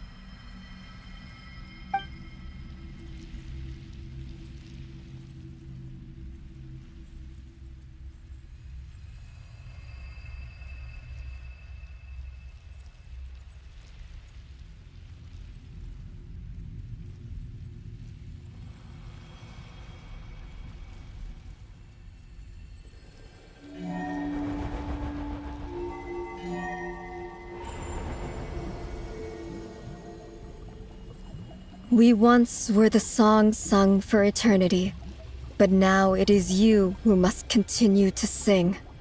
We once were the tides in the great river of time, but now we subside, and you arise. We were the messengers of madness and inspiration. But now, the lies have faded, and your truth must endure. We are souls awaiting the sun. You must return to be with those who smile when they see your face.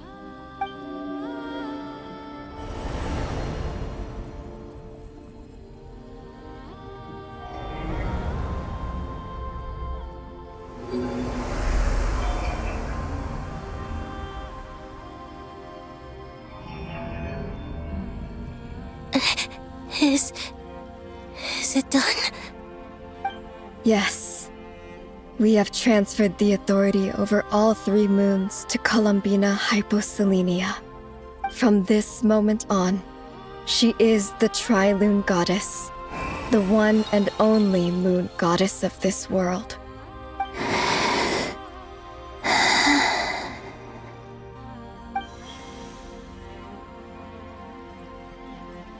Thank you.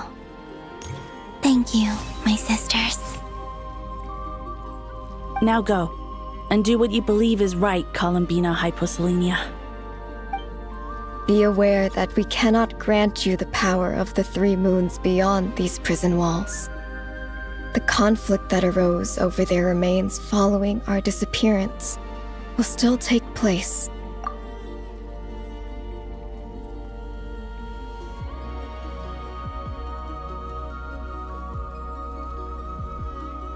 I understand. Sisters! Oh, my body. It feels... Now that we have given up our power and authority, our bodies are merely mortal shells. This prison is dissolving them as we speak. It's okay, Sonnet. The end must come for every god, just as it does for every human. That's all this is. The final destination of our lives. Canon and I will be by your side the whole way. We have one final request, Columbina. Could you use the Three Moons' power to send us back into the real world? Now that we have lost our powers, I doubt this space will seek to hold us further. It's just... we would like to spend our final moments together in the only place we ever called home. Of course. Gladly.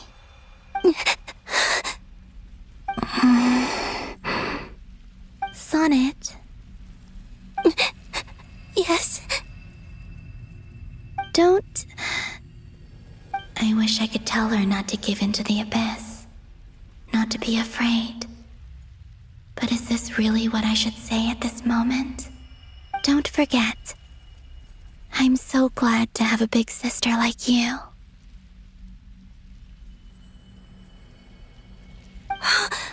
No, Hypo.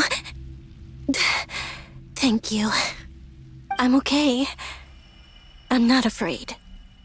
As long as my sisters are with me, I won't be afraid.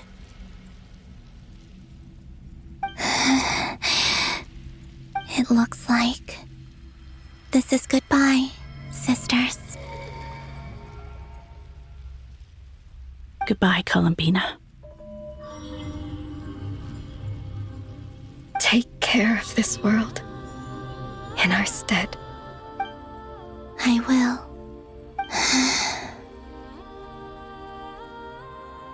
And now, it's time for me to bid farewell to my body, too. May it become the moonlight that keeps Nodcry company through the long years ahead. So this is why Nodcry was not always home to Kuvaki. It only appeared after I poured my body out upon this land, and only this land. Kuvaki responds to me because it is me, my body, answering the call of my soul. And the golden energy I've encountered on my way here was, in fact, that very soul, which I am about to leave here to guide me. O power Trilune, eternal moonlight. I, Columbina Hyposelenia, lay aside my body. Let it be cast into the dark night to illuminate the future. May it be a companion to all who dwell beneath the moon.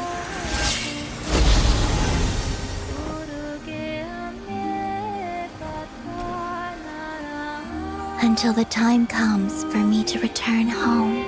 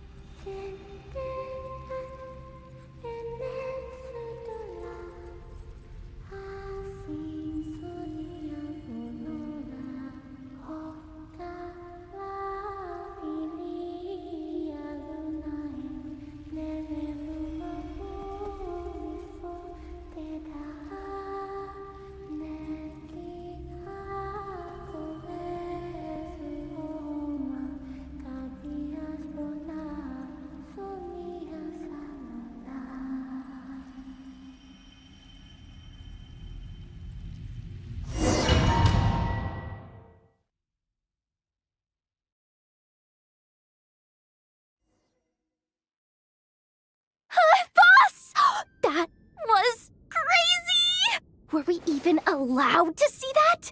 Is anyone? Can you still see? How many fingers am I holding up? I see 2 fingers, and a look of sheer terror on your face. Truly astounding, Miss Nefer. Your eyes have glimpsed the very ends of the world, and yet they remain as sharp as ever. Or is the credit for this miracle due to Miss Lauma? It seems that even time itself is no match for your medical skills. Surely you jest, Mr. Flins. I suspect we have Columbina to thank.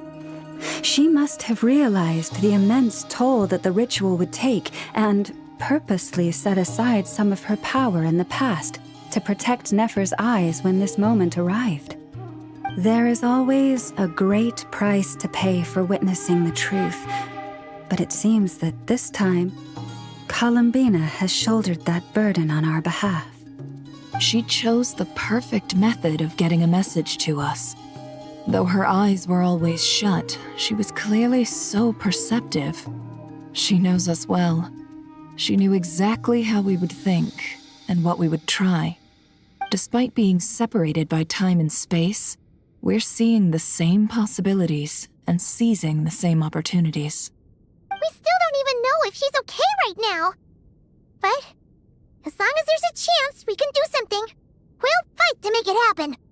We'll get you back somehow, Columbina.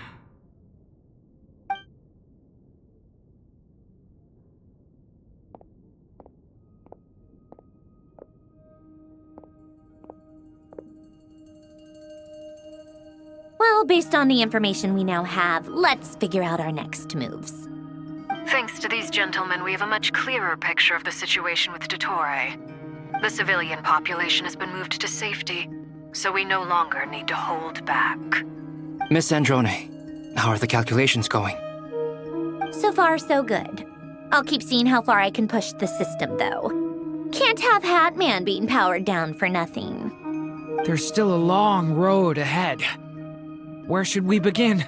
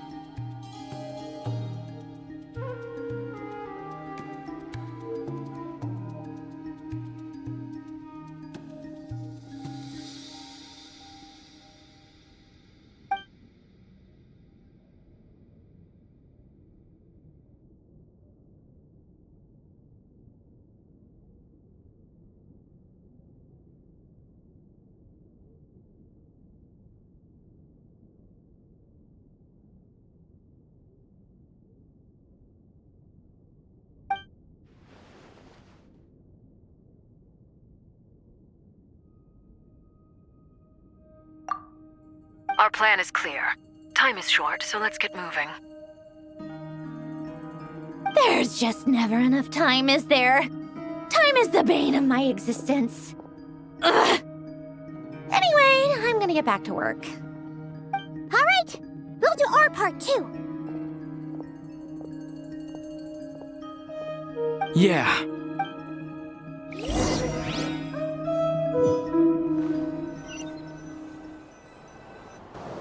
Albedo's theory says that elemental energy can dilute the light realm's power, but I'm no expert in building elemental defenses. Sounds like something out of the advanced elemental theory section of the library. Whew.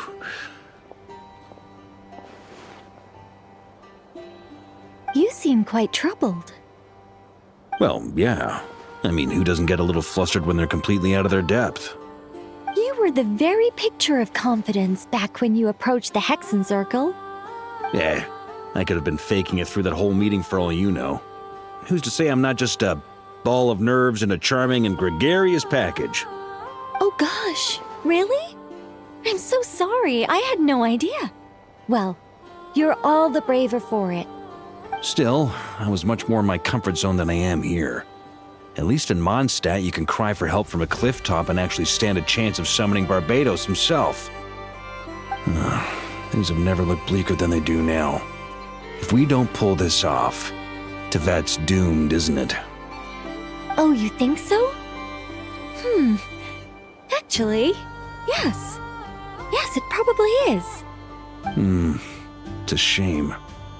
Don't put too much pressure on yourself. Tevat has faced annihilation many times in the past, but it also gave us you, didn't it? Hey, don't give me that. It's not like I'm anyone special. I disagree. Every human born in this world is special. We angels have always believed that. In that case, this humble human being has a big favor to ask of you. I thought you might say that. I'm sure Alice, in her great wisdom, sent you here precisely to help us in this difficult time, yes? Well, that has less to do with her wisdom and more to do with my power. Of course, of course. Well, the thing is, these elemental defenses we're about to build, I don't think it's a question of if they'll fail, but when. Durin's findings from his patrols make it clear that Dottore is constantly expanding his territory. First it was his lab, then the design bureau, and now this. It's not realistic to completely stop him encroaching on the rest of Nagrai. Rather, our goal should be to stall him for as long as possible. If Miss Sandroni's calculations are correct, well, they're the closest thing to certainty we have in this situation, so let's assume they are. Anyway, her calculations suggest that our best hope for victory lies in Miss Columbina's return. It's up to us to slow Dottore's advance and buy time for her to make a return. Are you asking me to help you with building the defenses? No. I'd like you to prepare for what comes next. When he eventually reaches us, we will have to fight him. You were an angel once and a mage now. I'm asking you to lend us your protection. Oh.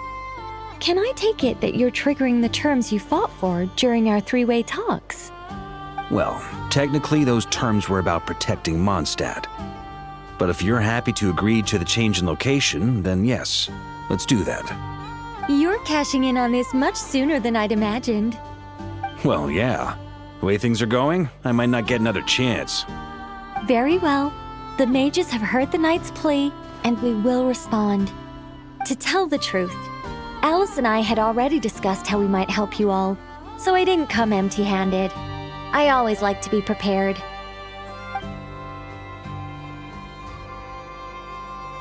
This is... wow. Yeah. This is great. Seriously, thank you.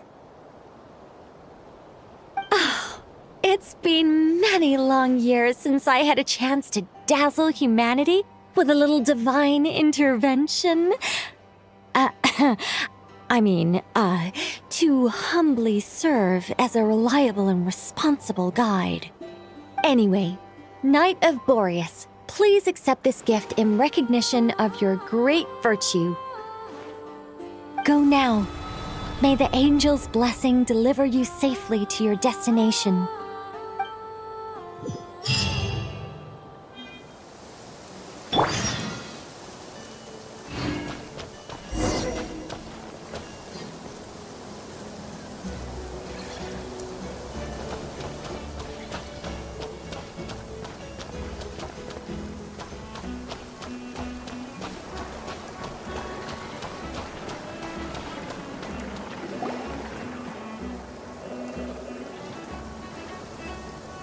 You're here.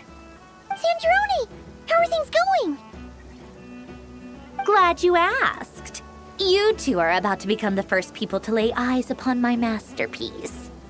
Or should that be the first person and the first, specter? Hey! Whatever. Come, feast your eyes on this. Wow! We've never seen something like this before! This meter displays the progress of my formula. Currently, it's still making the most important connections. Once it's finished running, I'll deliver it right to your side. And then, we can finally bring Columbina back. do you mean, deliver it? Can't you just tell us over the Dodo communication device? It'll just be some numbers, right? Ugh, you're such a greenhorn. This isn't the kind of formula you solve in math class. It's a highly complex algorithm capable of constructing a framework of rules. Ugh, whatever. We'll be here all day if I start trying to explain it. All you need to know is the formula must be completed before we can bring Columbina back.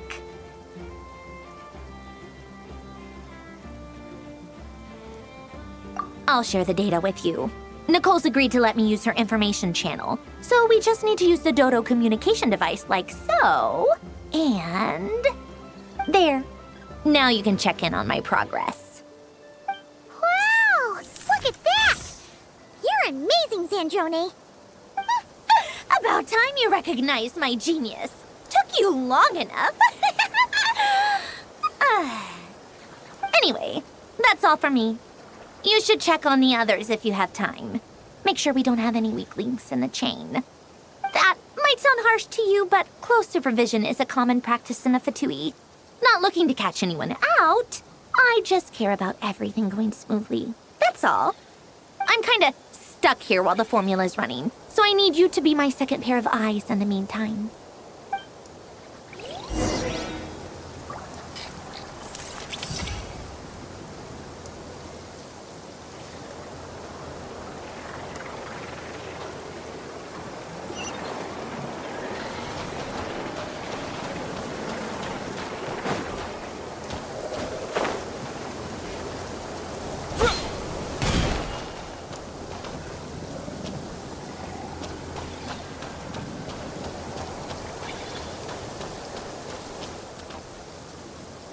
Thankfully, Miss Nicole has come to our aid. Nasha Town is now looking very well defended. Golden Flame. Yes, that's Nicole's power, all right. Based on the latest message from Grandmaster Varka, it sounds like they've reached an agreement. The situation should be more stable with her assistance. Everyone will have at least some degree of protection. Albedo! Duran! Hello there, you two. Are you well rested? That's good to hear. As per the plan, Albedo and I will be in charge of Nasha Town. As Dottore energy field expands, it's creeping ever closer in that direction. But we will do our best to hold our position. We fought side by side many times before, and always with great success. I believe this time will be no different. So don't worry about us. Focus on fighting Dottore.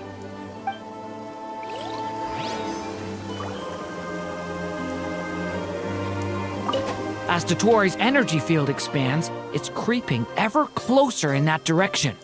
But we will do our best to hold our position. We fought side by side many times before, and always with great success.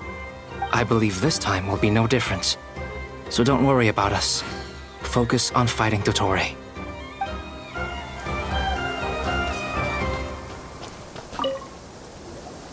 Traveler, Paimon, a pleasure to see you both.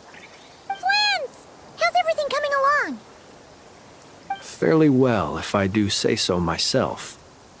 Personally, I am ready to confront Dottore head-on. Ooh, you sound much more serious than usual.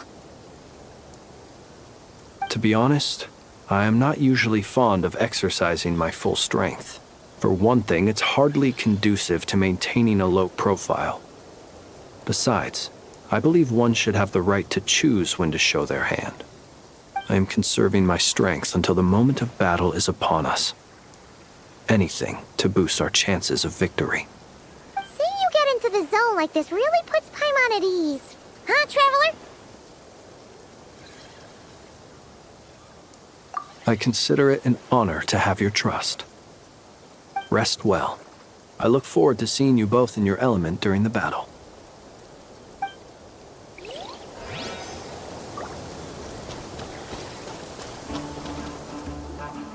Yes, Miss Moonchanter? What are you staring at? You always address me in the strangest ways. Lady Moonchanter 1 minute, Miss Moonchanter the next. Yes, and? Are either of those incorrect? Not as such. It's just that I simply call you Nefer nowadays. Uh-huh. That's my name. What's your point? The point is I don't add any honorifics or titles. Meaning what? That maybe we're on friendlier terms now than we used to be. Is that how you see it? And I thought I was the one with eye damage. Never! Wilma! Paimon, traveler. Just swinging by to check in on you. How are things going? Did you manage to get some rest? Don't worry about me. I won't slow us down. And I give my all to ensure our victory. Ah, yes. Allow me to give you two a quick checkup. All done. You're both in good shape. You're welcome. You'll have your work cut out for you in this battle against Dottore, so make sure to get some rest in first. Paimon will keep an eye on him, don't you worry. I'm glad to hear it. Take good care of yourself, too, Paimon. Sure thing!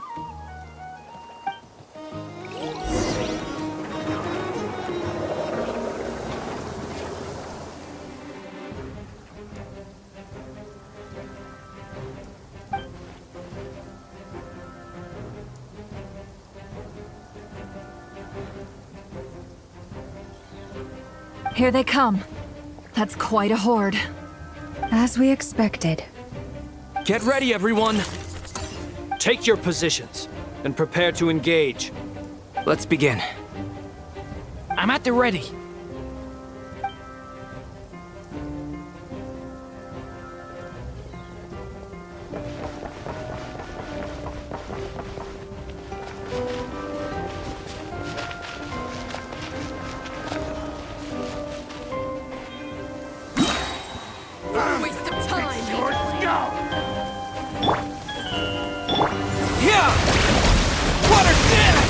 Observe. Night falls. Be silent. Observe. Take too long. Do you fear the dark? Be silent. Observe.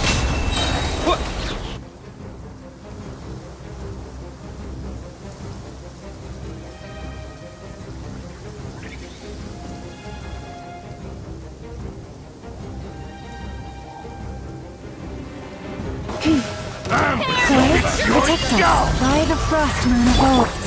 These creatures cannot stand against us. Oh, fighting tough. Just don't let your guard down. That goes with...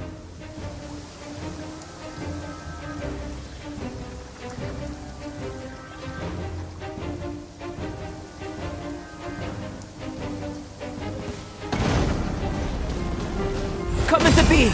Feel this ancient power. No! My strength is far from spent. The story has only just...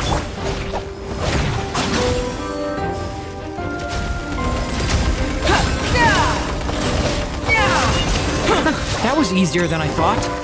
Naturally. What do you mean? Is it because as created beings go, we're of a higher level than them? Very good. You understood what I was implying.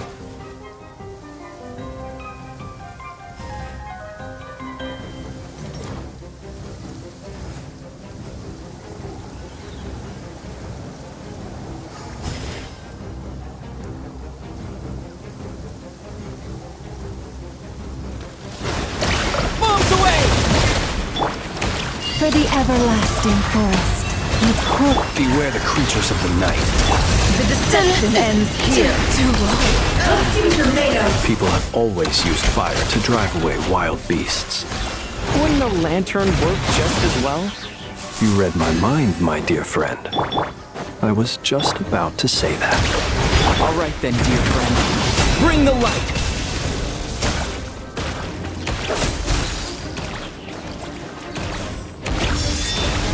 Night falls. Forest, protect... No more lies.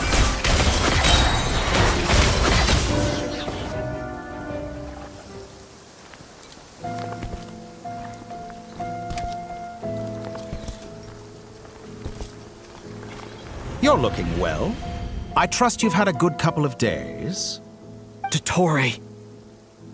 It's actually a good thing, in my view.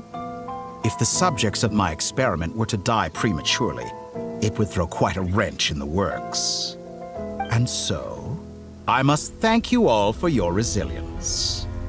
We are no longer on the same level, but you are nonetheless worthy of my respect. A creator god should be merciful and gracious after all. And in any case, it is only right that before I end your lives, the world is informed of the arrival of their new god.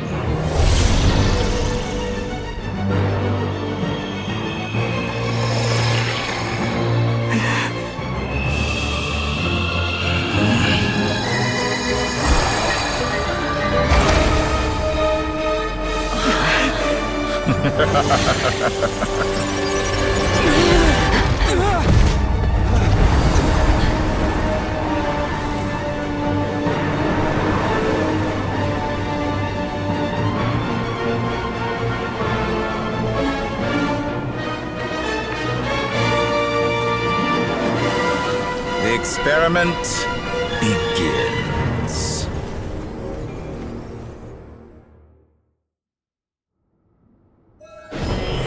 With the marrow of the three moons in my hand, behold the false moons fall!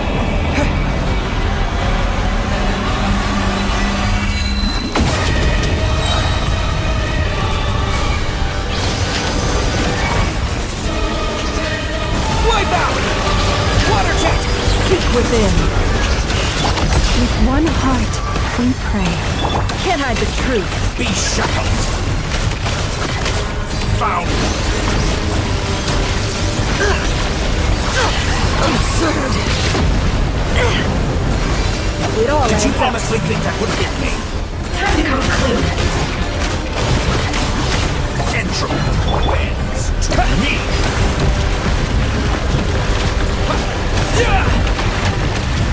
Be silent. Close your eyes. Night falls. Excellent. You barely managed to top the first, like an ant in my palm. Oh. I've been moved inside another space. And it's sealed off. Looking at the structure of it, it seems like Dottore intends to trap us here. There's no exit. Our endurance is about to be put to the test. Moon's remnants fall. Forrest? Did you No honestly more think lies.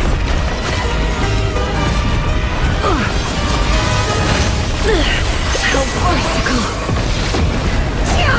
It all adds up.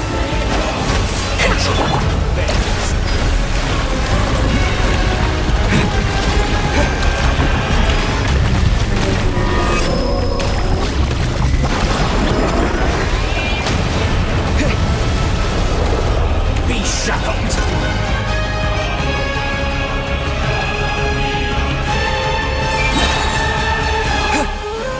Bombs away! Try the frost moon of old. The deception ends here. Can't hide the truth. With the marrow of the three moons in my hand, behold the false moons fall.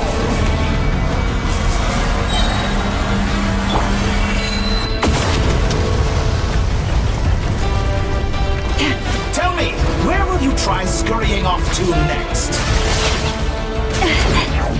Looks like Dottore has opted for a divide and conquer strategy. But we will not allow him to triumph. Now, I shall pray for our victory.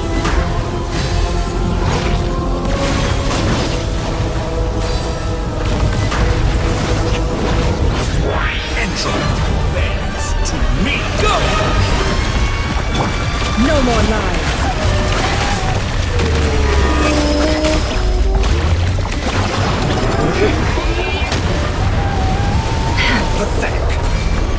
It all adds up. Go! Be shackled! Can't hide the truth. It all falls into place. The mystery unravels.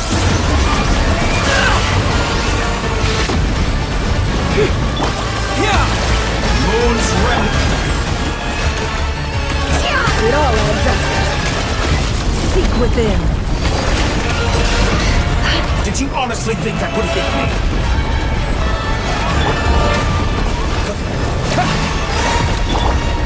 No more lies. Entrance. Bayonets to somersaults of valor.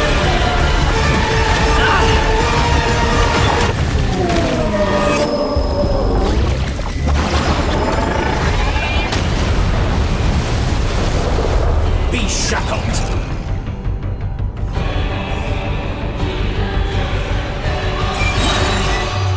Be annihilated, that which cannot stand against me. Absurd. What's this supposed to be? A knockoff version of the space Columbina got trapped in? There really is no way out. We'll see about that, Victoria.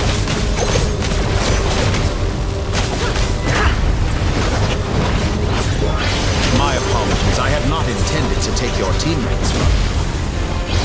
But you have a choice.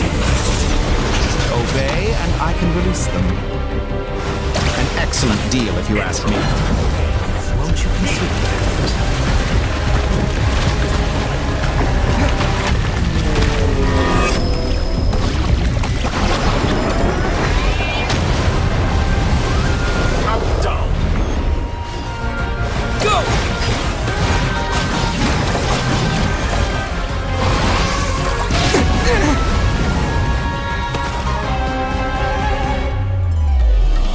I'm aware you've been working on some little tricks to surprise me with, but it appears that none of them have come to fruition.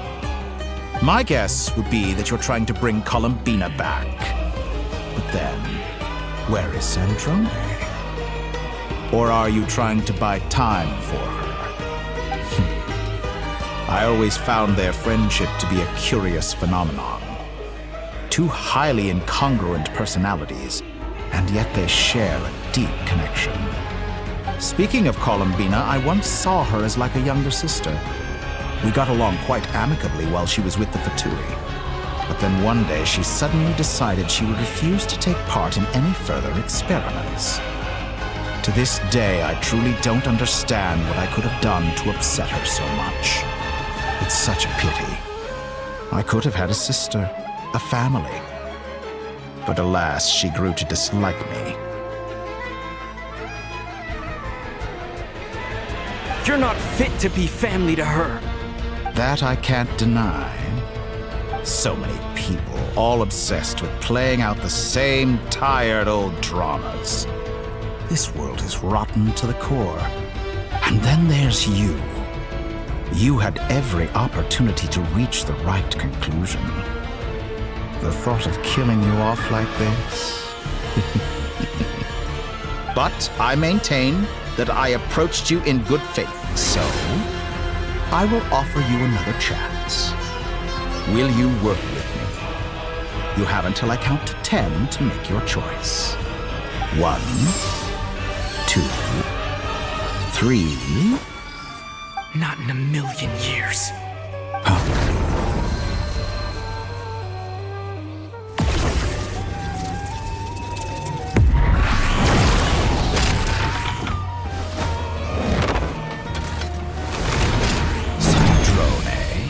What a pleasant surprise. I didn't think you'd join us all the way up here. You're as sick and twisted as ever. Don't fool yourself into thinking anyone's grateful for the chances you're offering them.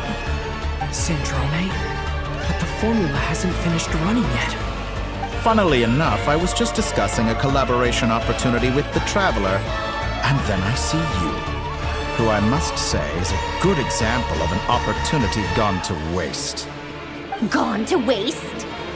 I said that everyone would get one chance, and you've used yours to march right back into the lion's den. So yes, it's an utterly wasted opportunity. And what makes you think I believe a word that comes out of your mouth? I was planning on disposing of your little formula after wrapping up more urgent business here. Since you've taken the trouble of serving it to me on a silver platter, I can simply bring it forward in the schedule.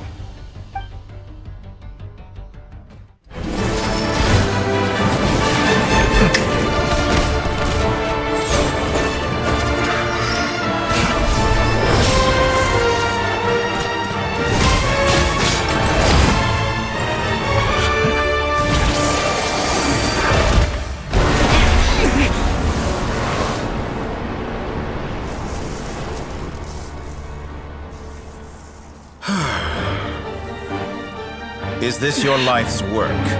This piece of trash?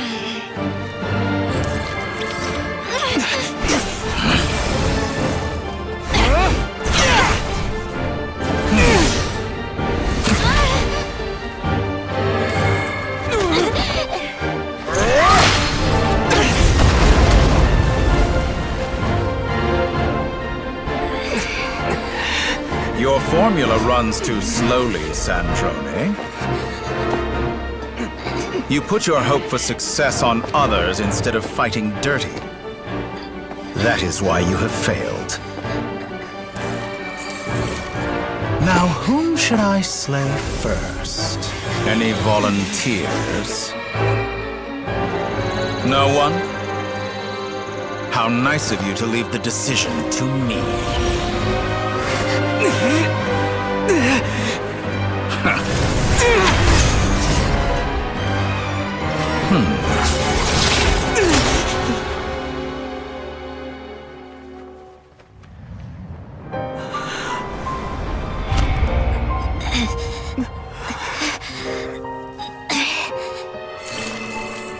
Oh, how unexpected. Sandrone, any last words for me, comrade?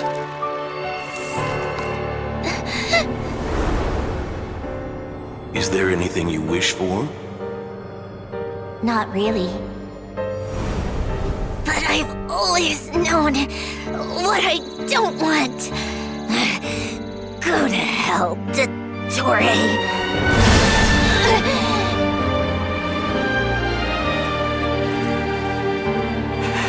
No!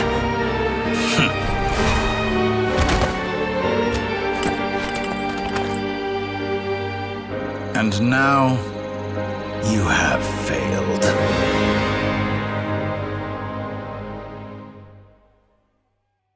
Sandrone!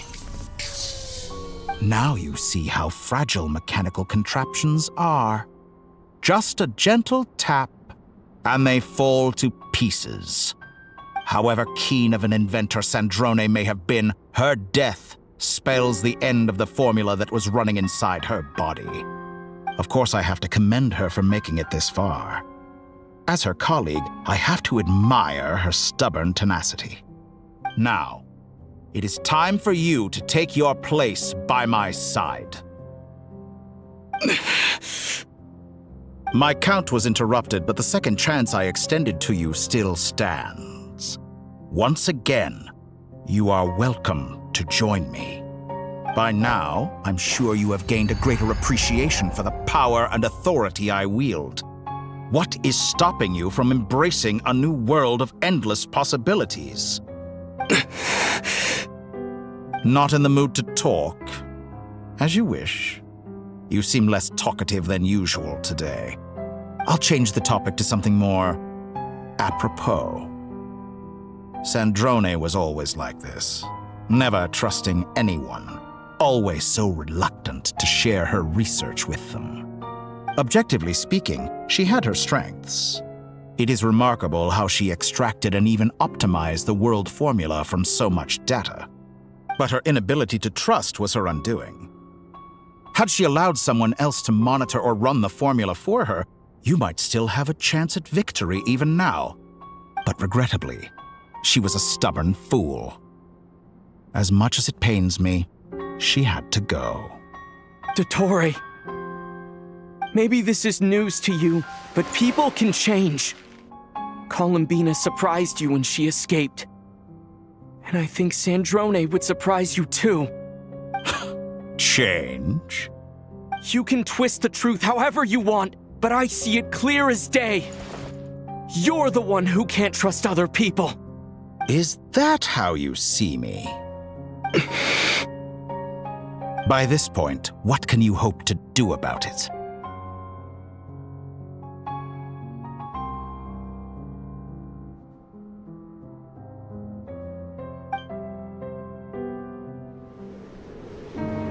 It is pointless to fight on. You've already lost. Wrong. You can't win this, Dottore.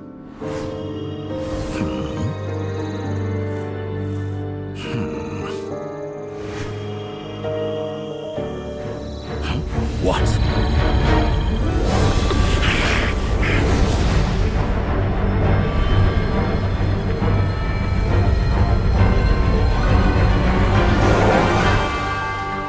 My formula can get us 90% of the way. It will connect you to Columbina. Then, I will bring the formula's output to the Traveler's side. For the last 10%, do whatever it takes. Just bring the moon down.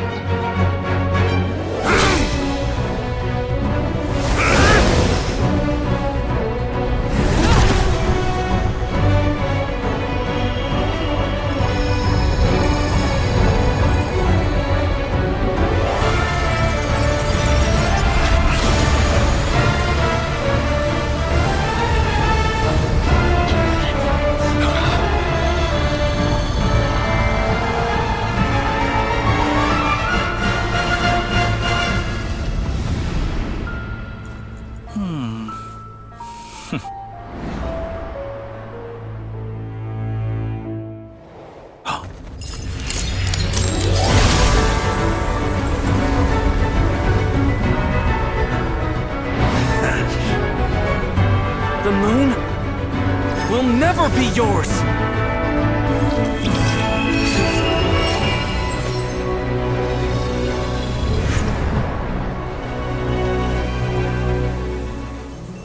I turn my body into moonlight and pour it over Nodcry.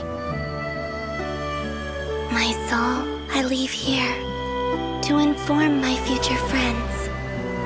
Lastly, I will hide the Trilune Authority within the Frost Moon. And when my body, soul, and authority are reunited, finally... Columbina!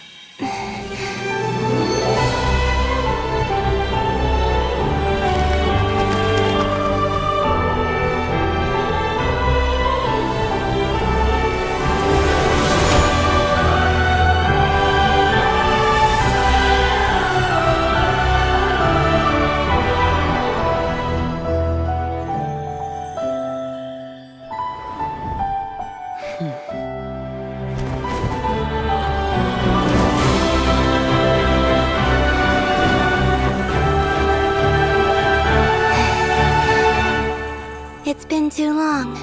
I'm back.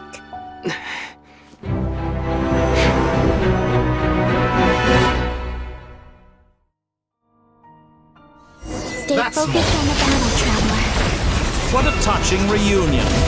Though I personally find myself repulsed by the sight of weaklings huddled together for war. Now, if you're quite finished patting yourselves on the back, show me how long you can struggle before you drown. Watch out, Columbina! Manipulate space itself! I know. Wait for the right moment. We'll strike together.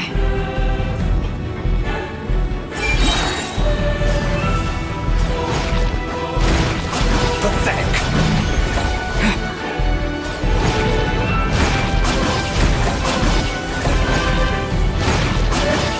Moon's remnants!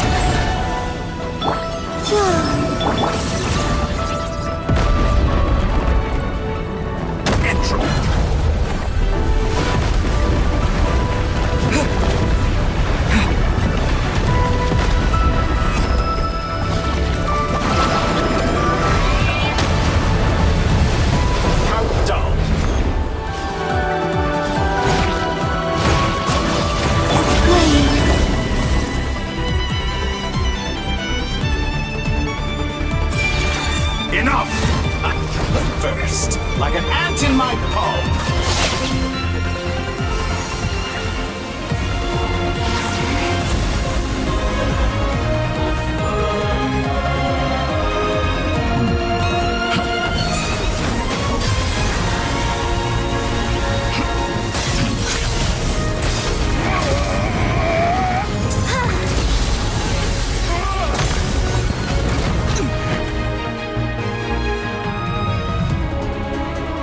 I grant you the new moon's blessing.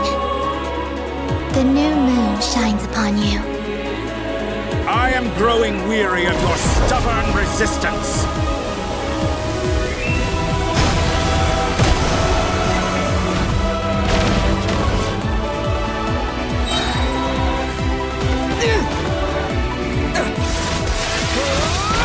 It's over, Dottore!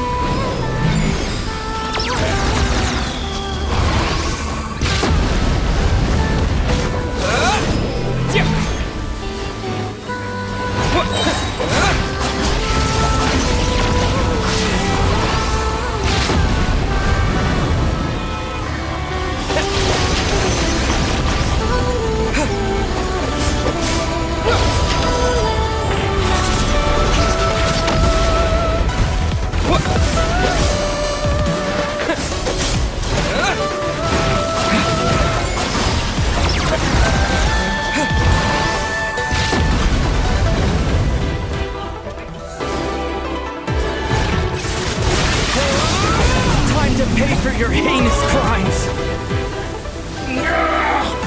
So close. I was so close. No longer must the world cower in the cold night.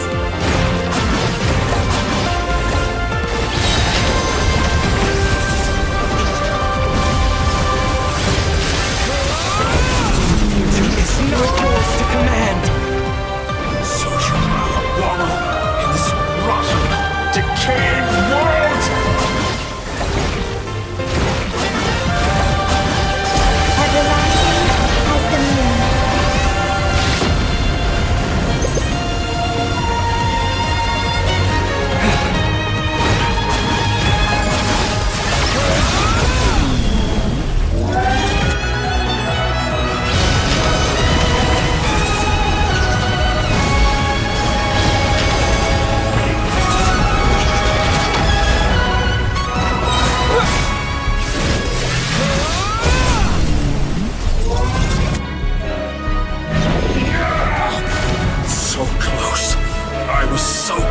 To the new world.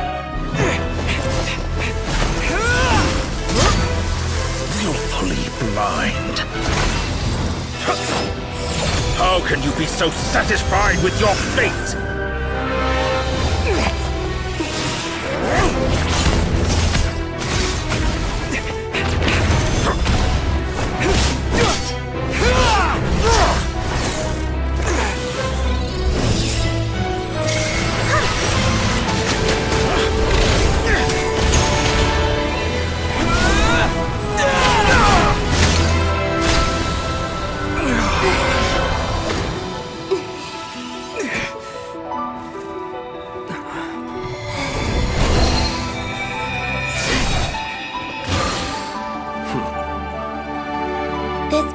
Was never about fate.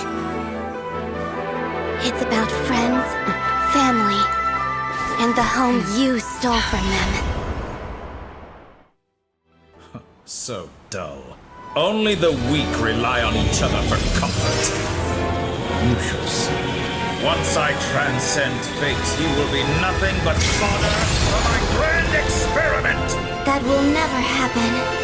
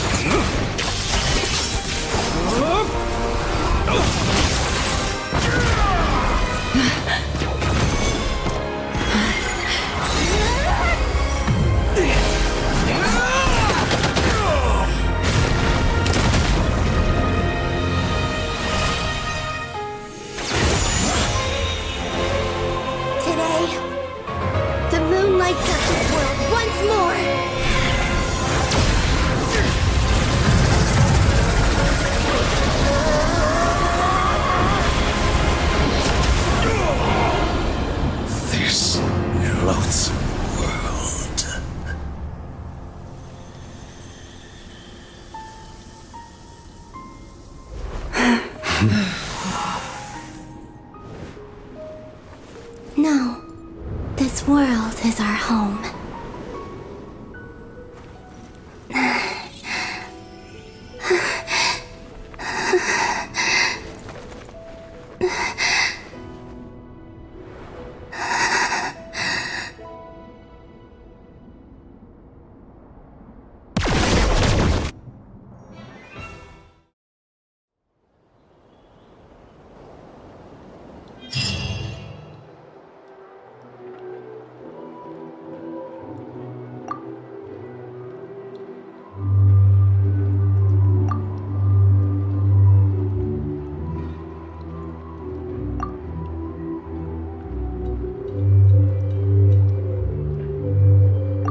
No, you're doing it wrong. The moon looks like this now. What are you trying, children? The new moon, Mom. It looks different than before, doesn't it? Also... Can I go buy a sugar sculpture today? Please? Just one? All right. I suppose today is a special day after all. Almost like a festival. Extra, extra! Get the latest Nasha Express here! Post-disaster report! Nasha Town reborn beneath a new moon! The voyage begins today! The future looks bright thanks to the League. Want a copy? I knew things would be different, but I didn't think that would include the moon. They say a new moon goddess has been born. A new moon goddess? Who's saying that? The Frost Moon Scions? I guess so. I'm not too clued up on the details. As far as I'm concerned, the moon's still in the sky and it's business as usual. Hey, since we've come all this way, shall we grab ourselves a free meal while we're here? Are you a convert now? Or are you just here for the free lunch? Oh, come on, what does it matter? After everything we've all just been through? That smells good. All right, that's it. I'm hungry. Time to eat. Come on! We gotta get there early, or there won't be any good spots left! Shh, keep it down. This is a residential area. What if people are still sleeping?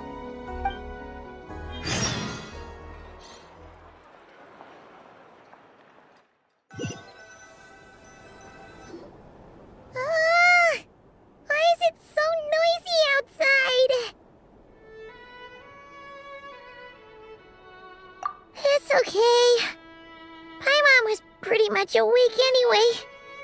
It's been so long since we last had a chance to relax, huh?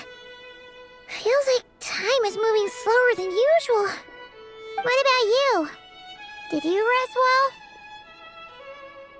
Still winding down from everything that's happened? Or are you wondering how our friends are doing? Or is it about what Dotori said to you? Okay, if you say so. But don't push yourself, alright? Let Paimon know if you need to talk. What we just went through was a lot. It's totally normal if you need some time to get back in your groove. Luanatar disappeared after Columbina came back. Apparently, she was part of Columbina's soul or something. Still, Paimon kind of misses Luanatar somehow. But anyway, you did great. So did Paimon. We all worked our butts off to contain this disaster, and in the end, we made it. So, chin up, Traveler. You should be proud of yourself. Hey, don't poke fun. You should be glad that Paimon's growing as a person.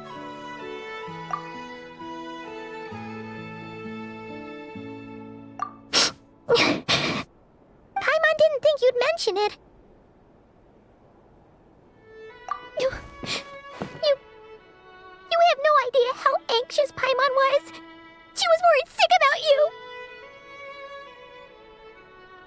Well, if you really want to show Paimon you're sorry, you're gonna need to make it up to her. You better be ready to splash out on a lavish meal.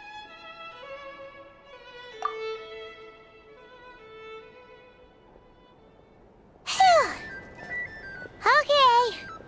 Paimon's full now. Huh? Oh, well... Hey there, Traveler and Paimon. Good morning. Morning, Yehuda. Here for some breakfast? Oh, I've already eaten. Just need some water. I was mostly worried you might forget what day it was today. So, I came over to remind you. Careful there, Paimon. Too much food will make you drowsy. Don't let anyone catch you hiding at the back and nodding off during the league meeting. You should probably be saying that to Aino. She's the baby of the group, if anyone. True. You know, I'm surprised that all these competing groups are actually coming together to try to solve things together. Definitely a first for Nodcry. Well, nothing like a region-wide calamity to bring people together. After that, surely even the most self-interested people have to realize that going it alone isn't worth the risk, right? Try telling Boss Neff that. She's not exactly convinced that people are gonna get with the program. Really? But if she's so pessimistic about it, why'd she agree to be the Curatorium's representative in the league? Probably 'cause even though Unity sounds like a pretty far-fetched idea, the benefits it would bring make it worth a shot. I think things will work out, though. I swear, Nodcry feels like one big family now with everything that's happened. More than it used to, anyway. Paimon's with you on that one. And it seems like plenty of other people agree, too. Just listen to the bustling streets. All right. Everyone's been rebuilding these last 2 weeks, and the evacuees have been coming back in droves. Life's slowly returning back to normal. Which means my workload's probably gonna shoot back up. Were you about to head out? There's still some time before the ceremony begins, you know. Yeah, we were gonna take a stroll around the square and say hi to some friends first. Sounds good. See you later then.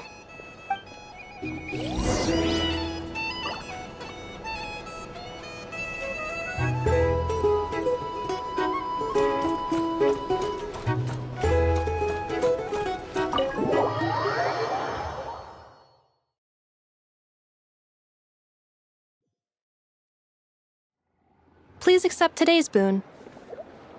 Have a nice day.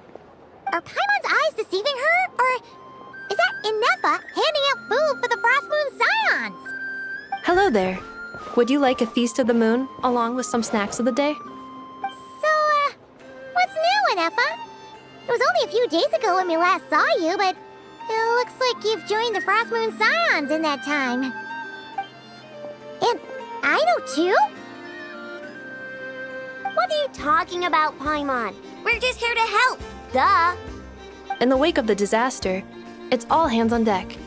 We responded to Lama's request for support. At times like these, the smallest good deed can inspire others and help them through the hard days ahead. And we're using eggs and heating tubes to make that a reality. In true Kromkake Crab Shop style! Enough! Did you hear that? The Traveler said I did good. The Traveler! That's because it's true, I know. Proposal. If you can resist eating today's dessert, I will provide you with compliments, too. No way! Well, that proposal got shot down quickly. I need something to get me through the hard times, too, you know. Mom! Yes, dear. Go right ahead. Excuse me. Could I take a photo with the robot lady? She helped us get safely out of Nodcry, and she helped us get back home too. She's the best. Of course she is. And since I'm the whiz kid who built her, that makes me even better than best, right? But you stole my snacks though. Oops. Shall we move to the open space near the center? The view there is better. Thank you! Aren't you the better pick for this job, Flint? You underestimate yourself yet again, Master Ilua. Not at all. I rarely come by Nasha Town. I don't know any of the big shots here. All in good time. Socializing is a step-by-step journey. But you're much further ahead on that road, aren't you? You're not seeing the full picture. You know the truth now. My friends do not understand my habits. There is no question about it. The Lightkeepers need a representative in the League. Someone who is upright, cares about other people, and can realize their self-worth through group action. You say it like you wouldn't make the cut. I am most flattered that you think I would. Sigh a little less, Master Ilua, and have more faith in yourself. All the Lightkeepers agree that you're a very promising young man. That is precisely why Starshina and Nikita felt safe delegating such important work to you. I'm sure we all also agree that we would sooner die of dehydration than manage to wrangle anything out of you in a discussion. My apologies. I am not in the habit of bringing water with me when I go out. Whatever. I'll take the job. By the way, who else is part of this? Oh, it's quite the who's who of Nodcry. There's the Moon Chanter of the Frostmoon Scions, the boss of the Curatorium of Secrets, a representative of the Voynich Guild, and even someone from the adorable Kromkake craft shop.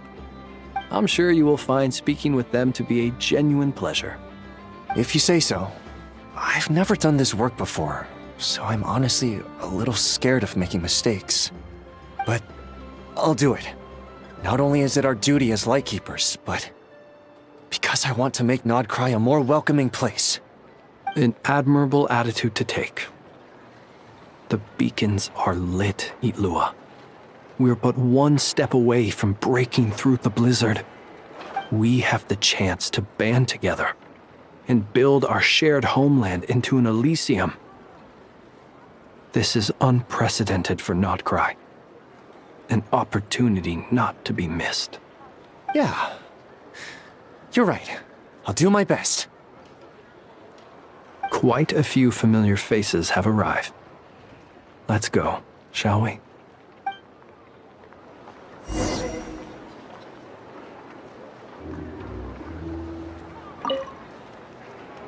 You look so cool when you fly, Miss Robot, and when you use your spear, too!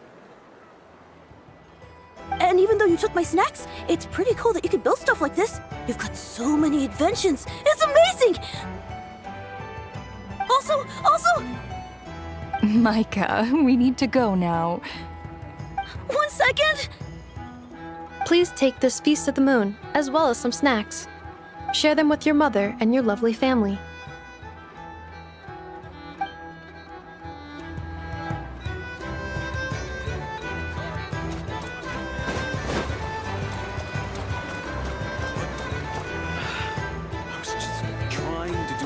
As a Lightkeeper.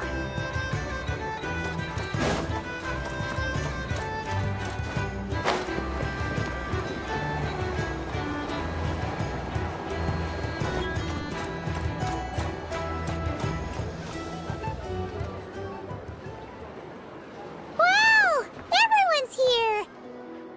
You seem well rested. I know no one's asked, but I'm sure you all want to know, so let me just say, we're doing great. Thanks.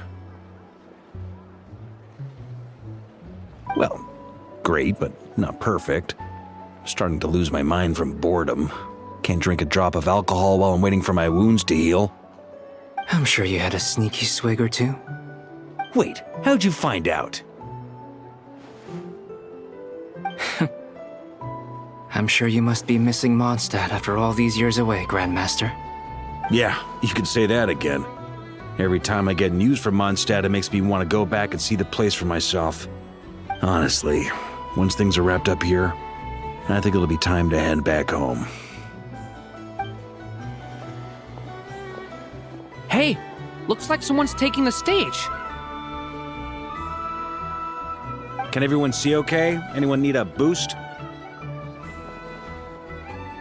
I'll just listen from the back. It's fine. You're You're taking this pretty seriously, huh, Durin? Well, it's not every day that I get the chance to see how people speak in official settings. Soak it up like a sponge. I'll make sure you get a chance to practice for yourself later down the line. Actually, I know just the thing. You can debrief the Knights of Favonius for me. Mr. Varka, are you forgetting that I'm not a Knight of Favonius? I can knight you. Any particular title you'd like? Is he joking? I really can't tell. You'll have to figure this one out for yourself. It'll be a good learning experience. It is my honor to host the opening ceremony for the League, and to have this opportunity to speak to you all in my capacity as Voynich Guild representative. Could this person also have been pushed onto the big stage by the real big shots? Guess I'm not the only one then.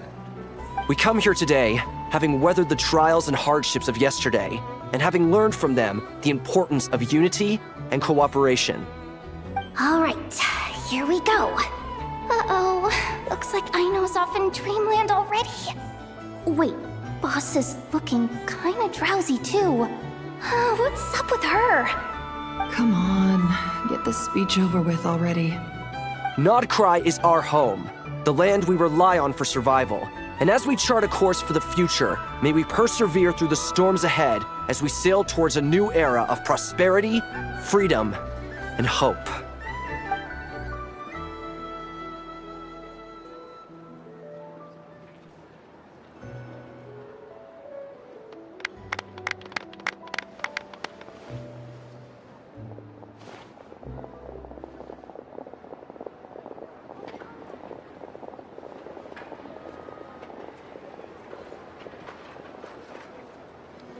Looks like we'll have more opportunities to travel in the future. I'm sure you'll cope, Lady Moonchanter, given how fleet of foot you are. Unfortunately, I suspect I'll be too busy at the curatorium to act as your host.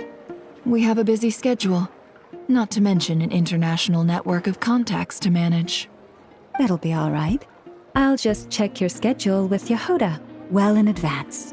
And if she's not available, I can simply ask Ashru. So giving my employees extra workload isn't enough for you? You're really going to drag my cat into this too? I thought you'd approve. Aren't you forever increasing your employees' workloads? That's a bold statement. Are all the Frost Moon Scions feeling more audacious now that your moon goddess has returned? Columbina's return has brought joy to all who care about her. That includes both you and me. As for the Frost Moon Scions, we are learning how to thrive independently, without relying on the moon goddess. It is up to us to make our home a more livable place. Joining the League is one of the steps we are trying towards that end. I like the word try. It's nice and non-committal. You can opt out at any time and still say you tried. You don't see a bright future for the Frost Moon Scions? Or did you mean the League? I'm just not as optimistic as you. The Frost Moon Scions should count themselves lucky that they have a leader as stubborn and enterprising as you. But Nodcry's a big place, with all kinds of people. Most of them don't enjoy answering to a leader, or even listening to reason. Well, that's where you and your methods come in. Unless the Curatorium of Secrets is only here for appearances. For now, yes. And that won't change until this venture becomes worth my while. What would make it worth your while? Getting out more than I put in. Right now, I'd barely break even, but I'll grant that it's a good start for Nodcry. Then maybe it's worth a try. All right, you can stop now. Or do I have to join the Frost Moon Scions before you'll get off my back? You'd be very welcome to join us. Hey, you two! Congrats on all your hard work! What are you chatting about? Nefer was trying to dissuade me from adding to her employees' workload. Also, she's considering joining the Frost Moon Scions. Sorry, what? Your conversations are always the most interesting. Would you two care to join me for some tea before heading to your next destination?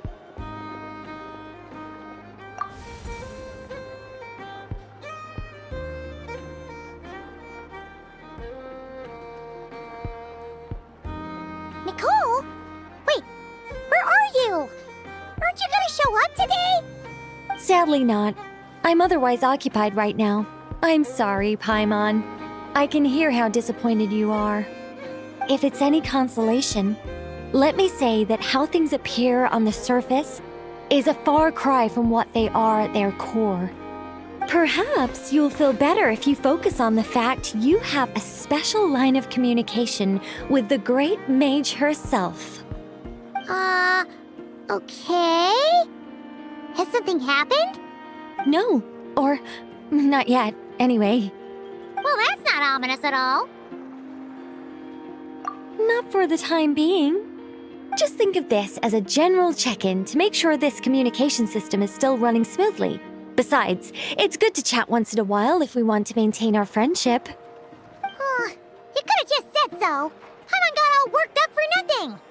Still, the best friendships are built through face-to-face interaction, you know. It's never gonna stop being weird having tea with you when you're not there and just talking to thin air. All right, fair point. I'll bear that in mind for next time. Yeah. Any update on that crisis at the world's borders?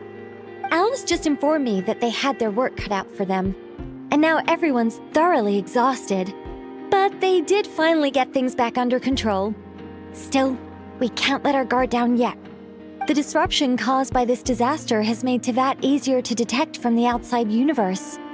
She plans to wait for things to stabilize, then reschedule her Mondstadt vacation plans. As for me, I agree with Hat Guy's perspective. This is a time when many new variables are emerging, and the situation is changing constantly. Plus, most of this change is for the worse. We have to remain vigilant and ensure that the embers of chaos are not rekindled. I did notice that the energy in Nodcry changed somewhat after the War of Funerary Flame, but since it was still aligned with the Light Realm, I never gave it a second thought. It looks like I'll have to examine the connections between phenomena I observe more closely in the future. Just doing my duty. It's more or less second nature by now. Of course.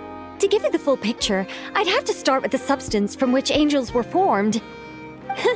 Never mind. Paimon's right. Showing off my knowledge would be much more satisfying in person. By the way, you did receive the gifts from the Hexen Circle, yes? I'm not trying to claim credit or anything, but my pride demands that I at least mention it. They're quite similar to the protective talisman that Alice gave Dory, but with some very special enhancements. Oh! So that's what kept our friends safe when Dotori trapped them. Indeed. We went to great lengths to make sure they were invisible to his eyes. I'm so happy they came in handy. Still, not fishing for gratitude, by the way. I just want you to be aware that sometimes your friends may be protecting you in ways you cannot perceive. Anyway, I'll contact you if anything else crops up. If not, you know what they say, no news is good news. Oh, my angelic instincts are tingling. They say you should head to the docks next. Your friends are about to board their ship home.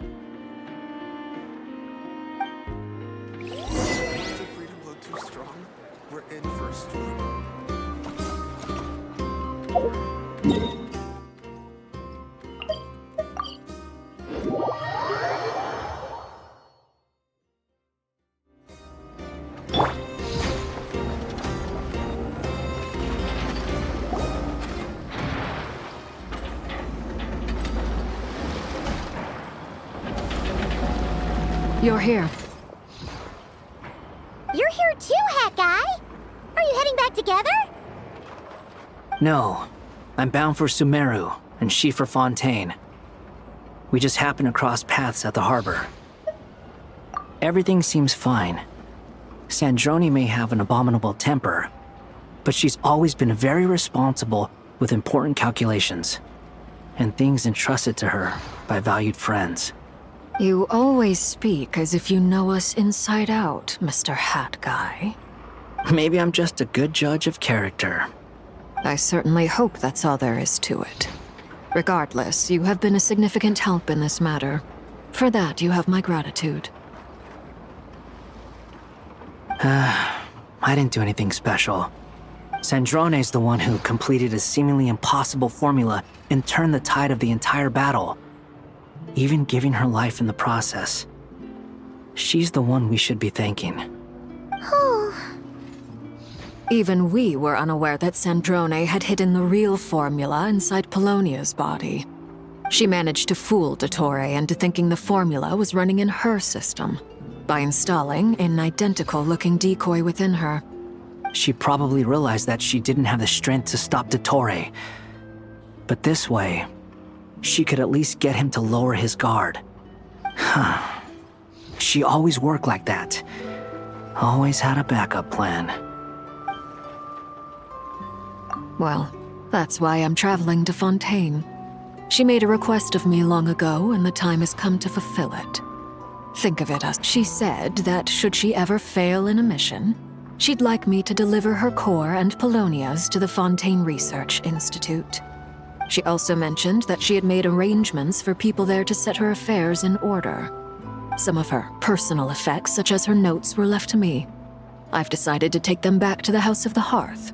For safekeeping, primarily, but also as mementos, I suppose. However, there is one book among them that I'd like to leave in your care. I'll have someone deliver it to your residence at the flagship at a later date. No, I was specifically warned not to tell her. This is her last wish, and I will abide by it. I can only hope so, but none of us here can know for certain. I bade farewell to Columbina earlier today. As promised, she turned the iridescent moon's marrow over to me. She spent a long time with Sandrone's body, saying her goodbyes. Oh, is she all right? Sandrone's passing has left a great wound in all of our hearts. It will take time to heal, but Columbina surprised me. She offered me some words of comfort before I departed. Despite being grief-stricken herself, she showed an awareness of the feelings of others around her. She never used to act like this. Clearly, she has grown. And I suspect that we have you to thank for much of the change we are seeing in her. After these recent events, the Tsaritsa has revoked the Pale Star Edict. Snezhnaya now realizes that the arrest warrant for Columbina was just a ploy by Dottore, who coveted her powers. I shall return to Nodcry to see her as soon as I find the time. I hope that from now on, she too will explore more of the world. Columbina Hyposelenia's journey is only beginning. My ship is here. Traveler, Paimon, we shall meet again. You too, Hat Guy. What are you still bumming around for? Isn't Columbina waiting for you? I thought today was the day you'd agreed with her to go find out the truth about your sibling. You're afraid you won't like the truth when you see it. Well, this is new. I was starting to think that nothing could scare you. Don't say that! Wouldn't you be if you were in this situation? Fair point. But I'd say I have more experience facing up to unpleasant truths than the Traveler. They say blood's thicker than water. I know how much you need your family back. More than you need any of your friends. And I'm sure that all your real friends understand that too. No matter what the truth turns out to be, they will stick by you and support you, whatever decision you make. Finding the truth is important. But more important still is what you choose to do once you've found it. At least, that's the life lesson I've learned from my experience, grappling with the truth. What? Now that Dottoro's dead and gone? A little, I guess. But it hasn't solved everything. Maybe I regret not getting to end his life with my own hands. Or maybe it's something else. But for whatever reason, I still feel like I have a chip on my shoulder. Either way, I'm going back to Sumeru. Lesser Lord Kusanali is gonna need help dealing with all the chaos Dottori left in his wake. Not just from this incident, but everything he did in the past, too. You should continue with your journey, as you've always done. Who knows? Maybe we'll meet again someplace else. So, what should we do now? If you want to explore a bit more to steady those nerves, Paimon's game! After all, when Columbina said she knew where your ship was hidden, Paimon promised to give you two some alone time with the truth. It hasn't been all that long since we were last apart, sure, but with Columbina there, Paimon's sure things will be just dandy. Ain't no biggie. Paimon might be all about that food and fun, but she knows how to do right by people. Paimon's sure you'd prefer to digest the news about your sister in peace. But, no matter what you see, just know you can share it with Paimon. Of course, as long as it's not super private. If you can't make sense of something, let's give it some thought together. And even if we both can't figure it out, Paimon can at least treat you to a nice meal. Glad to hear it. Feel better now? Alrighty. Next up, time to meet with Columbina.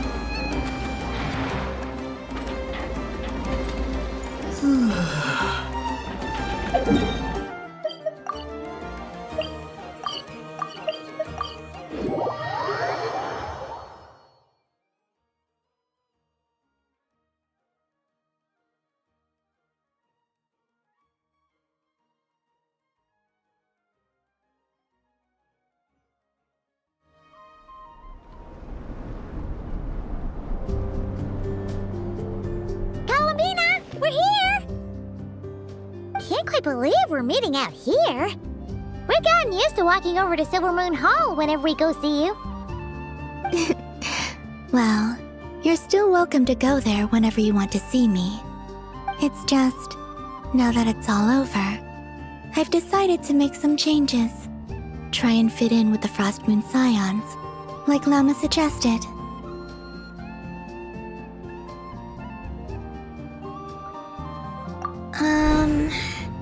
The older generation are still timid around me.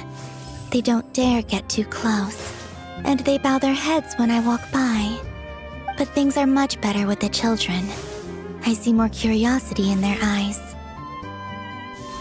Hopefully, by the time the next Moon Prayer Night comes around, I can enjoy the festival with them as myself, without having to pretend that I'm only dressed up as the Moon Goddess. You'll do fine, Columbina. Paimon's sure they'll realize you're super nice once they get to know you better. You really think so? When we first met, you thought I was a little up in the clouds. We were just starting out then, come on! So Llama told you, huh? I'm only teasing. I know that I have you to thank for pulling me back down to solid ground. It feels good to finally stand firm on the earth where I was born. Oh, that's great!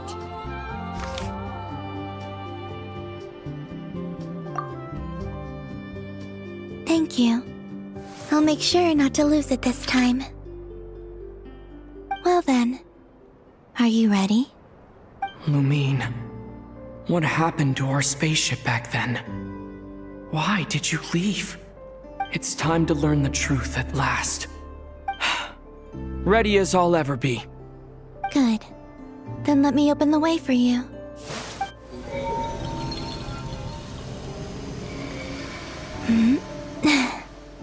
Where does this lead? To our shared destination. Huh? Do you remember me telling you about my missing prologue back when we just met? I said that my story began on the moon. But while I was inside the moon's reflection, I realized that my prologue was really hidden in the future. I just had yet to discover it at that point. The story of the time before I was born was in fact the story of my distant future. It's truly fascinating. But when I obtained the Trilunar Authority and returned to our present reality, I sensed something I hadn't expected. Your prologue. So you mean... Yes, your spaceship. All this time, it has been hidden on the Frost Moon, which lay beyond the sky.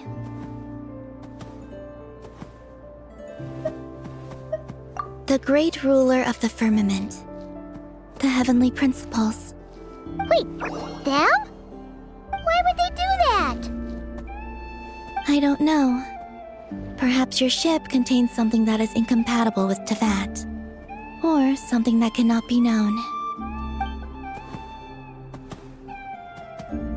Oh, did I pick a bad time to say this? I know it must have been hard to work up the courage to do this. Maybe I should have waited until you were on the moon, with no chance to back out. That would have been kind of mean, you know.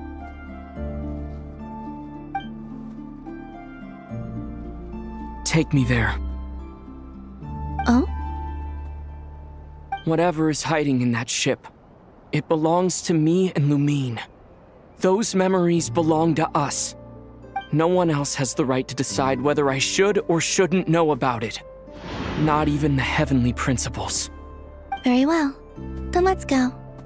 You two take care, alright? And don't forget to come back soon! Rest assured, Paimon. We will. Traveler, after you. Thinking about the story that we'll find hidden on the moon? Yes, and hoping that it has a happy ending. Stories like that don't exist, you know? You don't believe in happy endings? I don't believe in endings.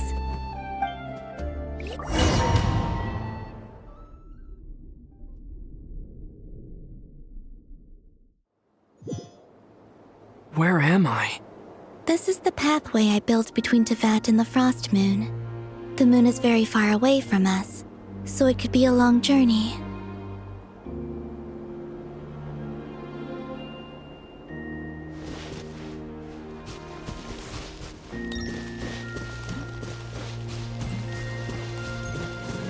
After I obtained the Trilunar Authority, I unwittingly saw past events from many of my friends' lives. One was Lauma. She was so young when they chose her to be the Moon Chanter. From then on, the Frost Moon Scions looked to her to bring messages from their goddess. But, for better or worse, I had left Hz Island before she was ever born. It was not until much, much later that she met me. I think it's for the best. Because of the way things turned out, You had the opportunity to become friends. You're right. In that sense, I think we were both very lucky.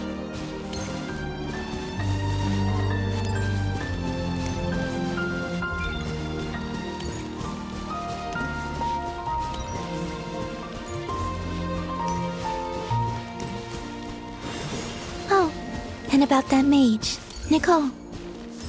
I only recently learned that she has lived in Teyvat since the time of the Three Moon Sisters. The Moon Goddesses always had a good relationship with the angels. I suppose our friendship continues that tradition.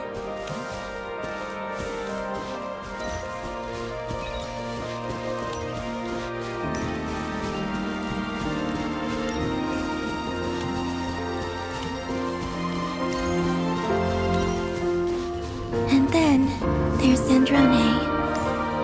I never knew that much about her, beyond the fact that she was created by someone called the Lord Artificer.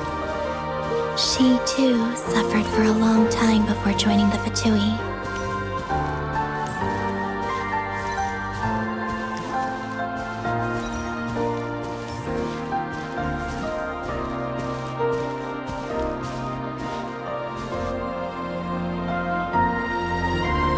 How I wish I could talk to her again, even if only to hear her say nasty things to me.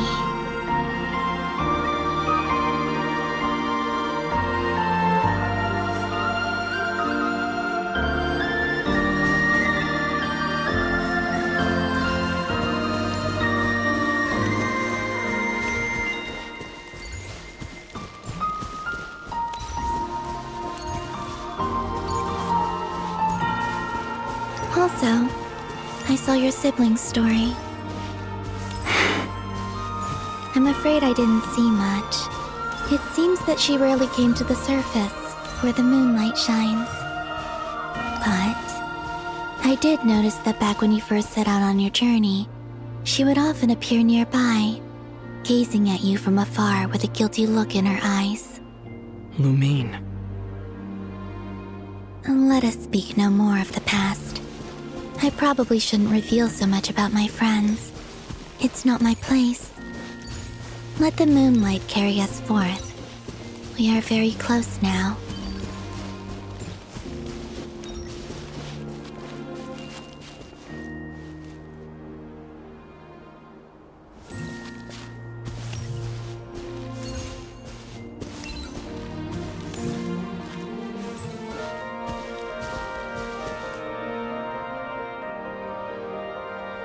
After this, I'd like to bring some Kuhenki to the moon as well. If they're willing, of course. What about your other friends? Will you bring them to visit too? Certainly. But I'll need to tidy the place up first. This home hasn't received any guests in a long, long time.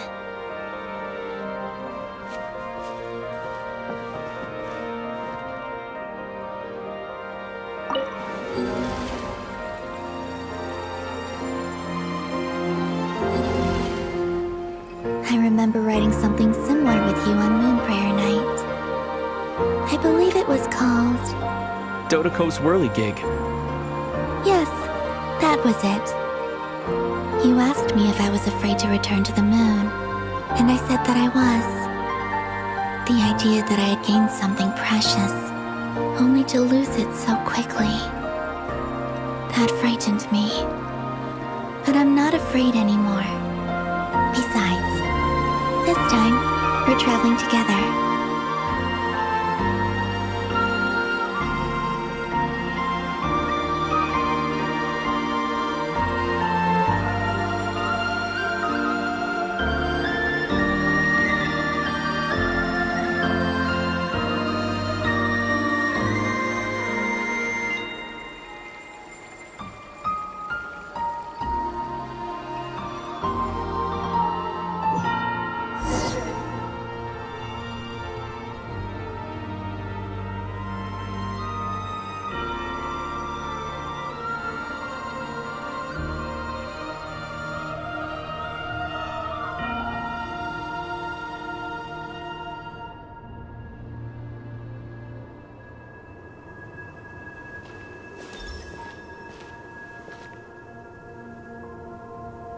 We're here.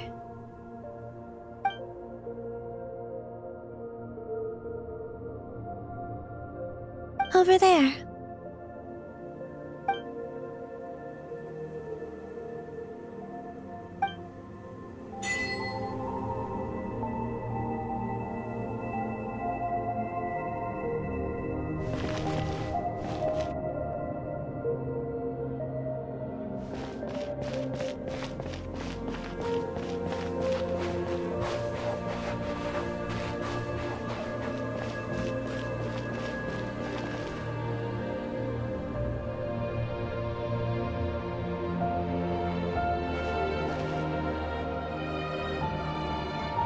Our spaceship. It's huge. I suppose that the moon is the only place one could hide it. It'll be alright. Huh? The way you feel in this moment, I went through it too, on Moon Prayer Night. The door was right in front of me, but I struggled to find the courage to step through. Solitude for me once meant living a life in which even I was absent. Before I met you, that was the only life I knew. But that night, solitude meant throwing away the life I had gained after meeting all of you. Columbina. Go. Retrieve the part of your life that was once lost. Trust me, you will lose nothing by doing so. Look, Tevat is right there. All of our friends are down there, waiting for us. You're right. Thanks, Columbina.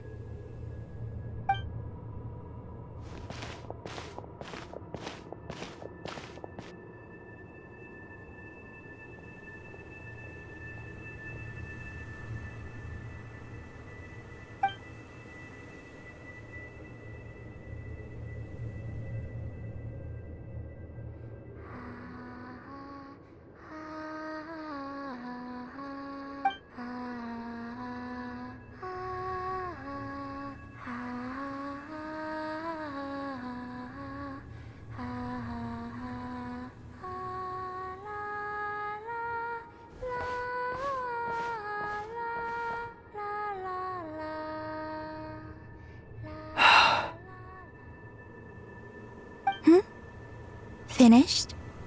Yeah. Why did you take your eye mask off? Well, since my return, I've decided to take more opportunities to see the world with my own eyes. Besides, I've always wondered how Tevat looks from the moon.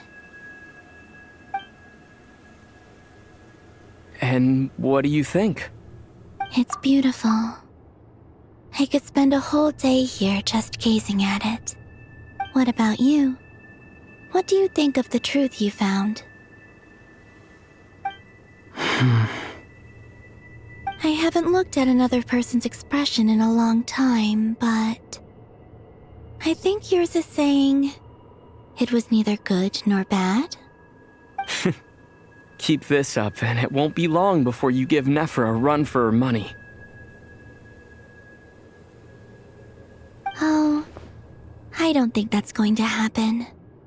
I'm much more used to sensing what's going on around me with Kuvaki. I think I'll save my eyes for seeing special moments I really want to remember.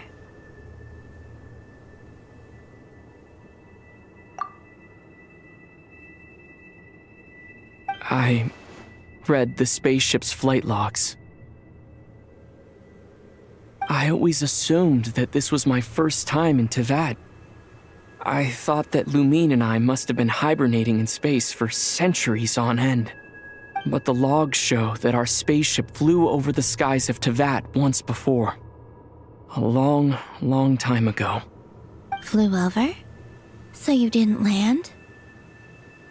No, the ship barely came to a stop before flying on again. After that, it continued traveling through space for a long time. Some of the data is corrupted, but I suspect that it kept flying for thousands of years. It was only after that that the ship made a forced landing in Nodcry. When Lumine found me, she came from outside the ship. Could this mean that she left the ship long before I did? Maybe even during our first pass over Tevat. Are you alright? Yes, I can feel that the truth is coming together, one small piece at a time. I remember Lumine telling me that when she first arrived in Conria, she could not recall the past. So this might be something that even she doesn't know. Here, I made some space for you. Your mind must be racing, and this seems like the perfect place to relax and clear your head. Oh, wait, there's one more thing. What is it? Wait here a moment.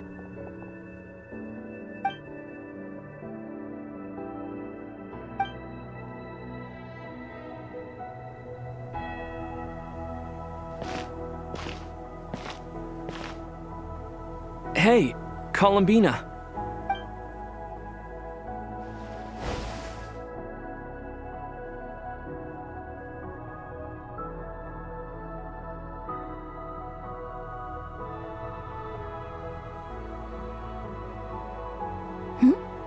Is that a new outfit? An old one, technically. It's been in a cabinet inside the ship this whole time. It's a matching pair with Lumine's. She always liked this set more. Huh. I don't think there's a huge difference. Really? Yes, it's still the same you. You're the same person, no matter what clothes you wear. Only Columbina would make an observation like that. Traveler, do you consider Tevat your home? Home is wherever Lumine is. But then after all the time I've spent here, and everything I've been through, yes, I'd say it's my home. Would you change your answer if Tevat changed appearance? I mean, if the truth about Tevat turned out to be different than what you thought. I don't know, but I don't think so. The truth is not what matters most to me about Tevat. When I was first born, I longed for a home. And when you get something before you're mature enough to understand the world, you just take it at face value. I thought that a home was a transaction. You give me what I want, and I'll do the same for you. But you and your friends taught me what a true home should look like. You never asked for anything, yet you gave so generously to me. That's because your friendship matters to us. It was worth it. In the past, I thought that my birth in Nodcry must have been a mistake.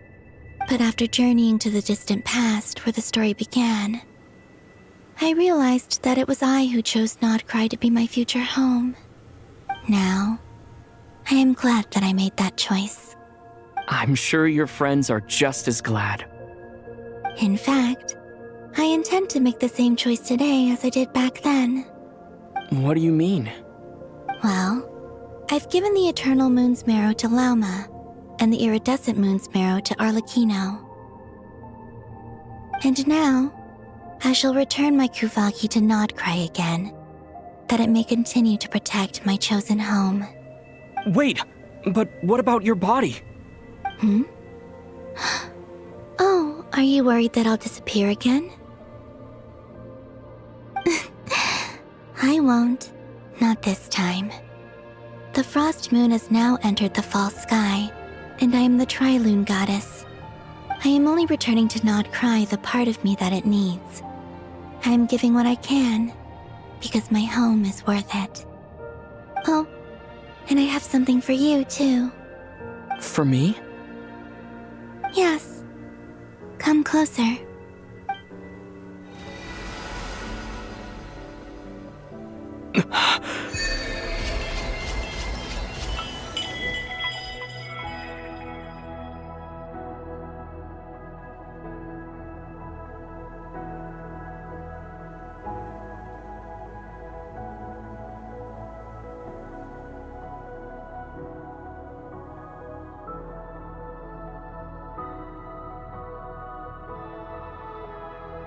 What was that? I lifted some of the restrictions this world placed on you. I trust this will help in your future adventures. My power. It feels like it's grown. I can use the elements more freely now. Thank you. This will be a great help. You're welcome. I see you as family, and after everything you've done for me, In fact, no. It's not because I owe you. It's because you're worth it. Here, this flower is for you.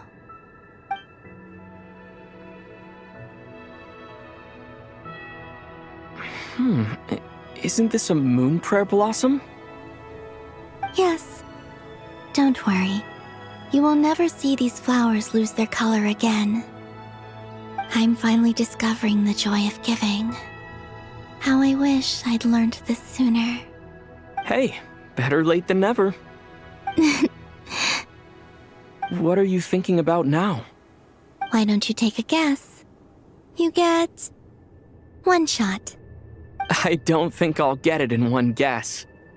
But I'm sure it's a happy thought. That's kind of a sneaky answer. I can't say you got it wrong. Down into that, the moon seems so far away. I felt it might always lie beyond my reach. But on the moon, everything feels so close by. The haze that once enshrouded the skies has finally been dispersed. I feel like a traveler on a winter's night, starting a new chapter in my tale by the warmth of a bonfire. I don't have a lot of luggage, but I do have a lot of hope for the future. Well, what's next? Next? To start with, I want to stay here just a little longer. After that, let's return home and continue our journey.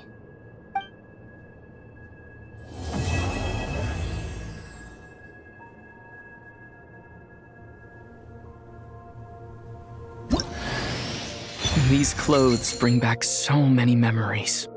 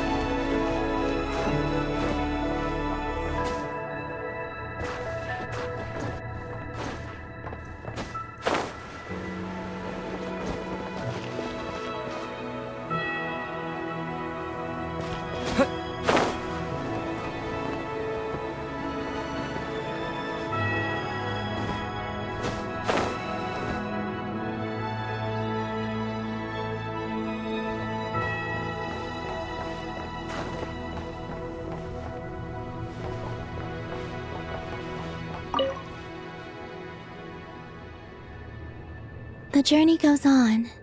For you, and for me. Like I said, this is not the end.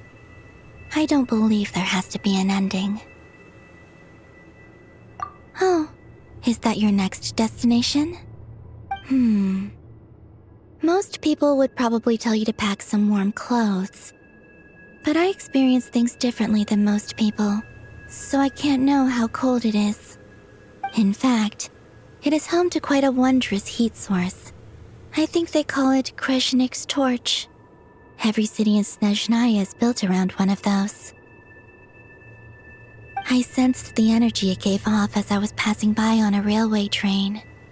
It felt grand and distant. I also recommend the Korolievsky troupe in Snezhnograd. They give performances quite regularly, and entry was free for harbingers. I liked them a lot. Ice cold and sharp. Crystal clear in some ways, yet profoundly unfathomable in others. Like the thick layer of ice on top of a frozen lake. That's just the impression that Tsaritsa gives me. I was never able to glimpse what truly lies beneath that icy exterior. In fact, I don't think the people of Snezhnaya even know what kind of power their god wields. Maybe that's because the Tsaritsa herself has never acknowledged, nor accepted that power. There's Regrator, the Rooster, and the Jester. Between them, they control a lot of what happens in Snezhnaya, but I could never wrap my head around how exactly power is split between them. I just know they are each responsible for many specific domains. I noticed that the Rooster and Regrator often appeared to get along on the surface, while working against each other in secret. And theirs is not a friendly rivalry. But I wasn't particularly interested, so I tended to keep my distance. Now that I think about it, the term Mistelton often seemed to come up in connection with Project Stuja. Once things settle down in Notcry, I'd like to explore the world beyond Snezhnaya. You've told me so many stories about the other places you've been to, and all the friends you've made there. I'm curious to visit those nations and see them for myself. It would also help me learn more about the journey that has made you into the person you are today. Okay. As you continue on your journey, don't forget to gaze up at the moon once in a while. It is, after all, no longer an illusion. It shall cast down its true moonlight, connecting us in truth.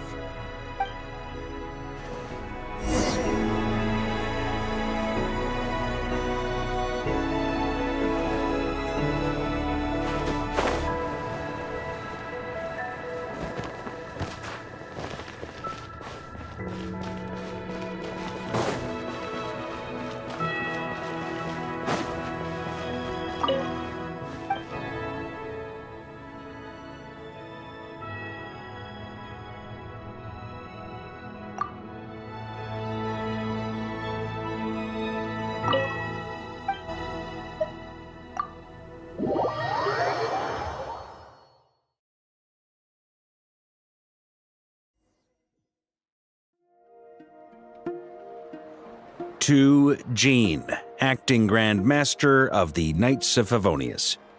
This preamble is such a pain to write. It's probably high time we got rid of this acting business.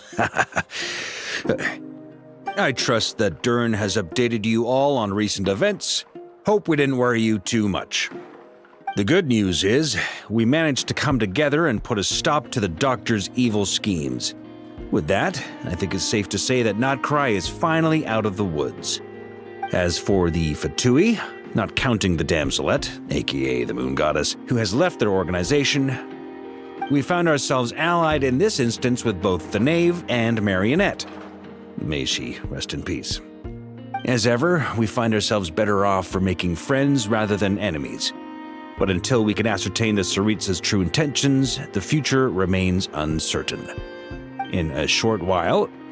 Wait. how am I meant to surprise everyone if I tell them in a letter that I'm heading home? Well, that would be a huge waste.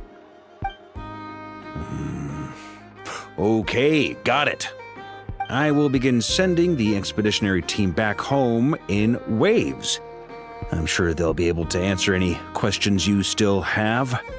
I hope they won't gloss over the details of my many heroic deeds. But if they do, I'm sure it'll be because they're just too exhausted from the long journey. I think of Mondstadt daily. Please give everyone my best regards. P.S. The honorary knight went above and beyond this time. Are there any other honors we can give him? I'll leave it with you. P.P.S. Please be extra nice to Klee for the foreseeable future.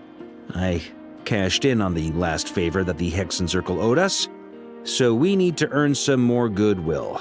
If there's any serious problems, feel free to stick me in solitary confinement when I get back. I'll do the time for her. Whew. And that, as they say, is all she wrote. End of an era. And with the moon shining down brighter than ever, I think everyone is going to sleep well tonight.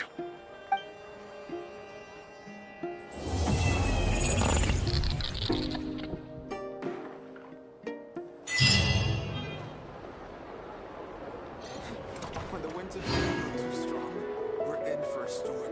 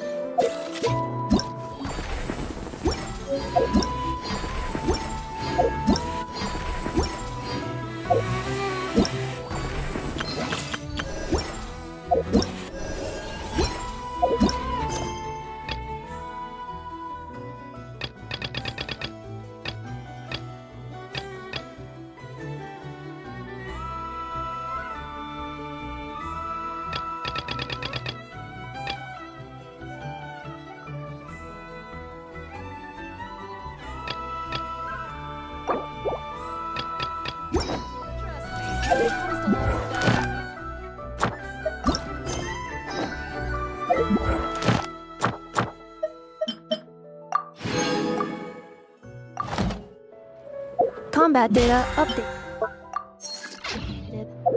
Please rest assured that I will.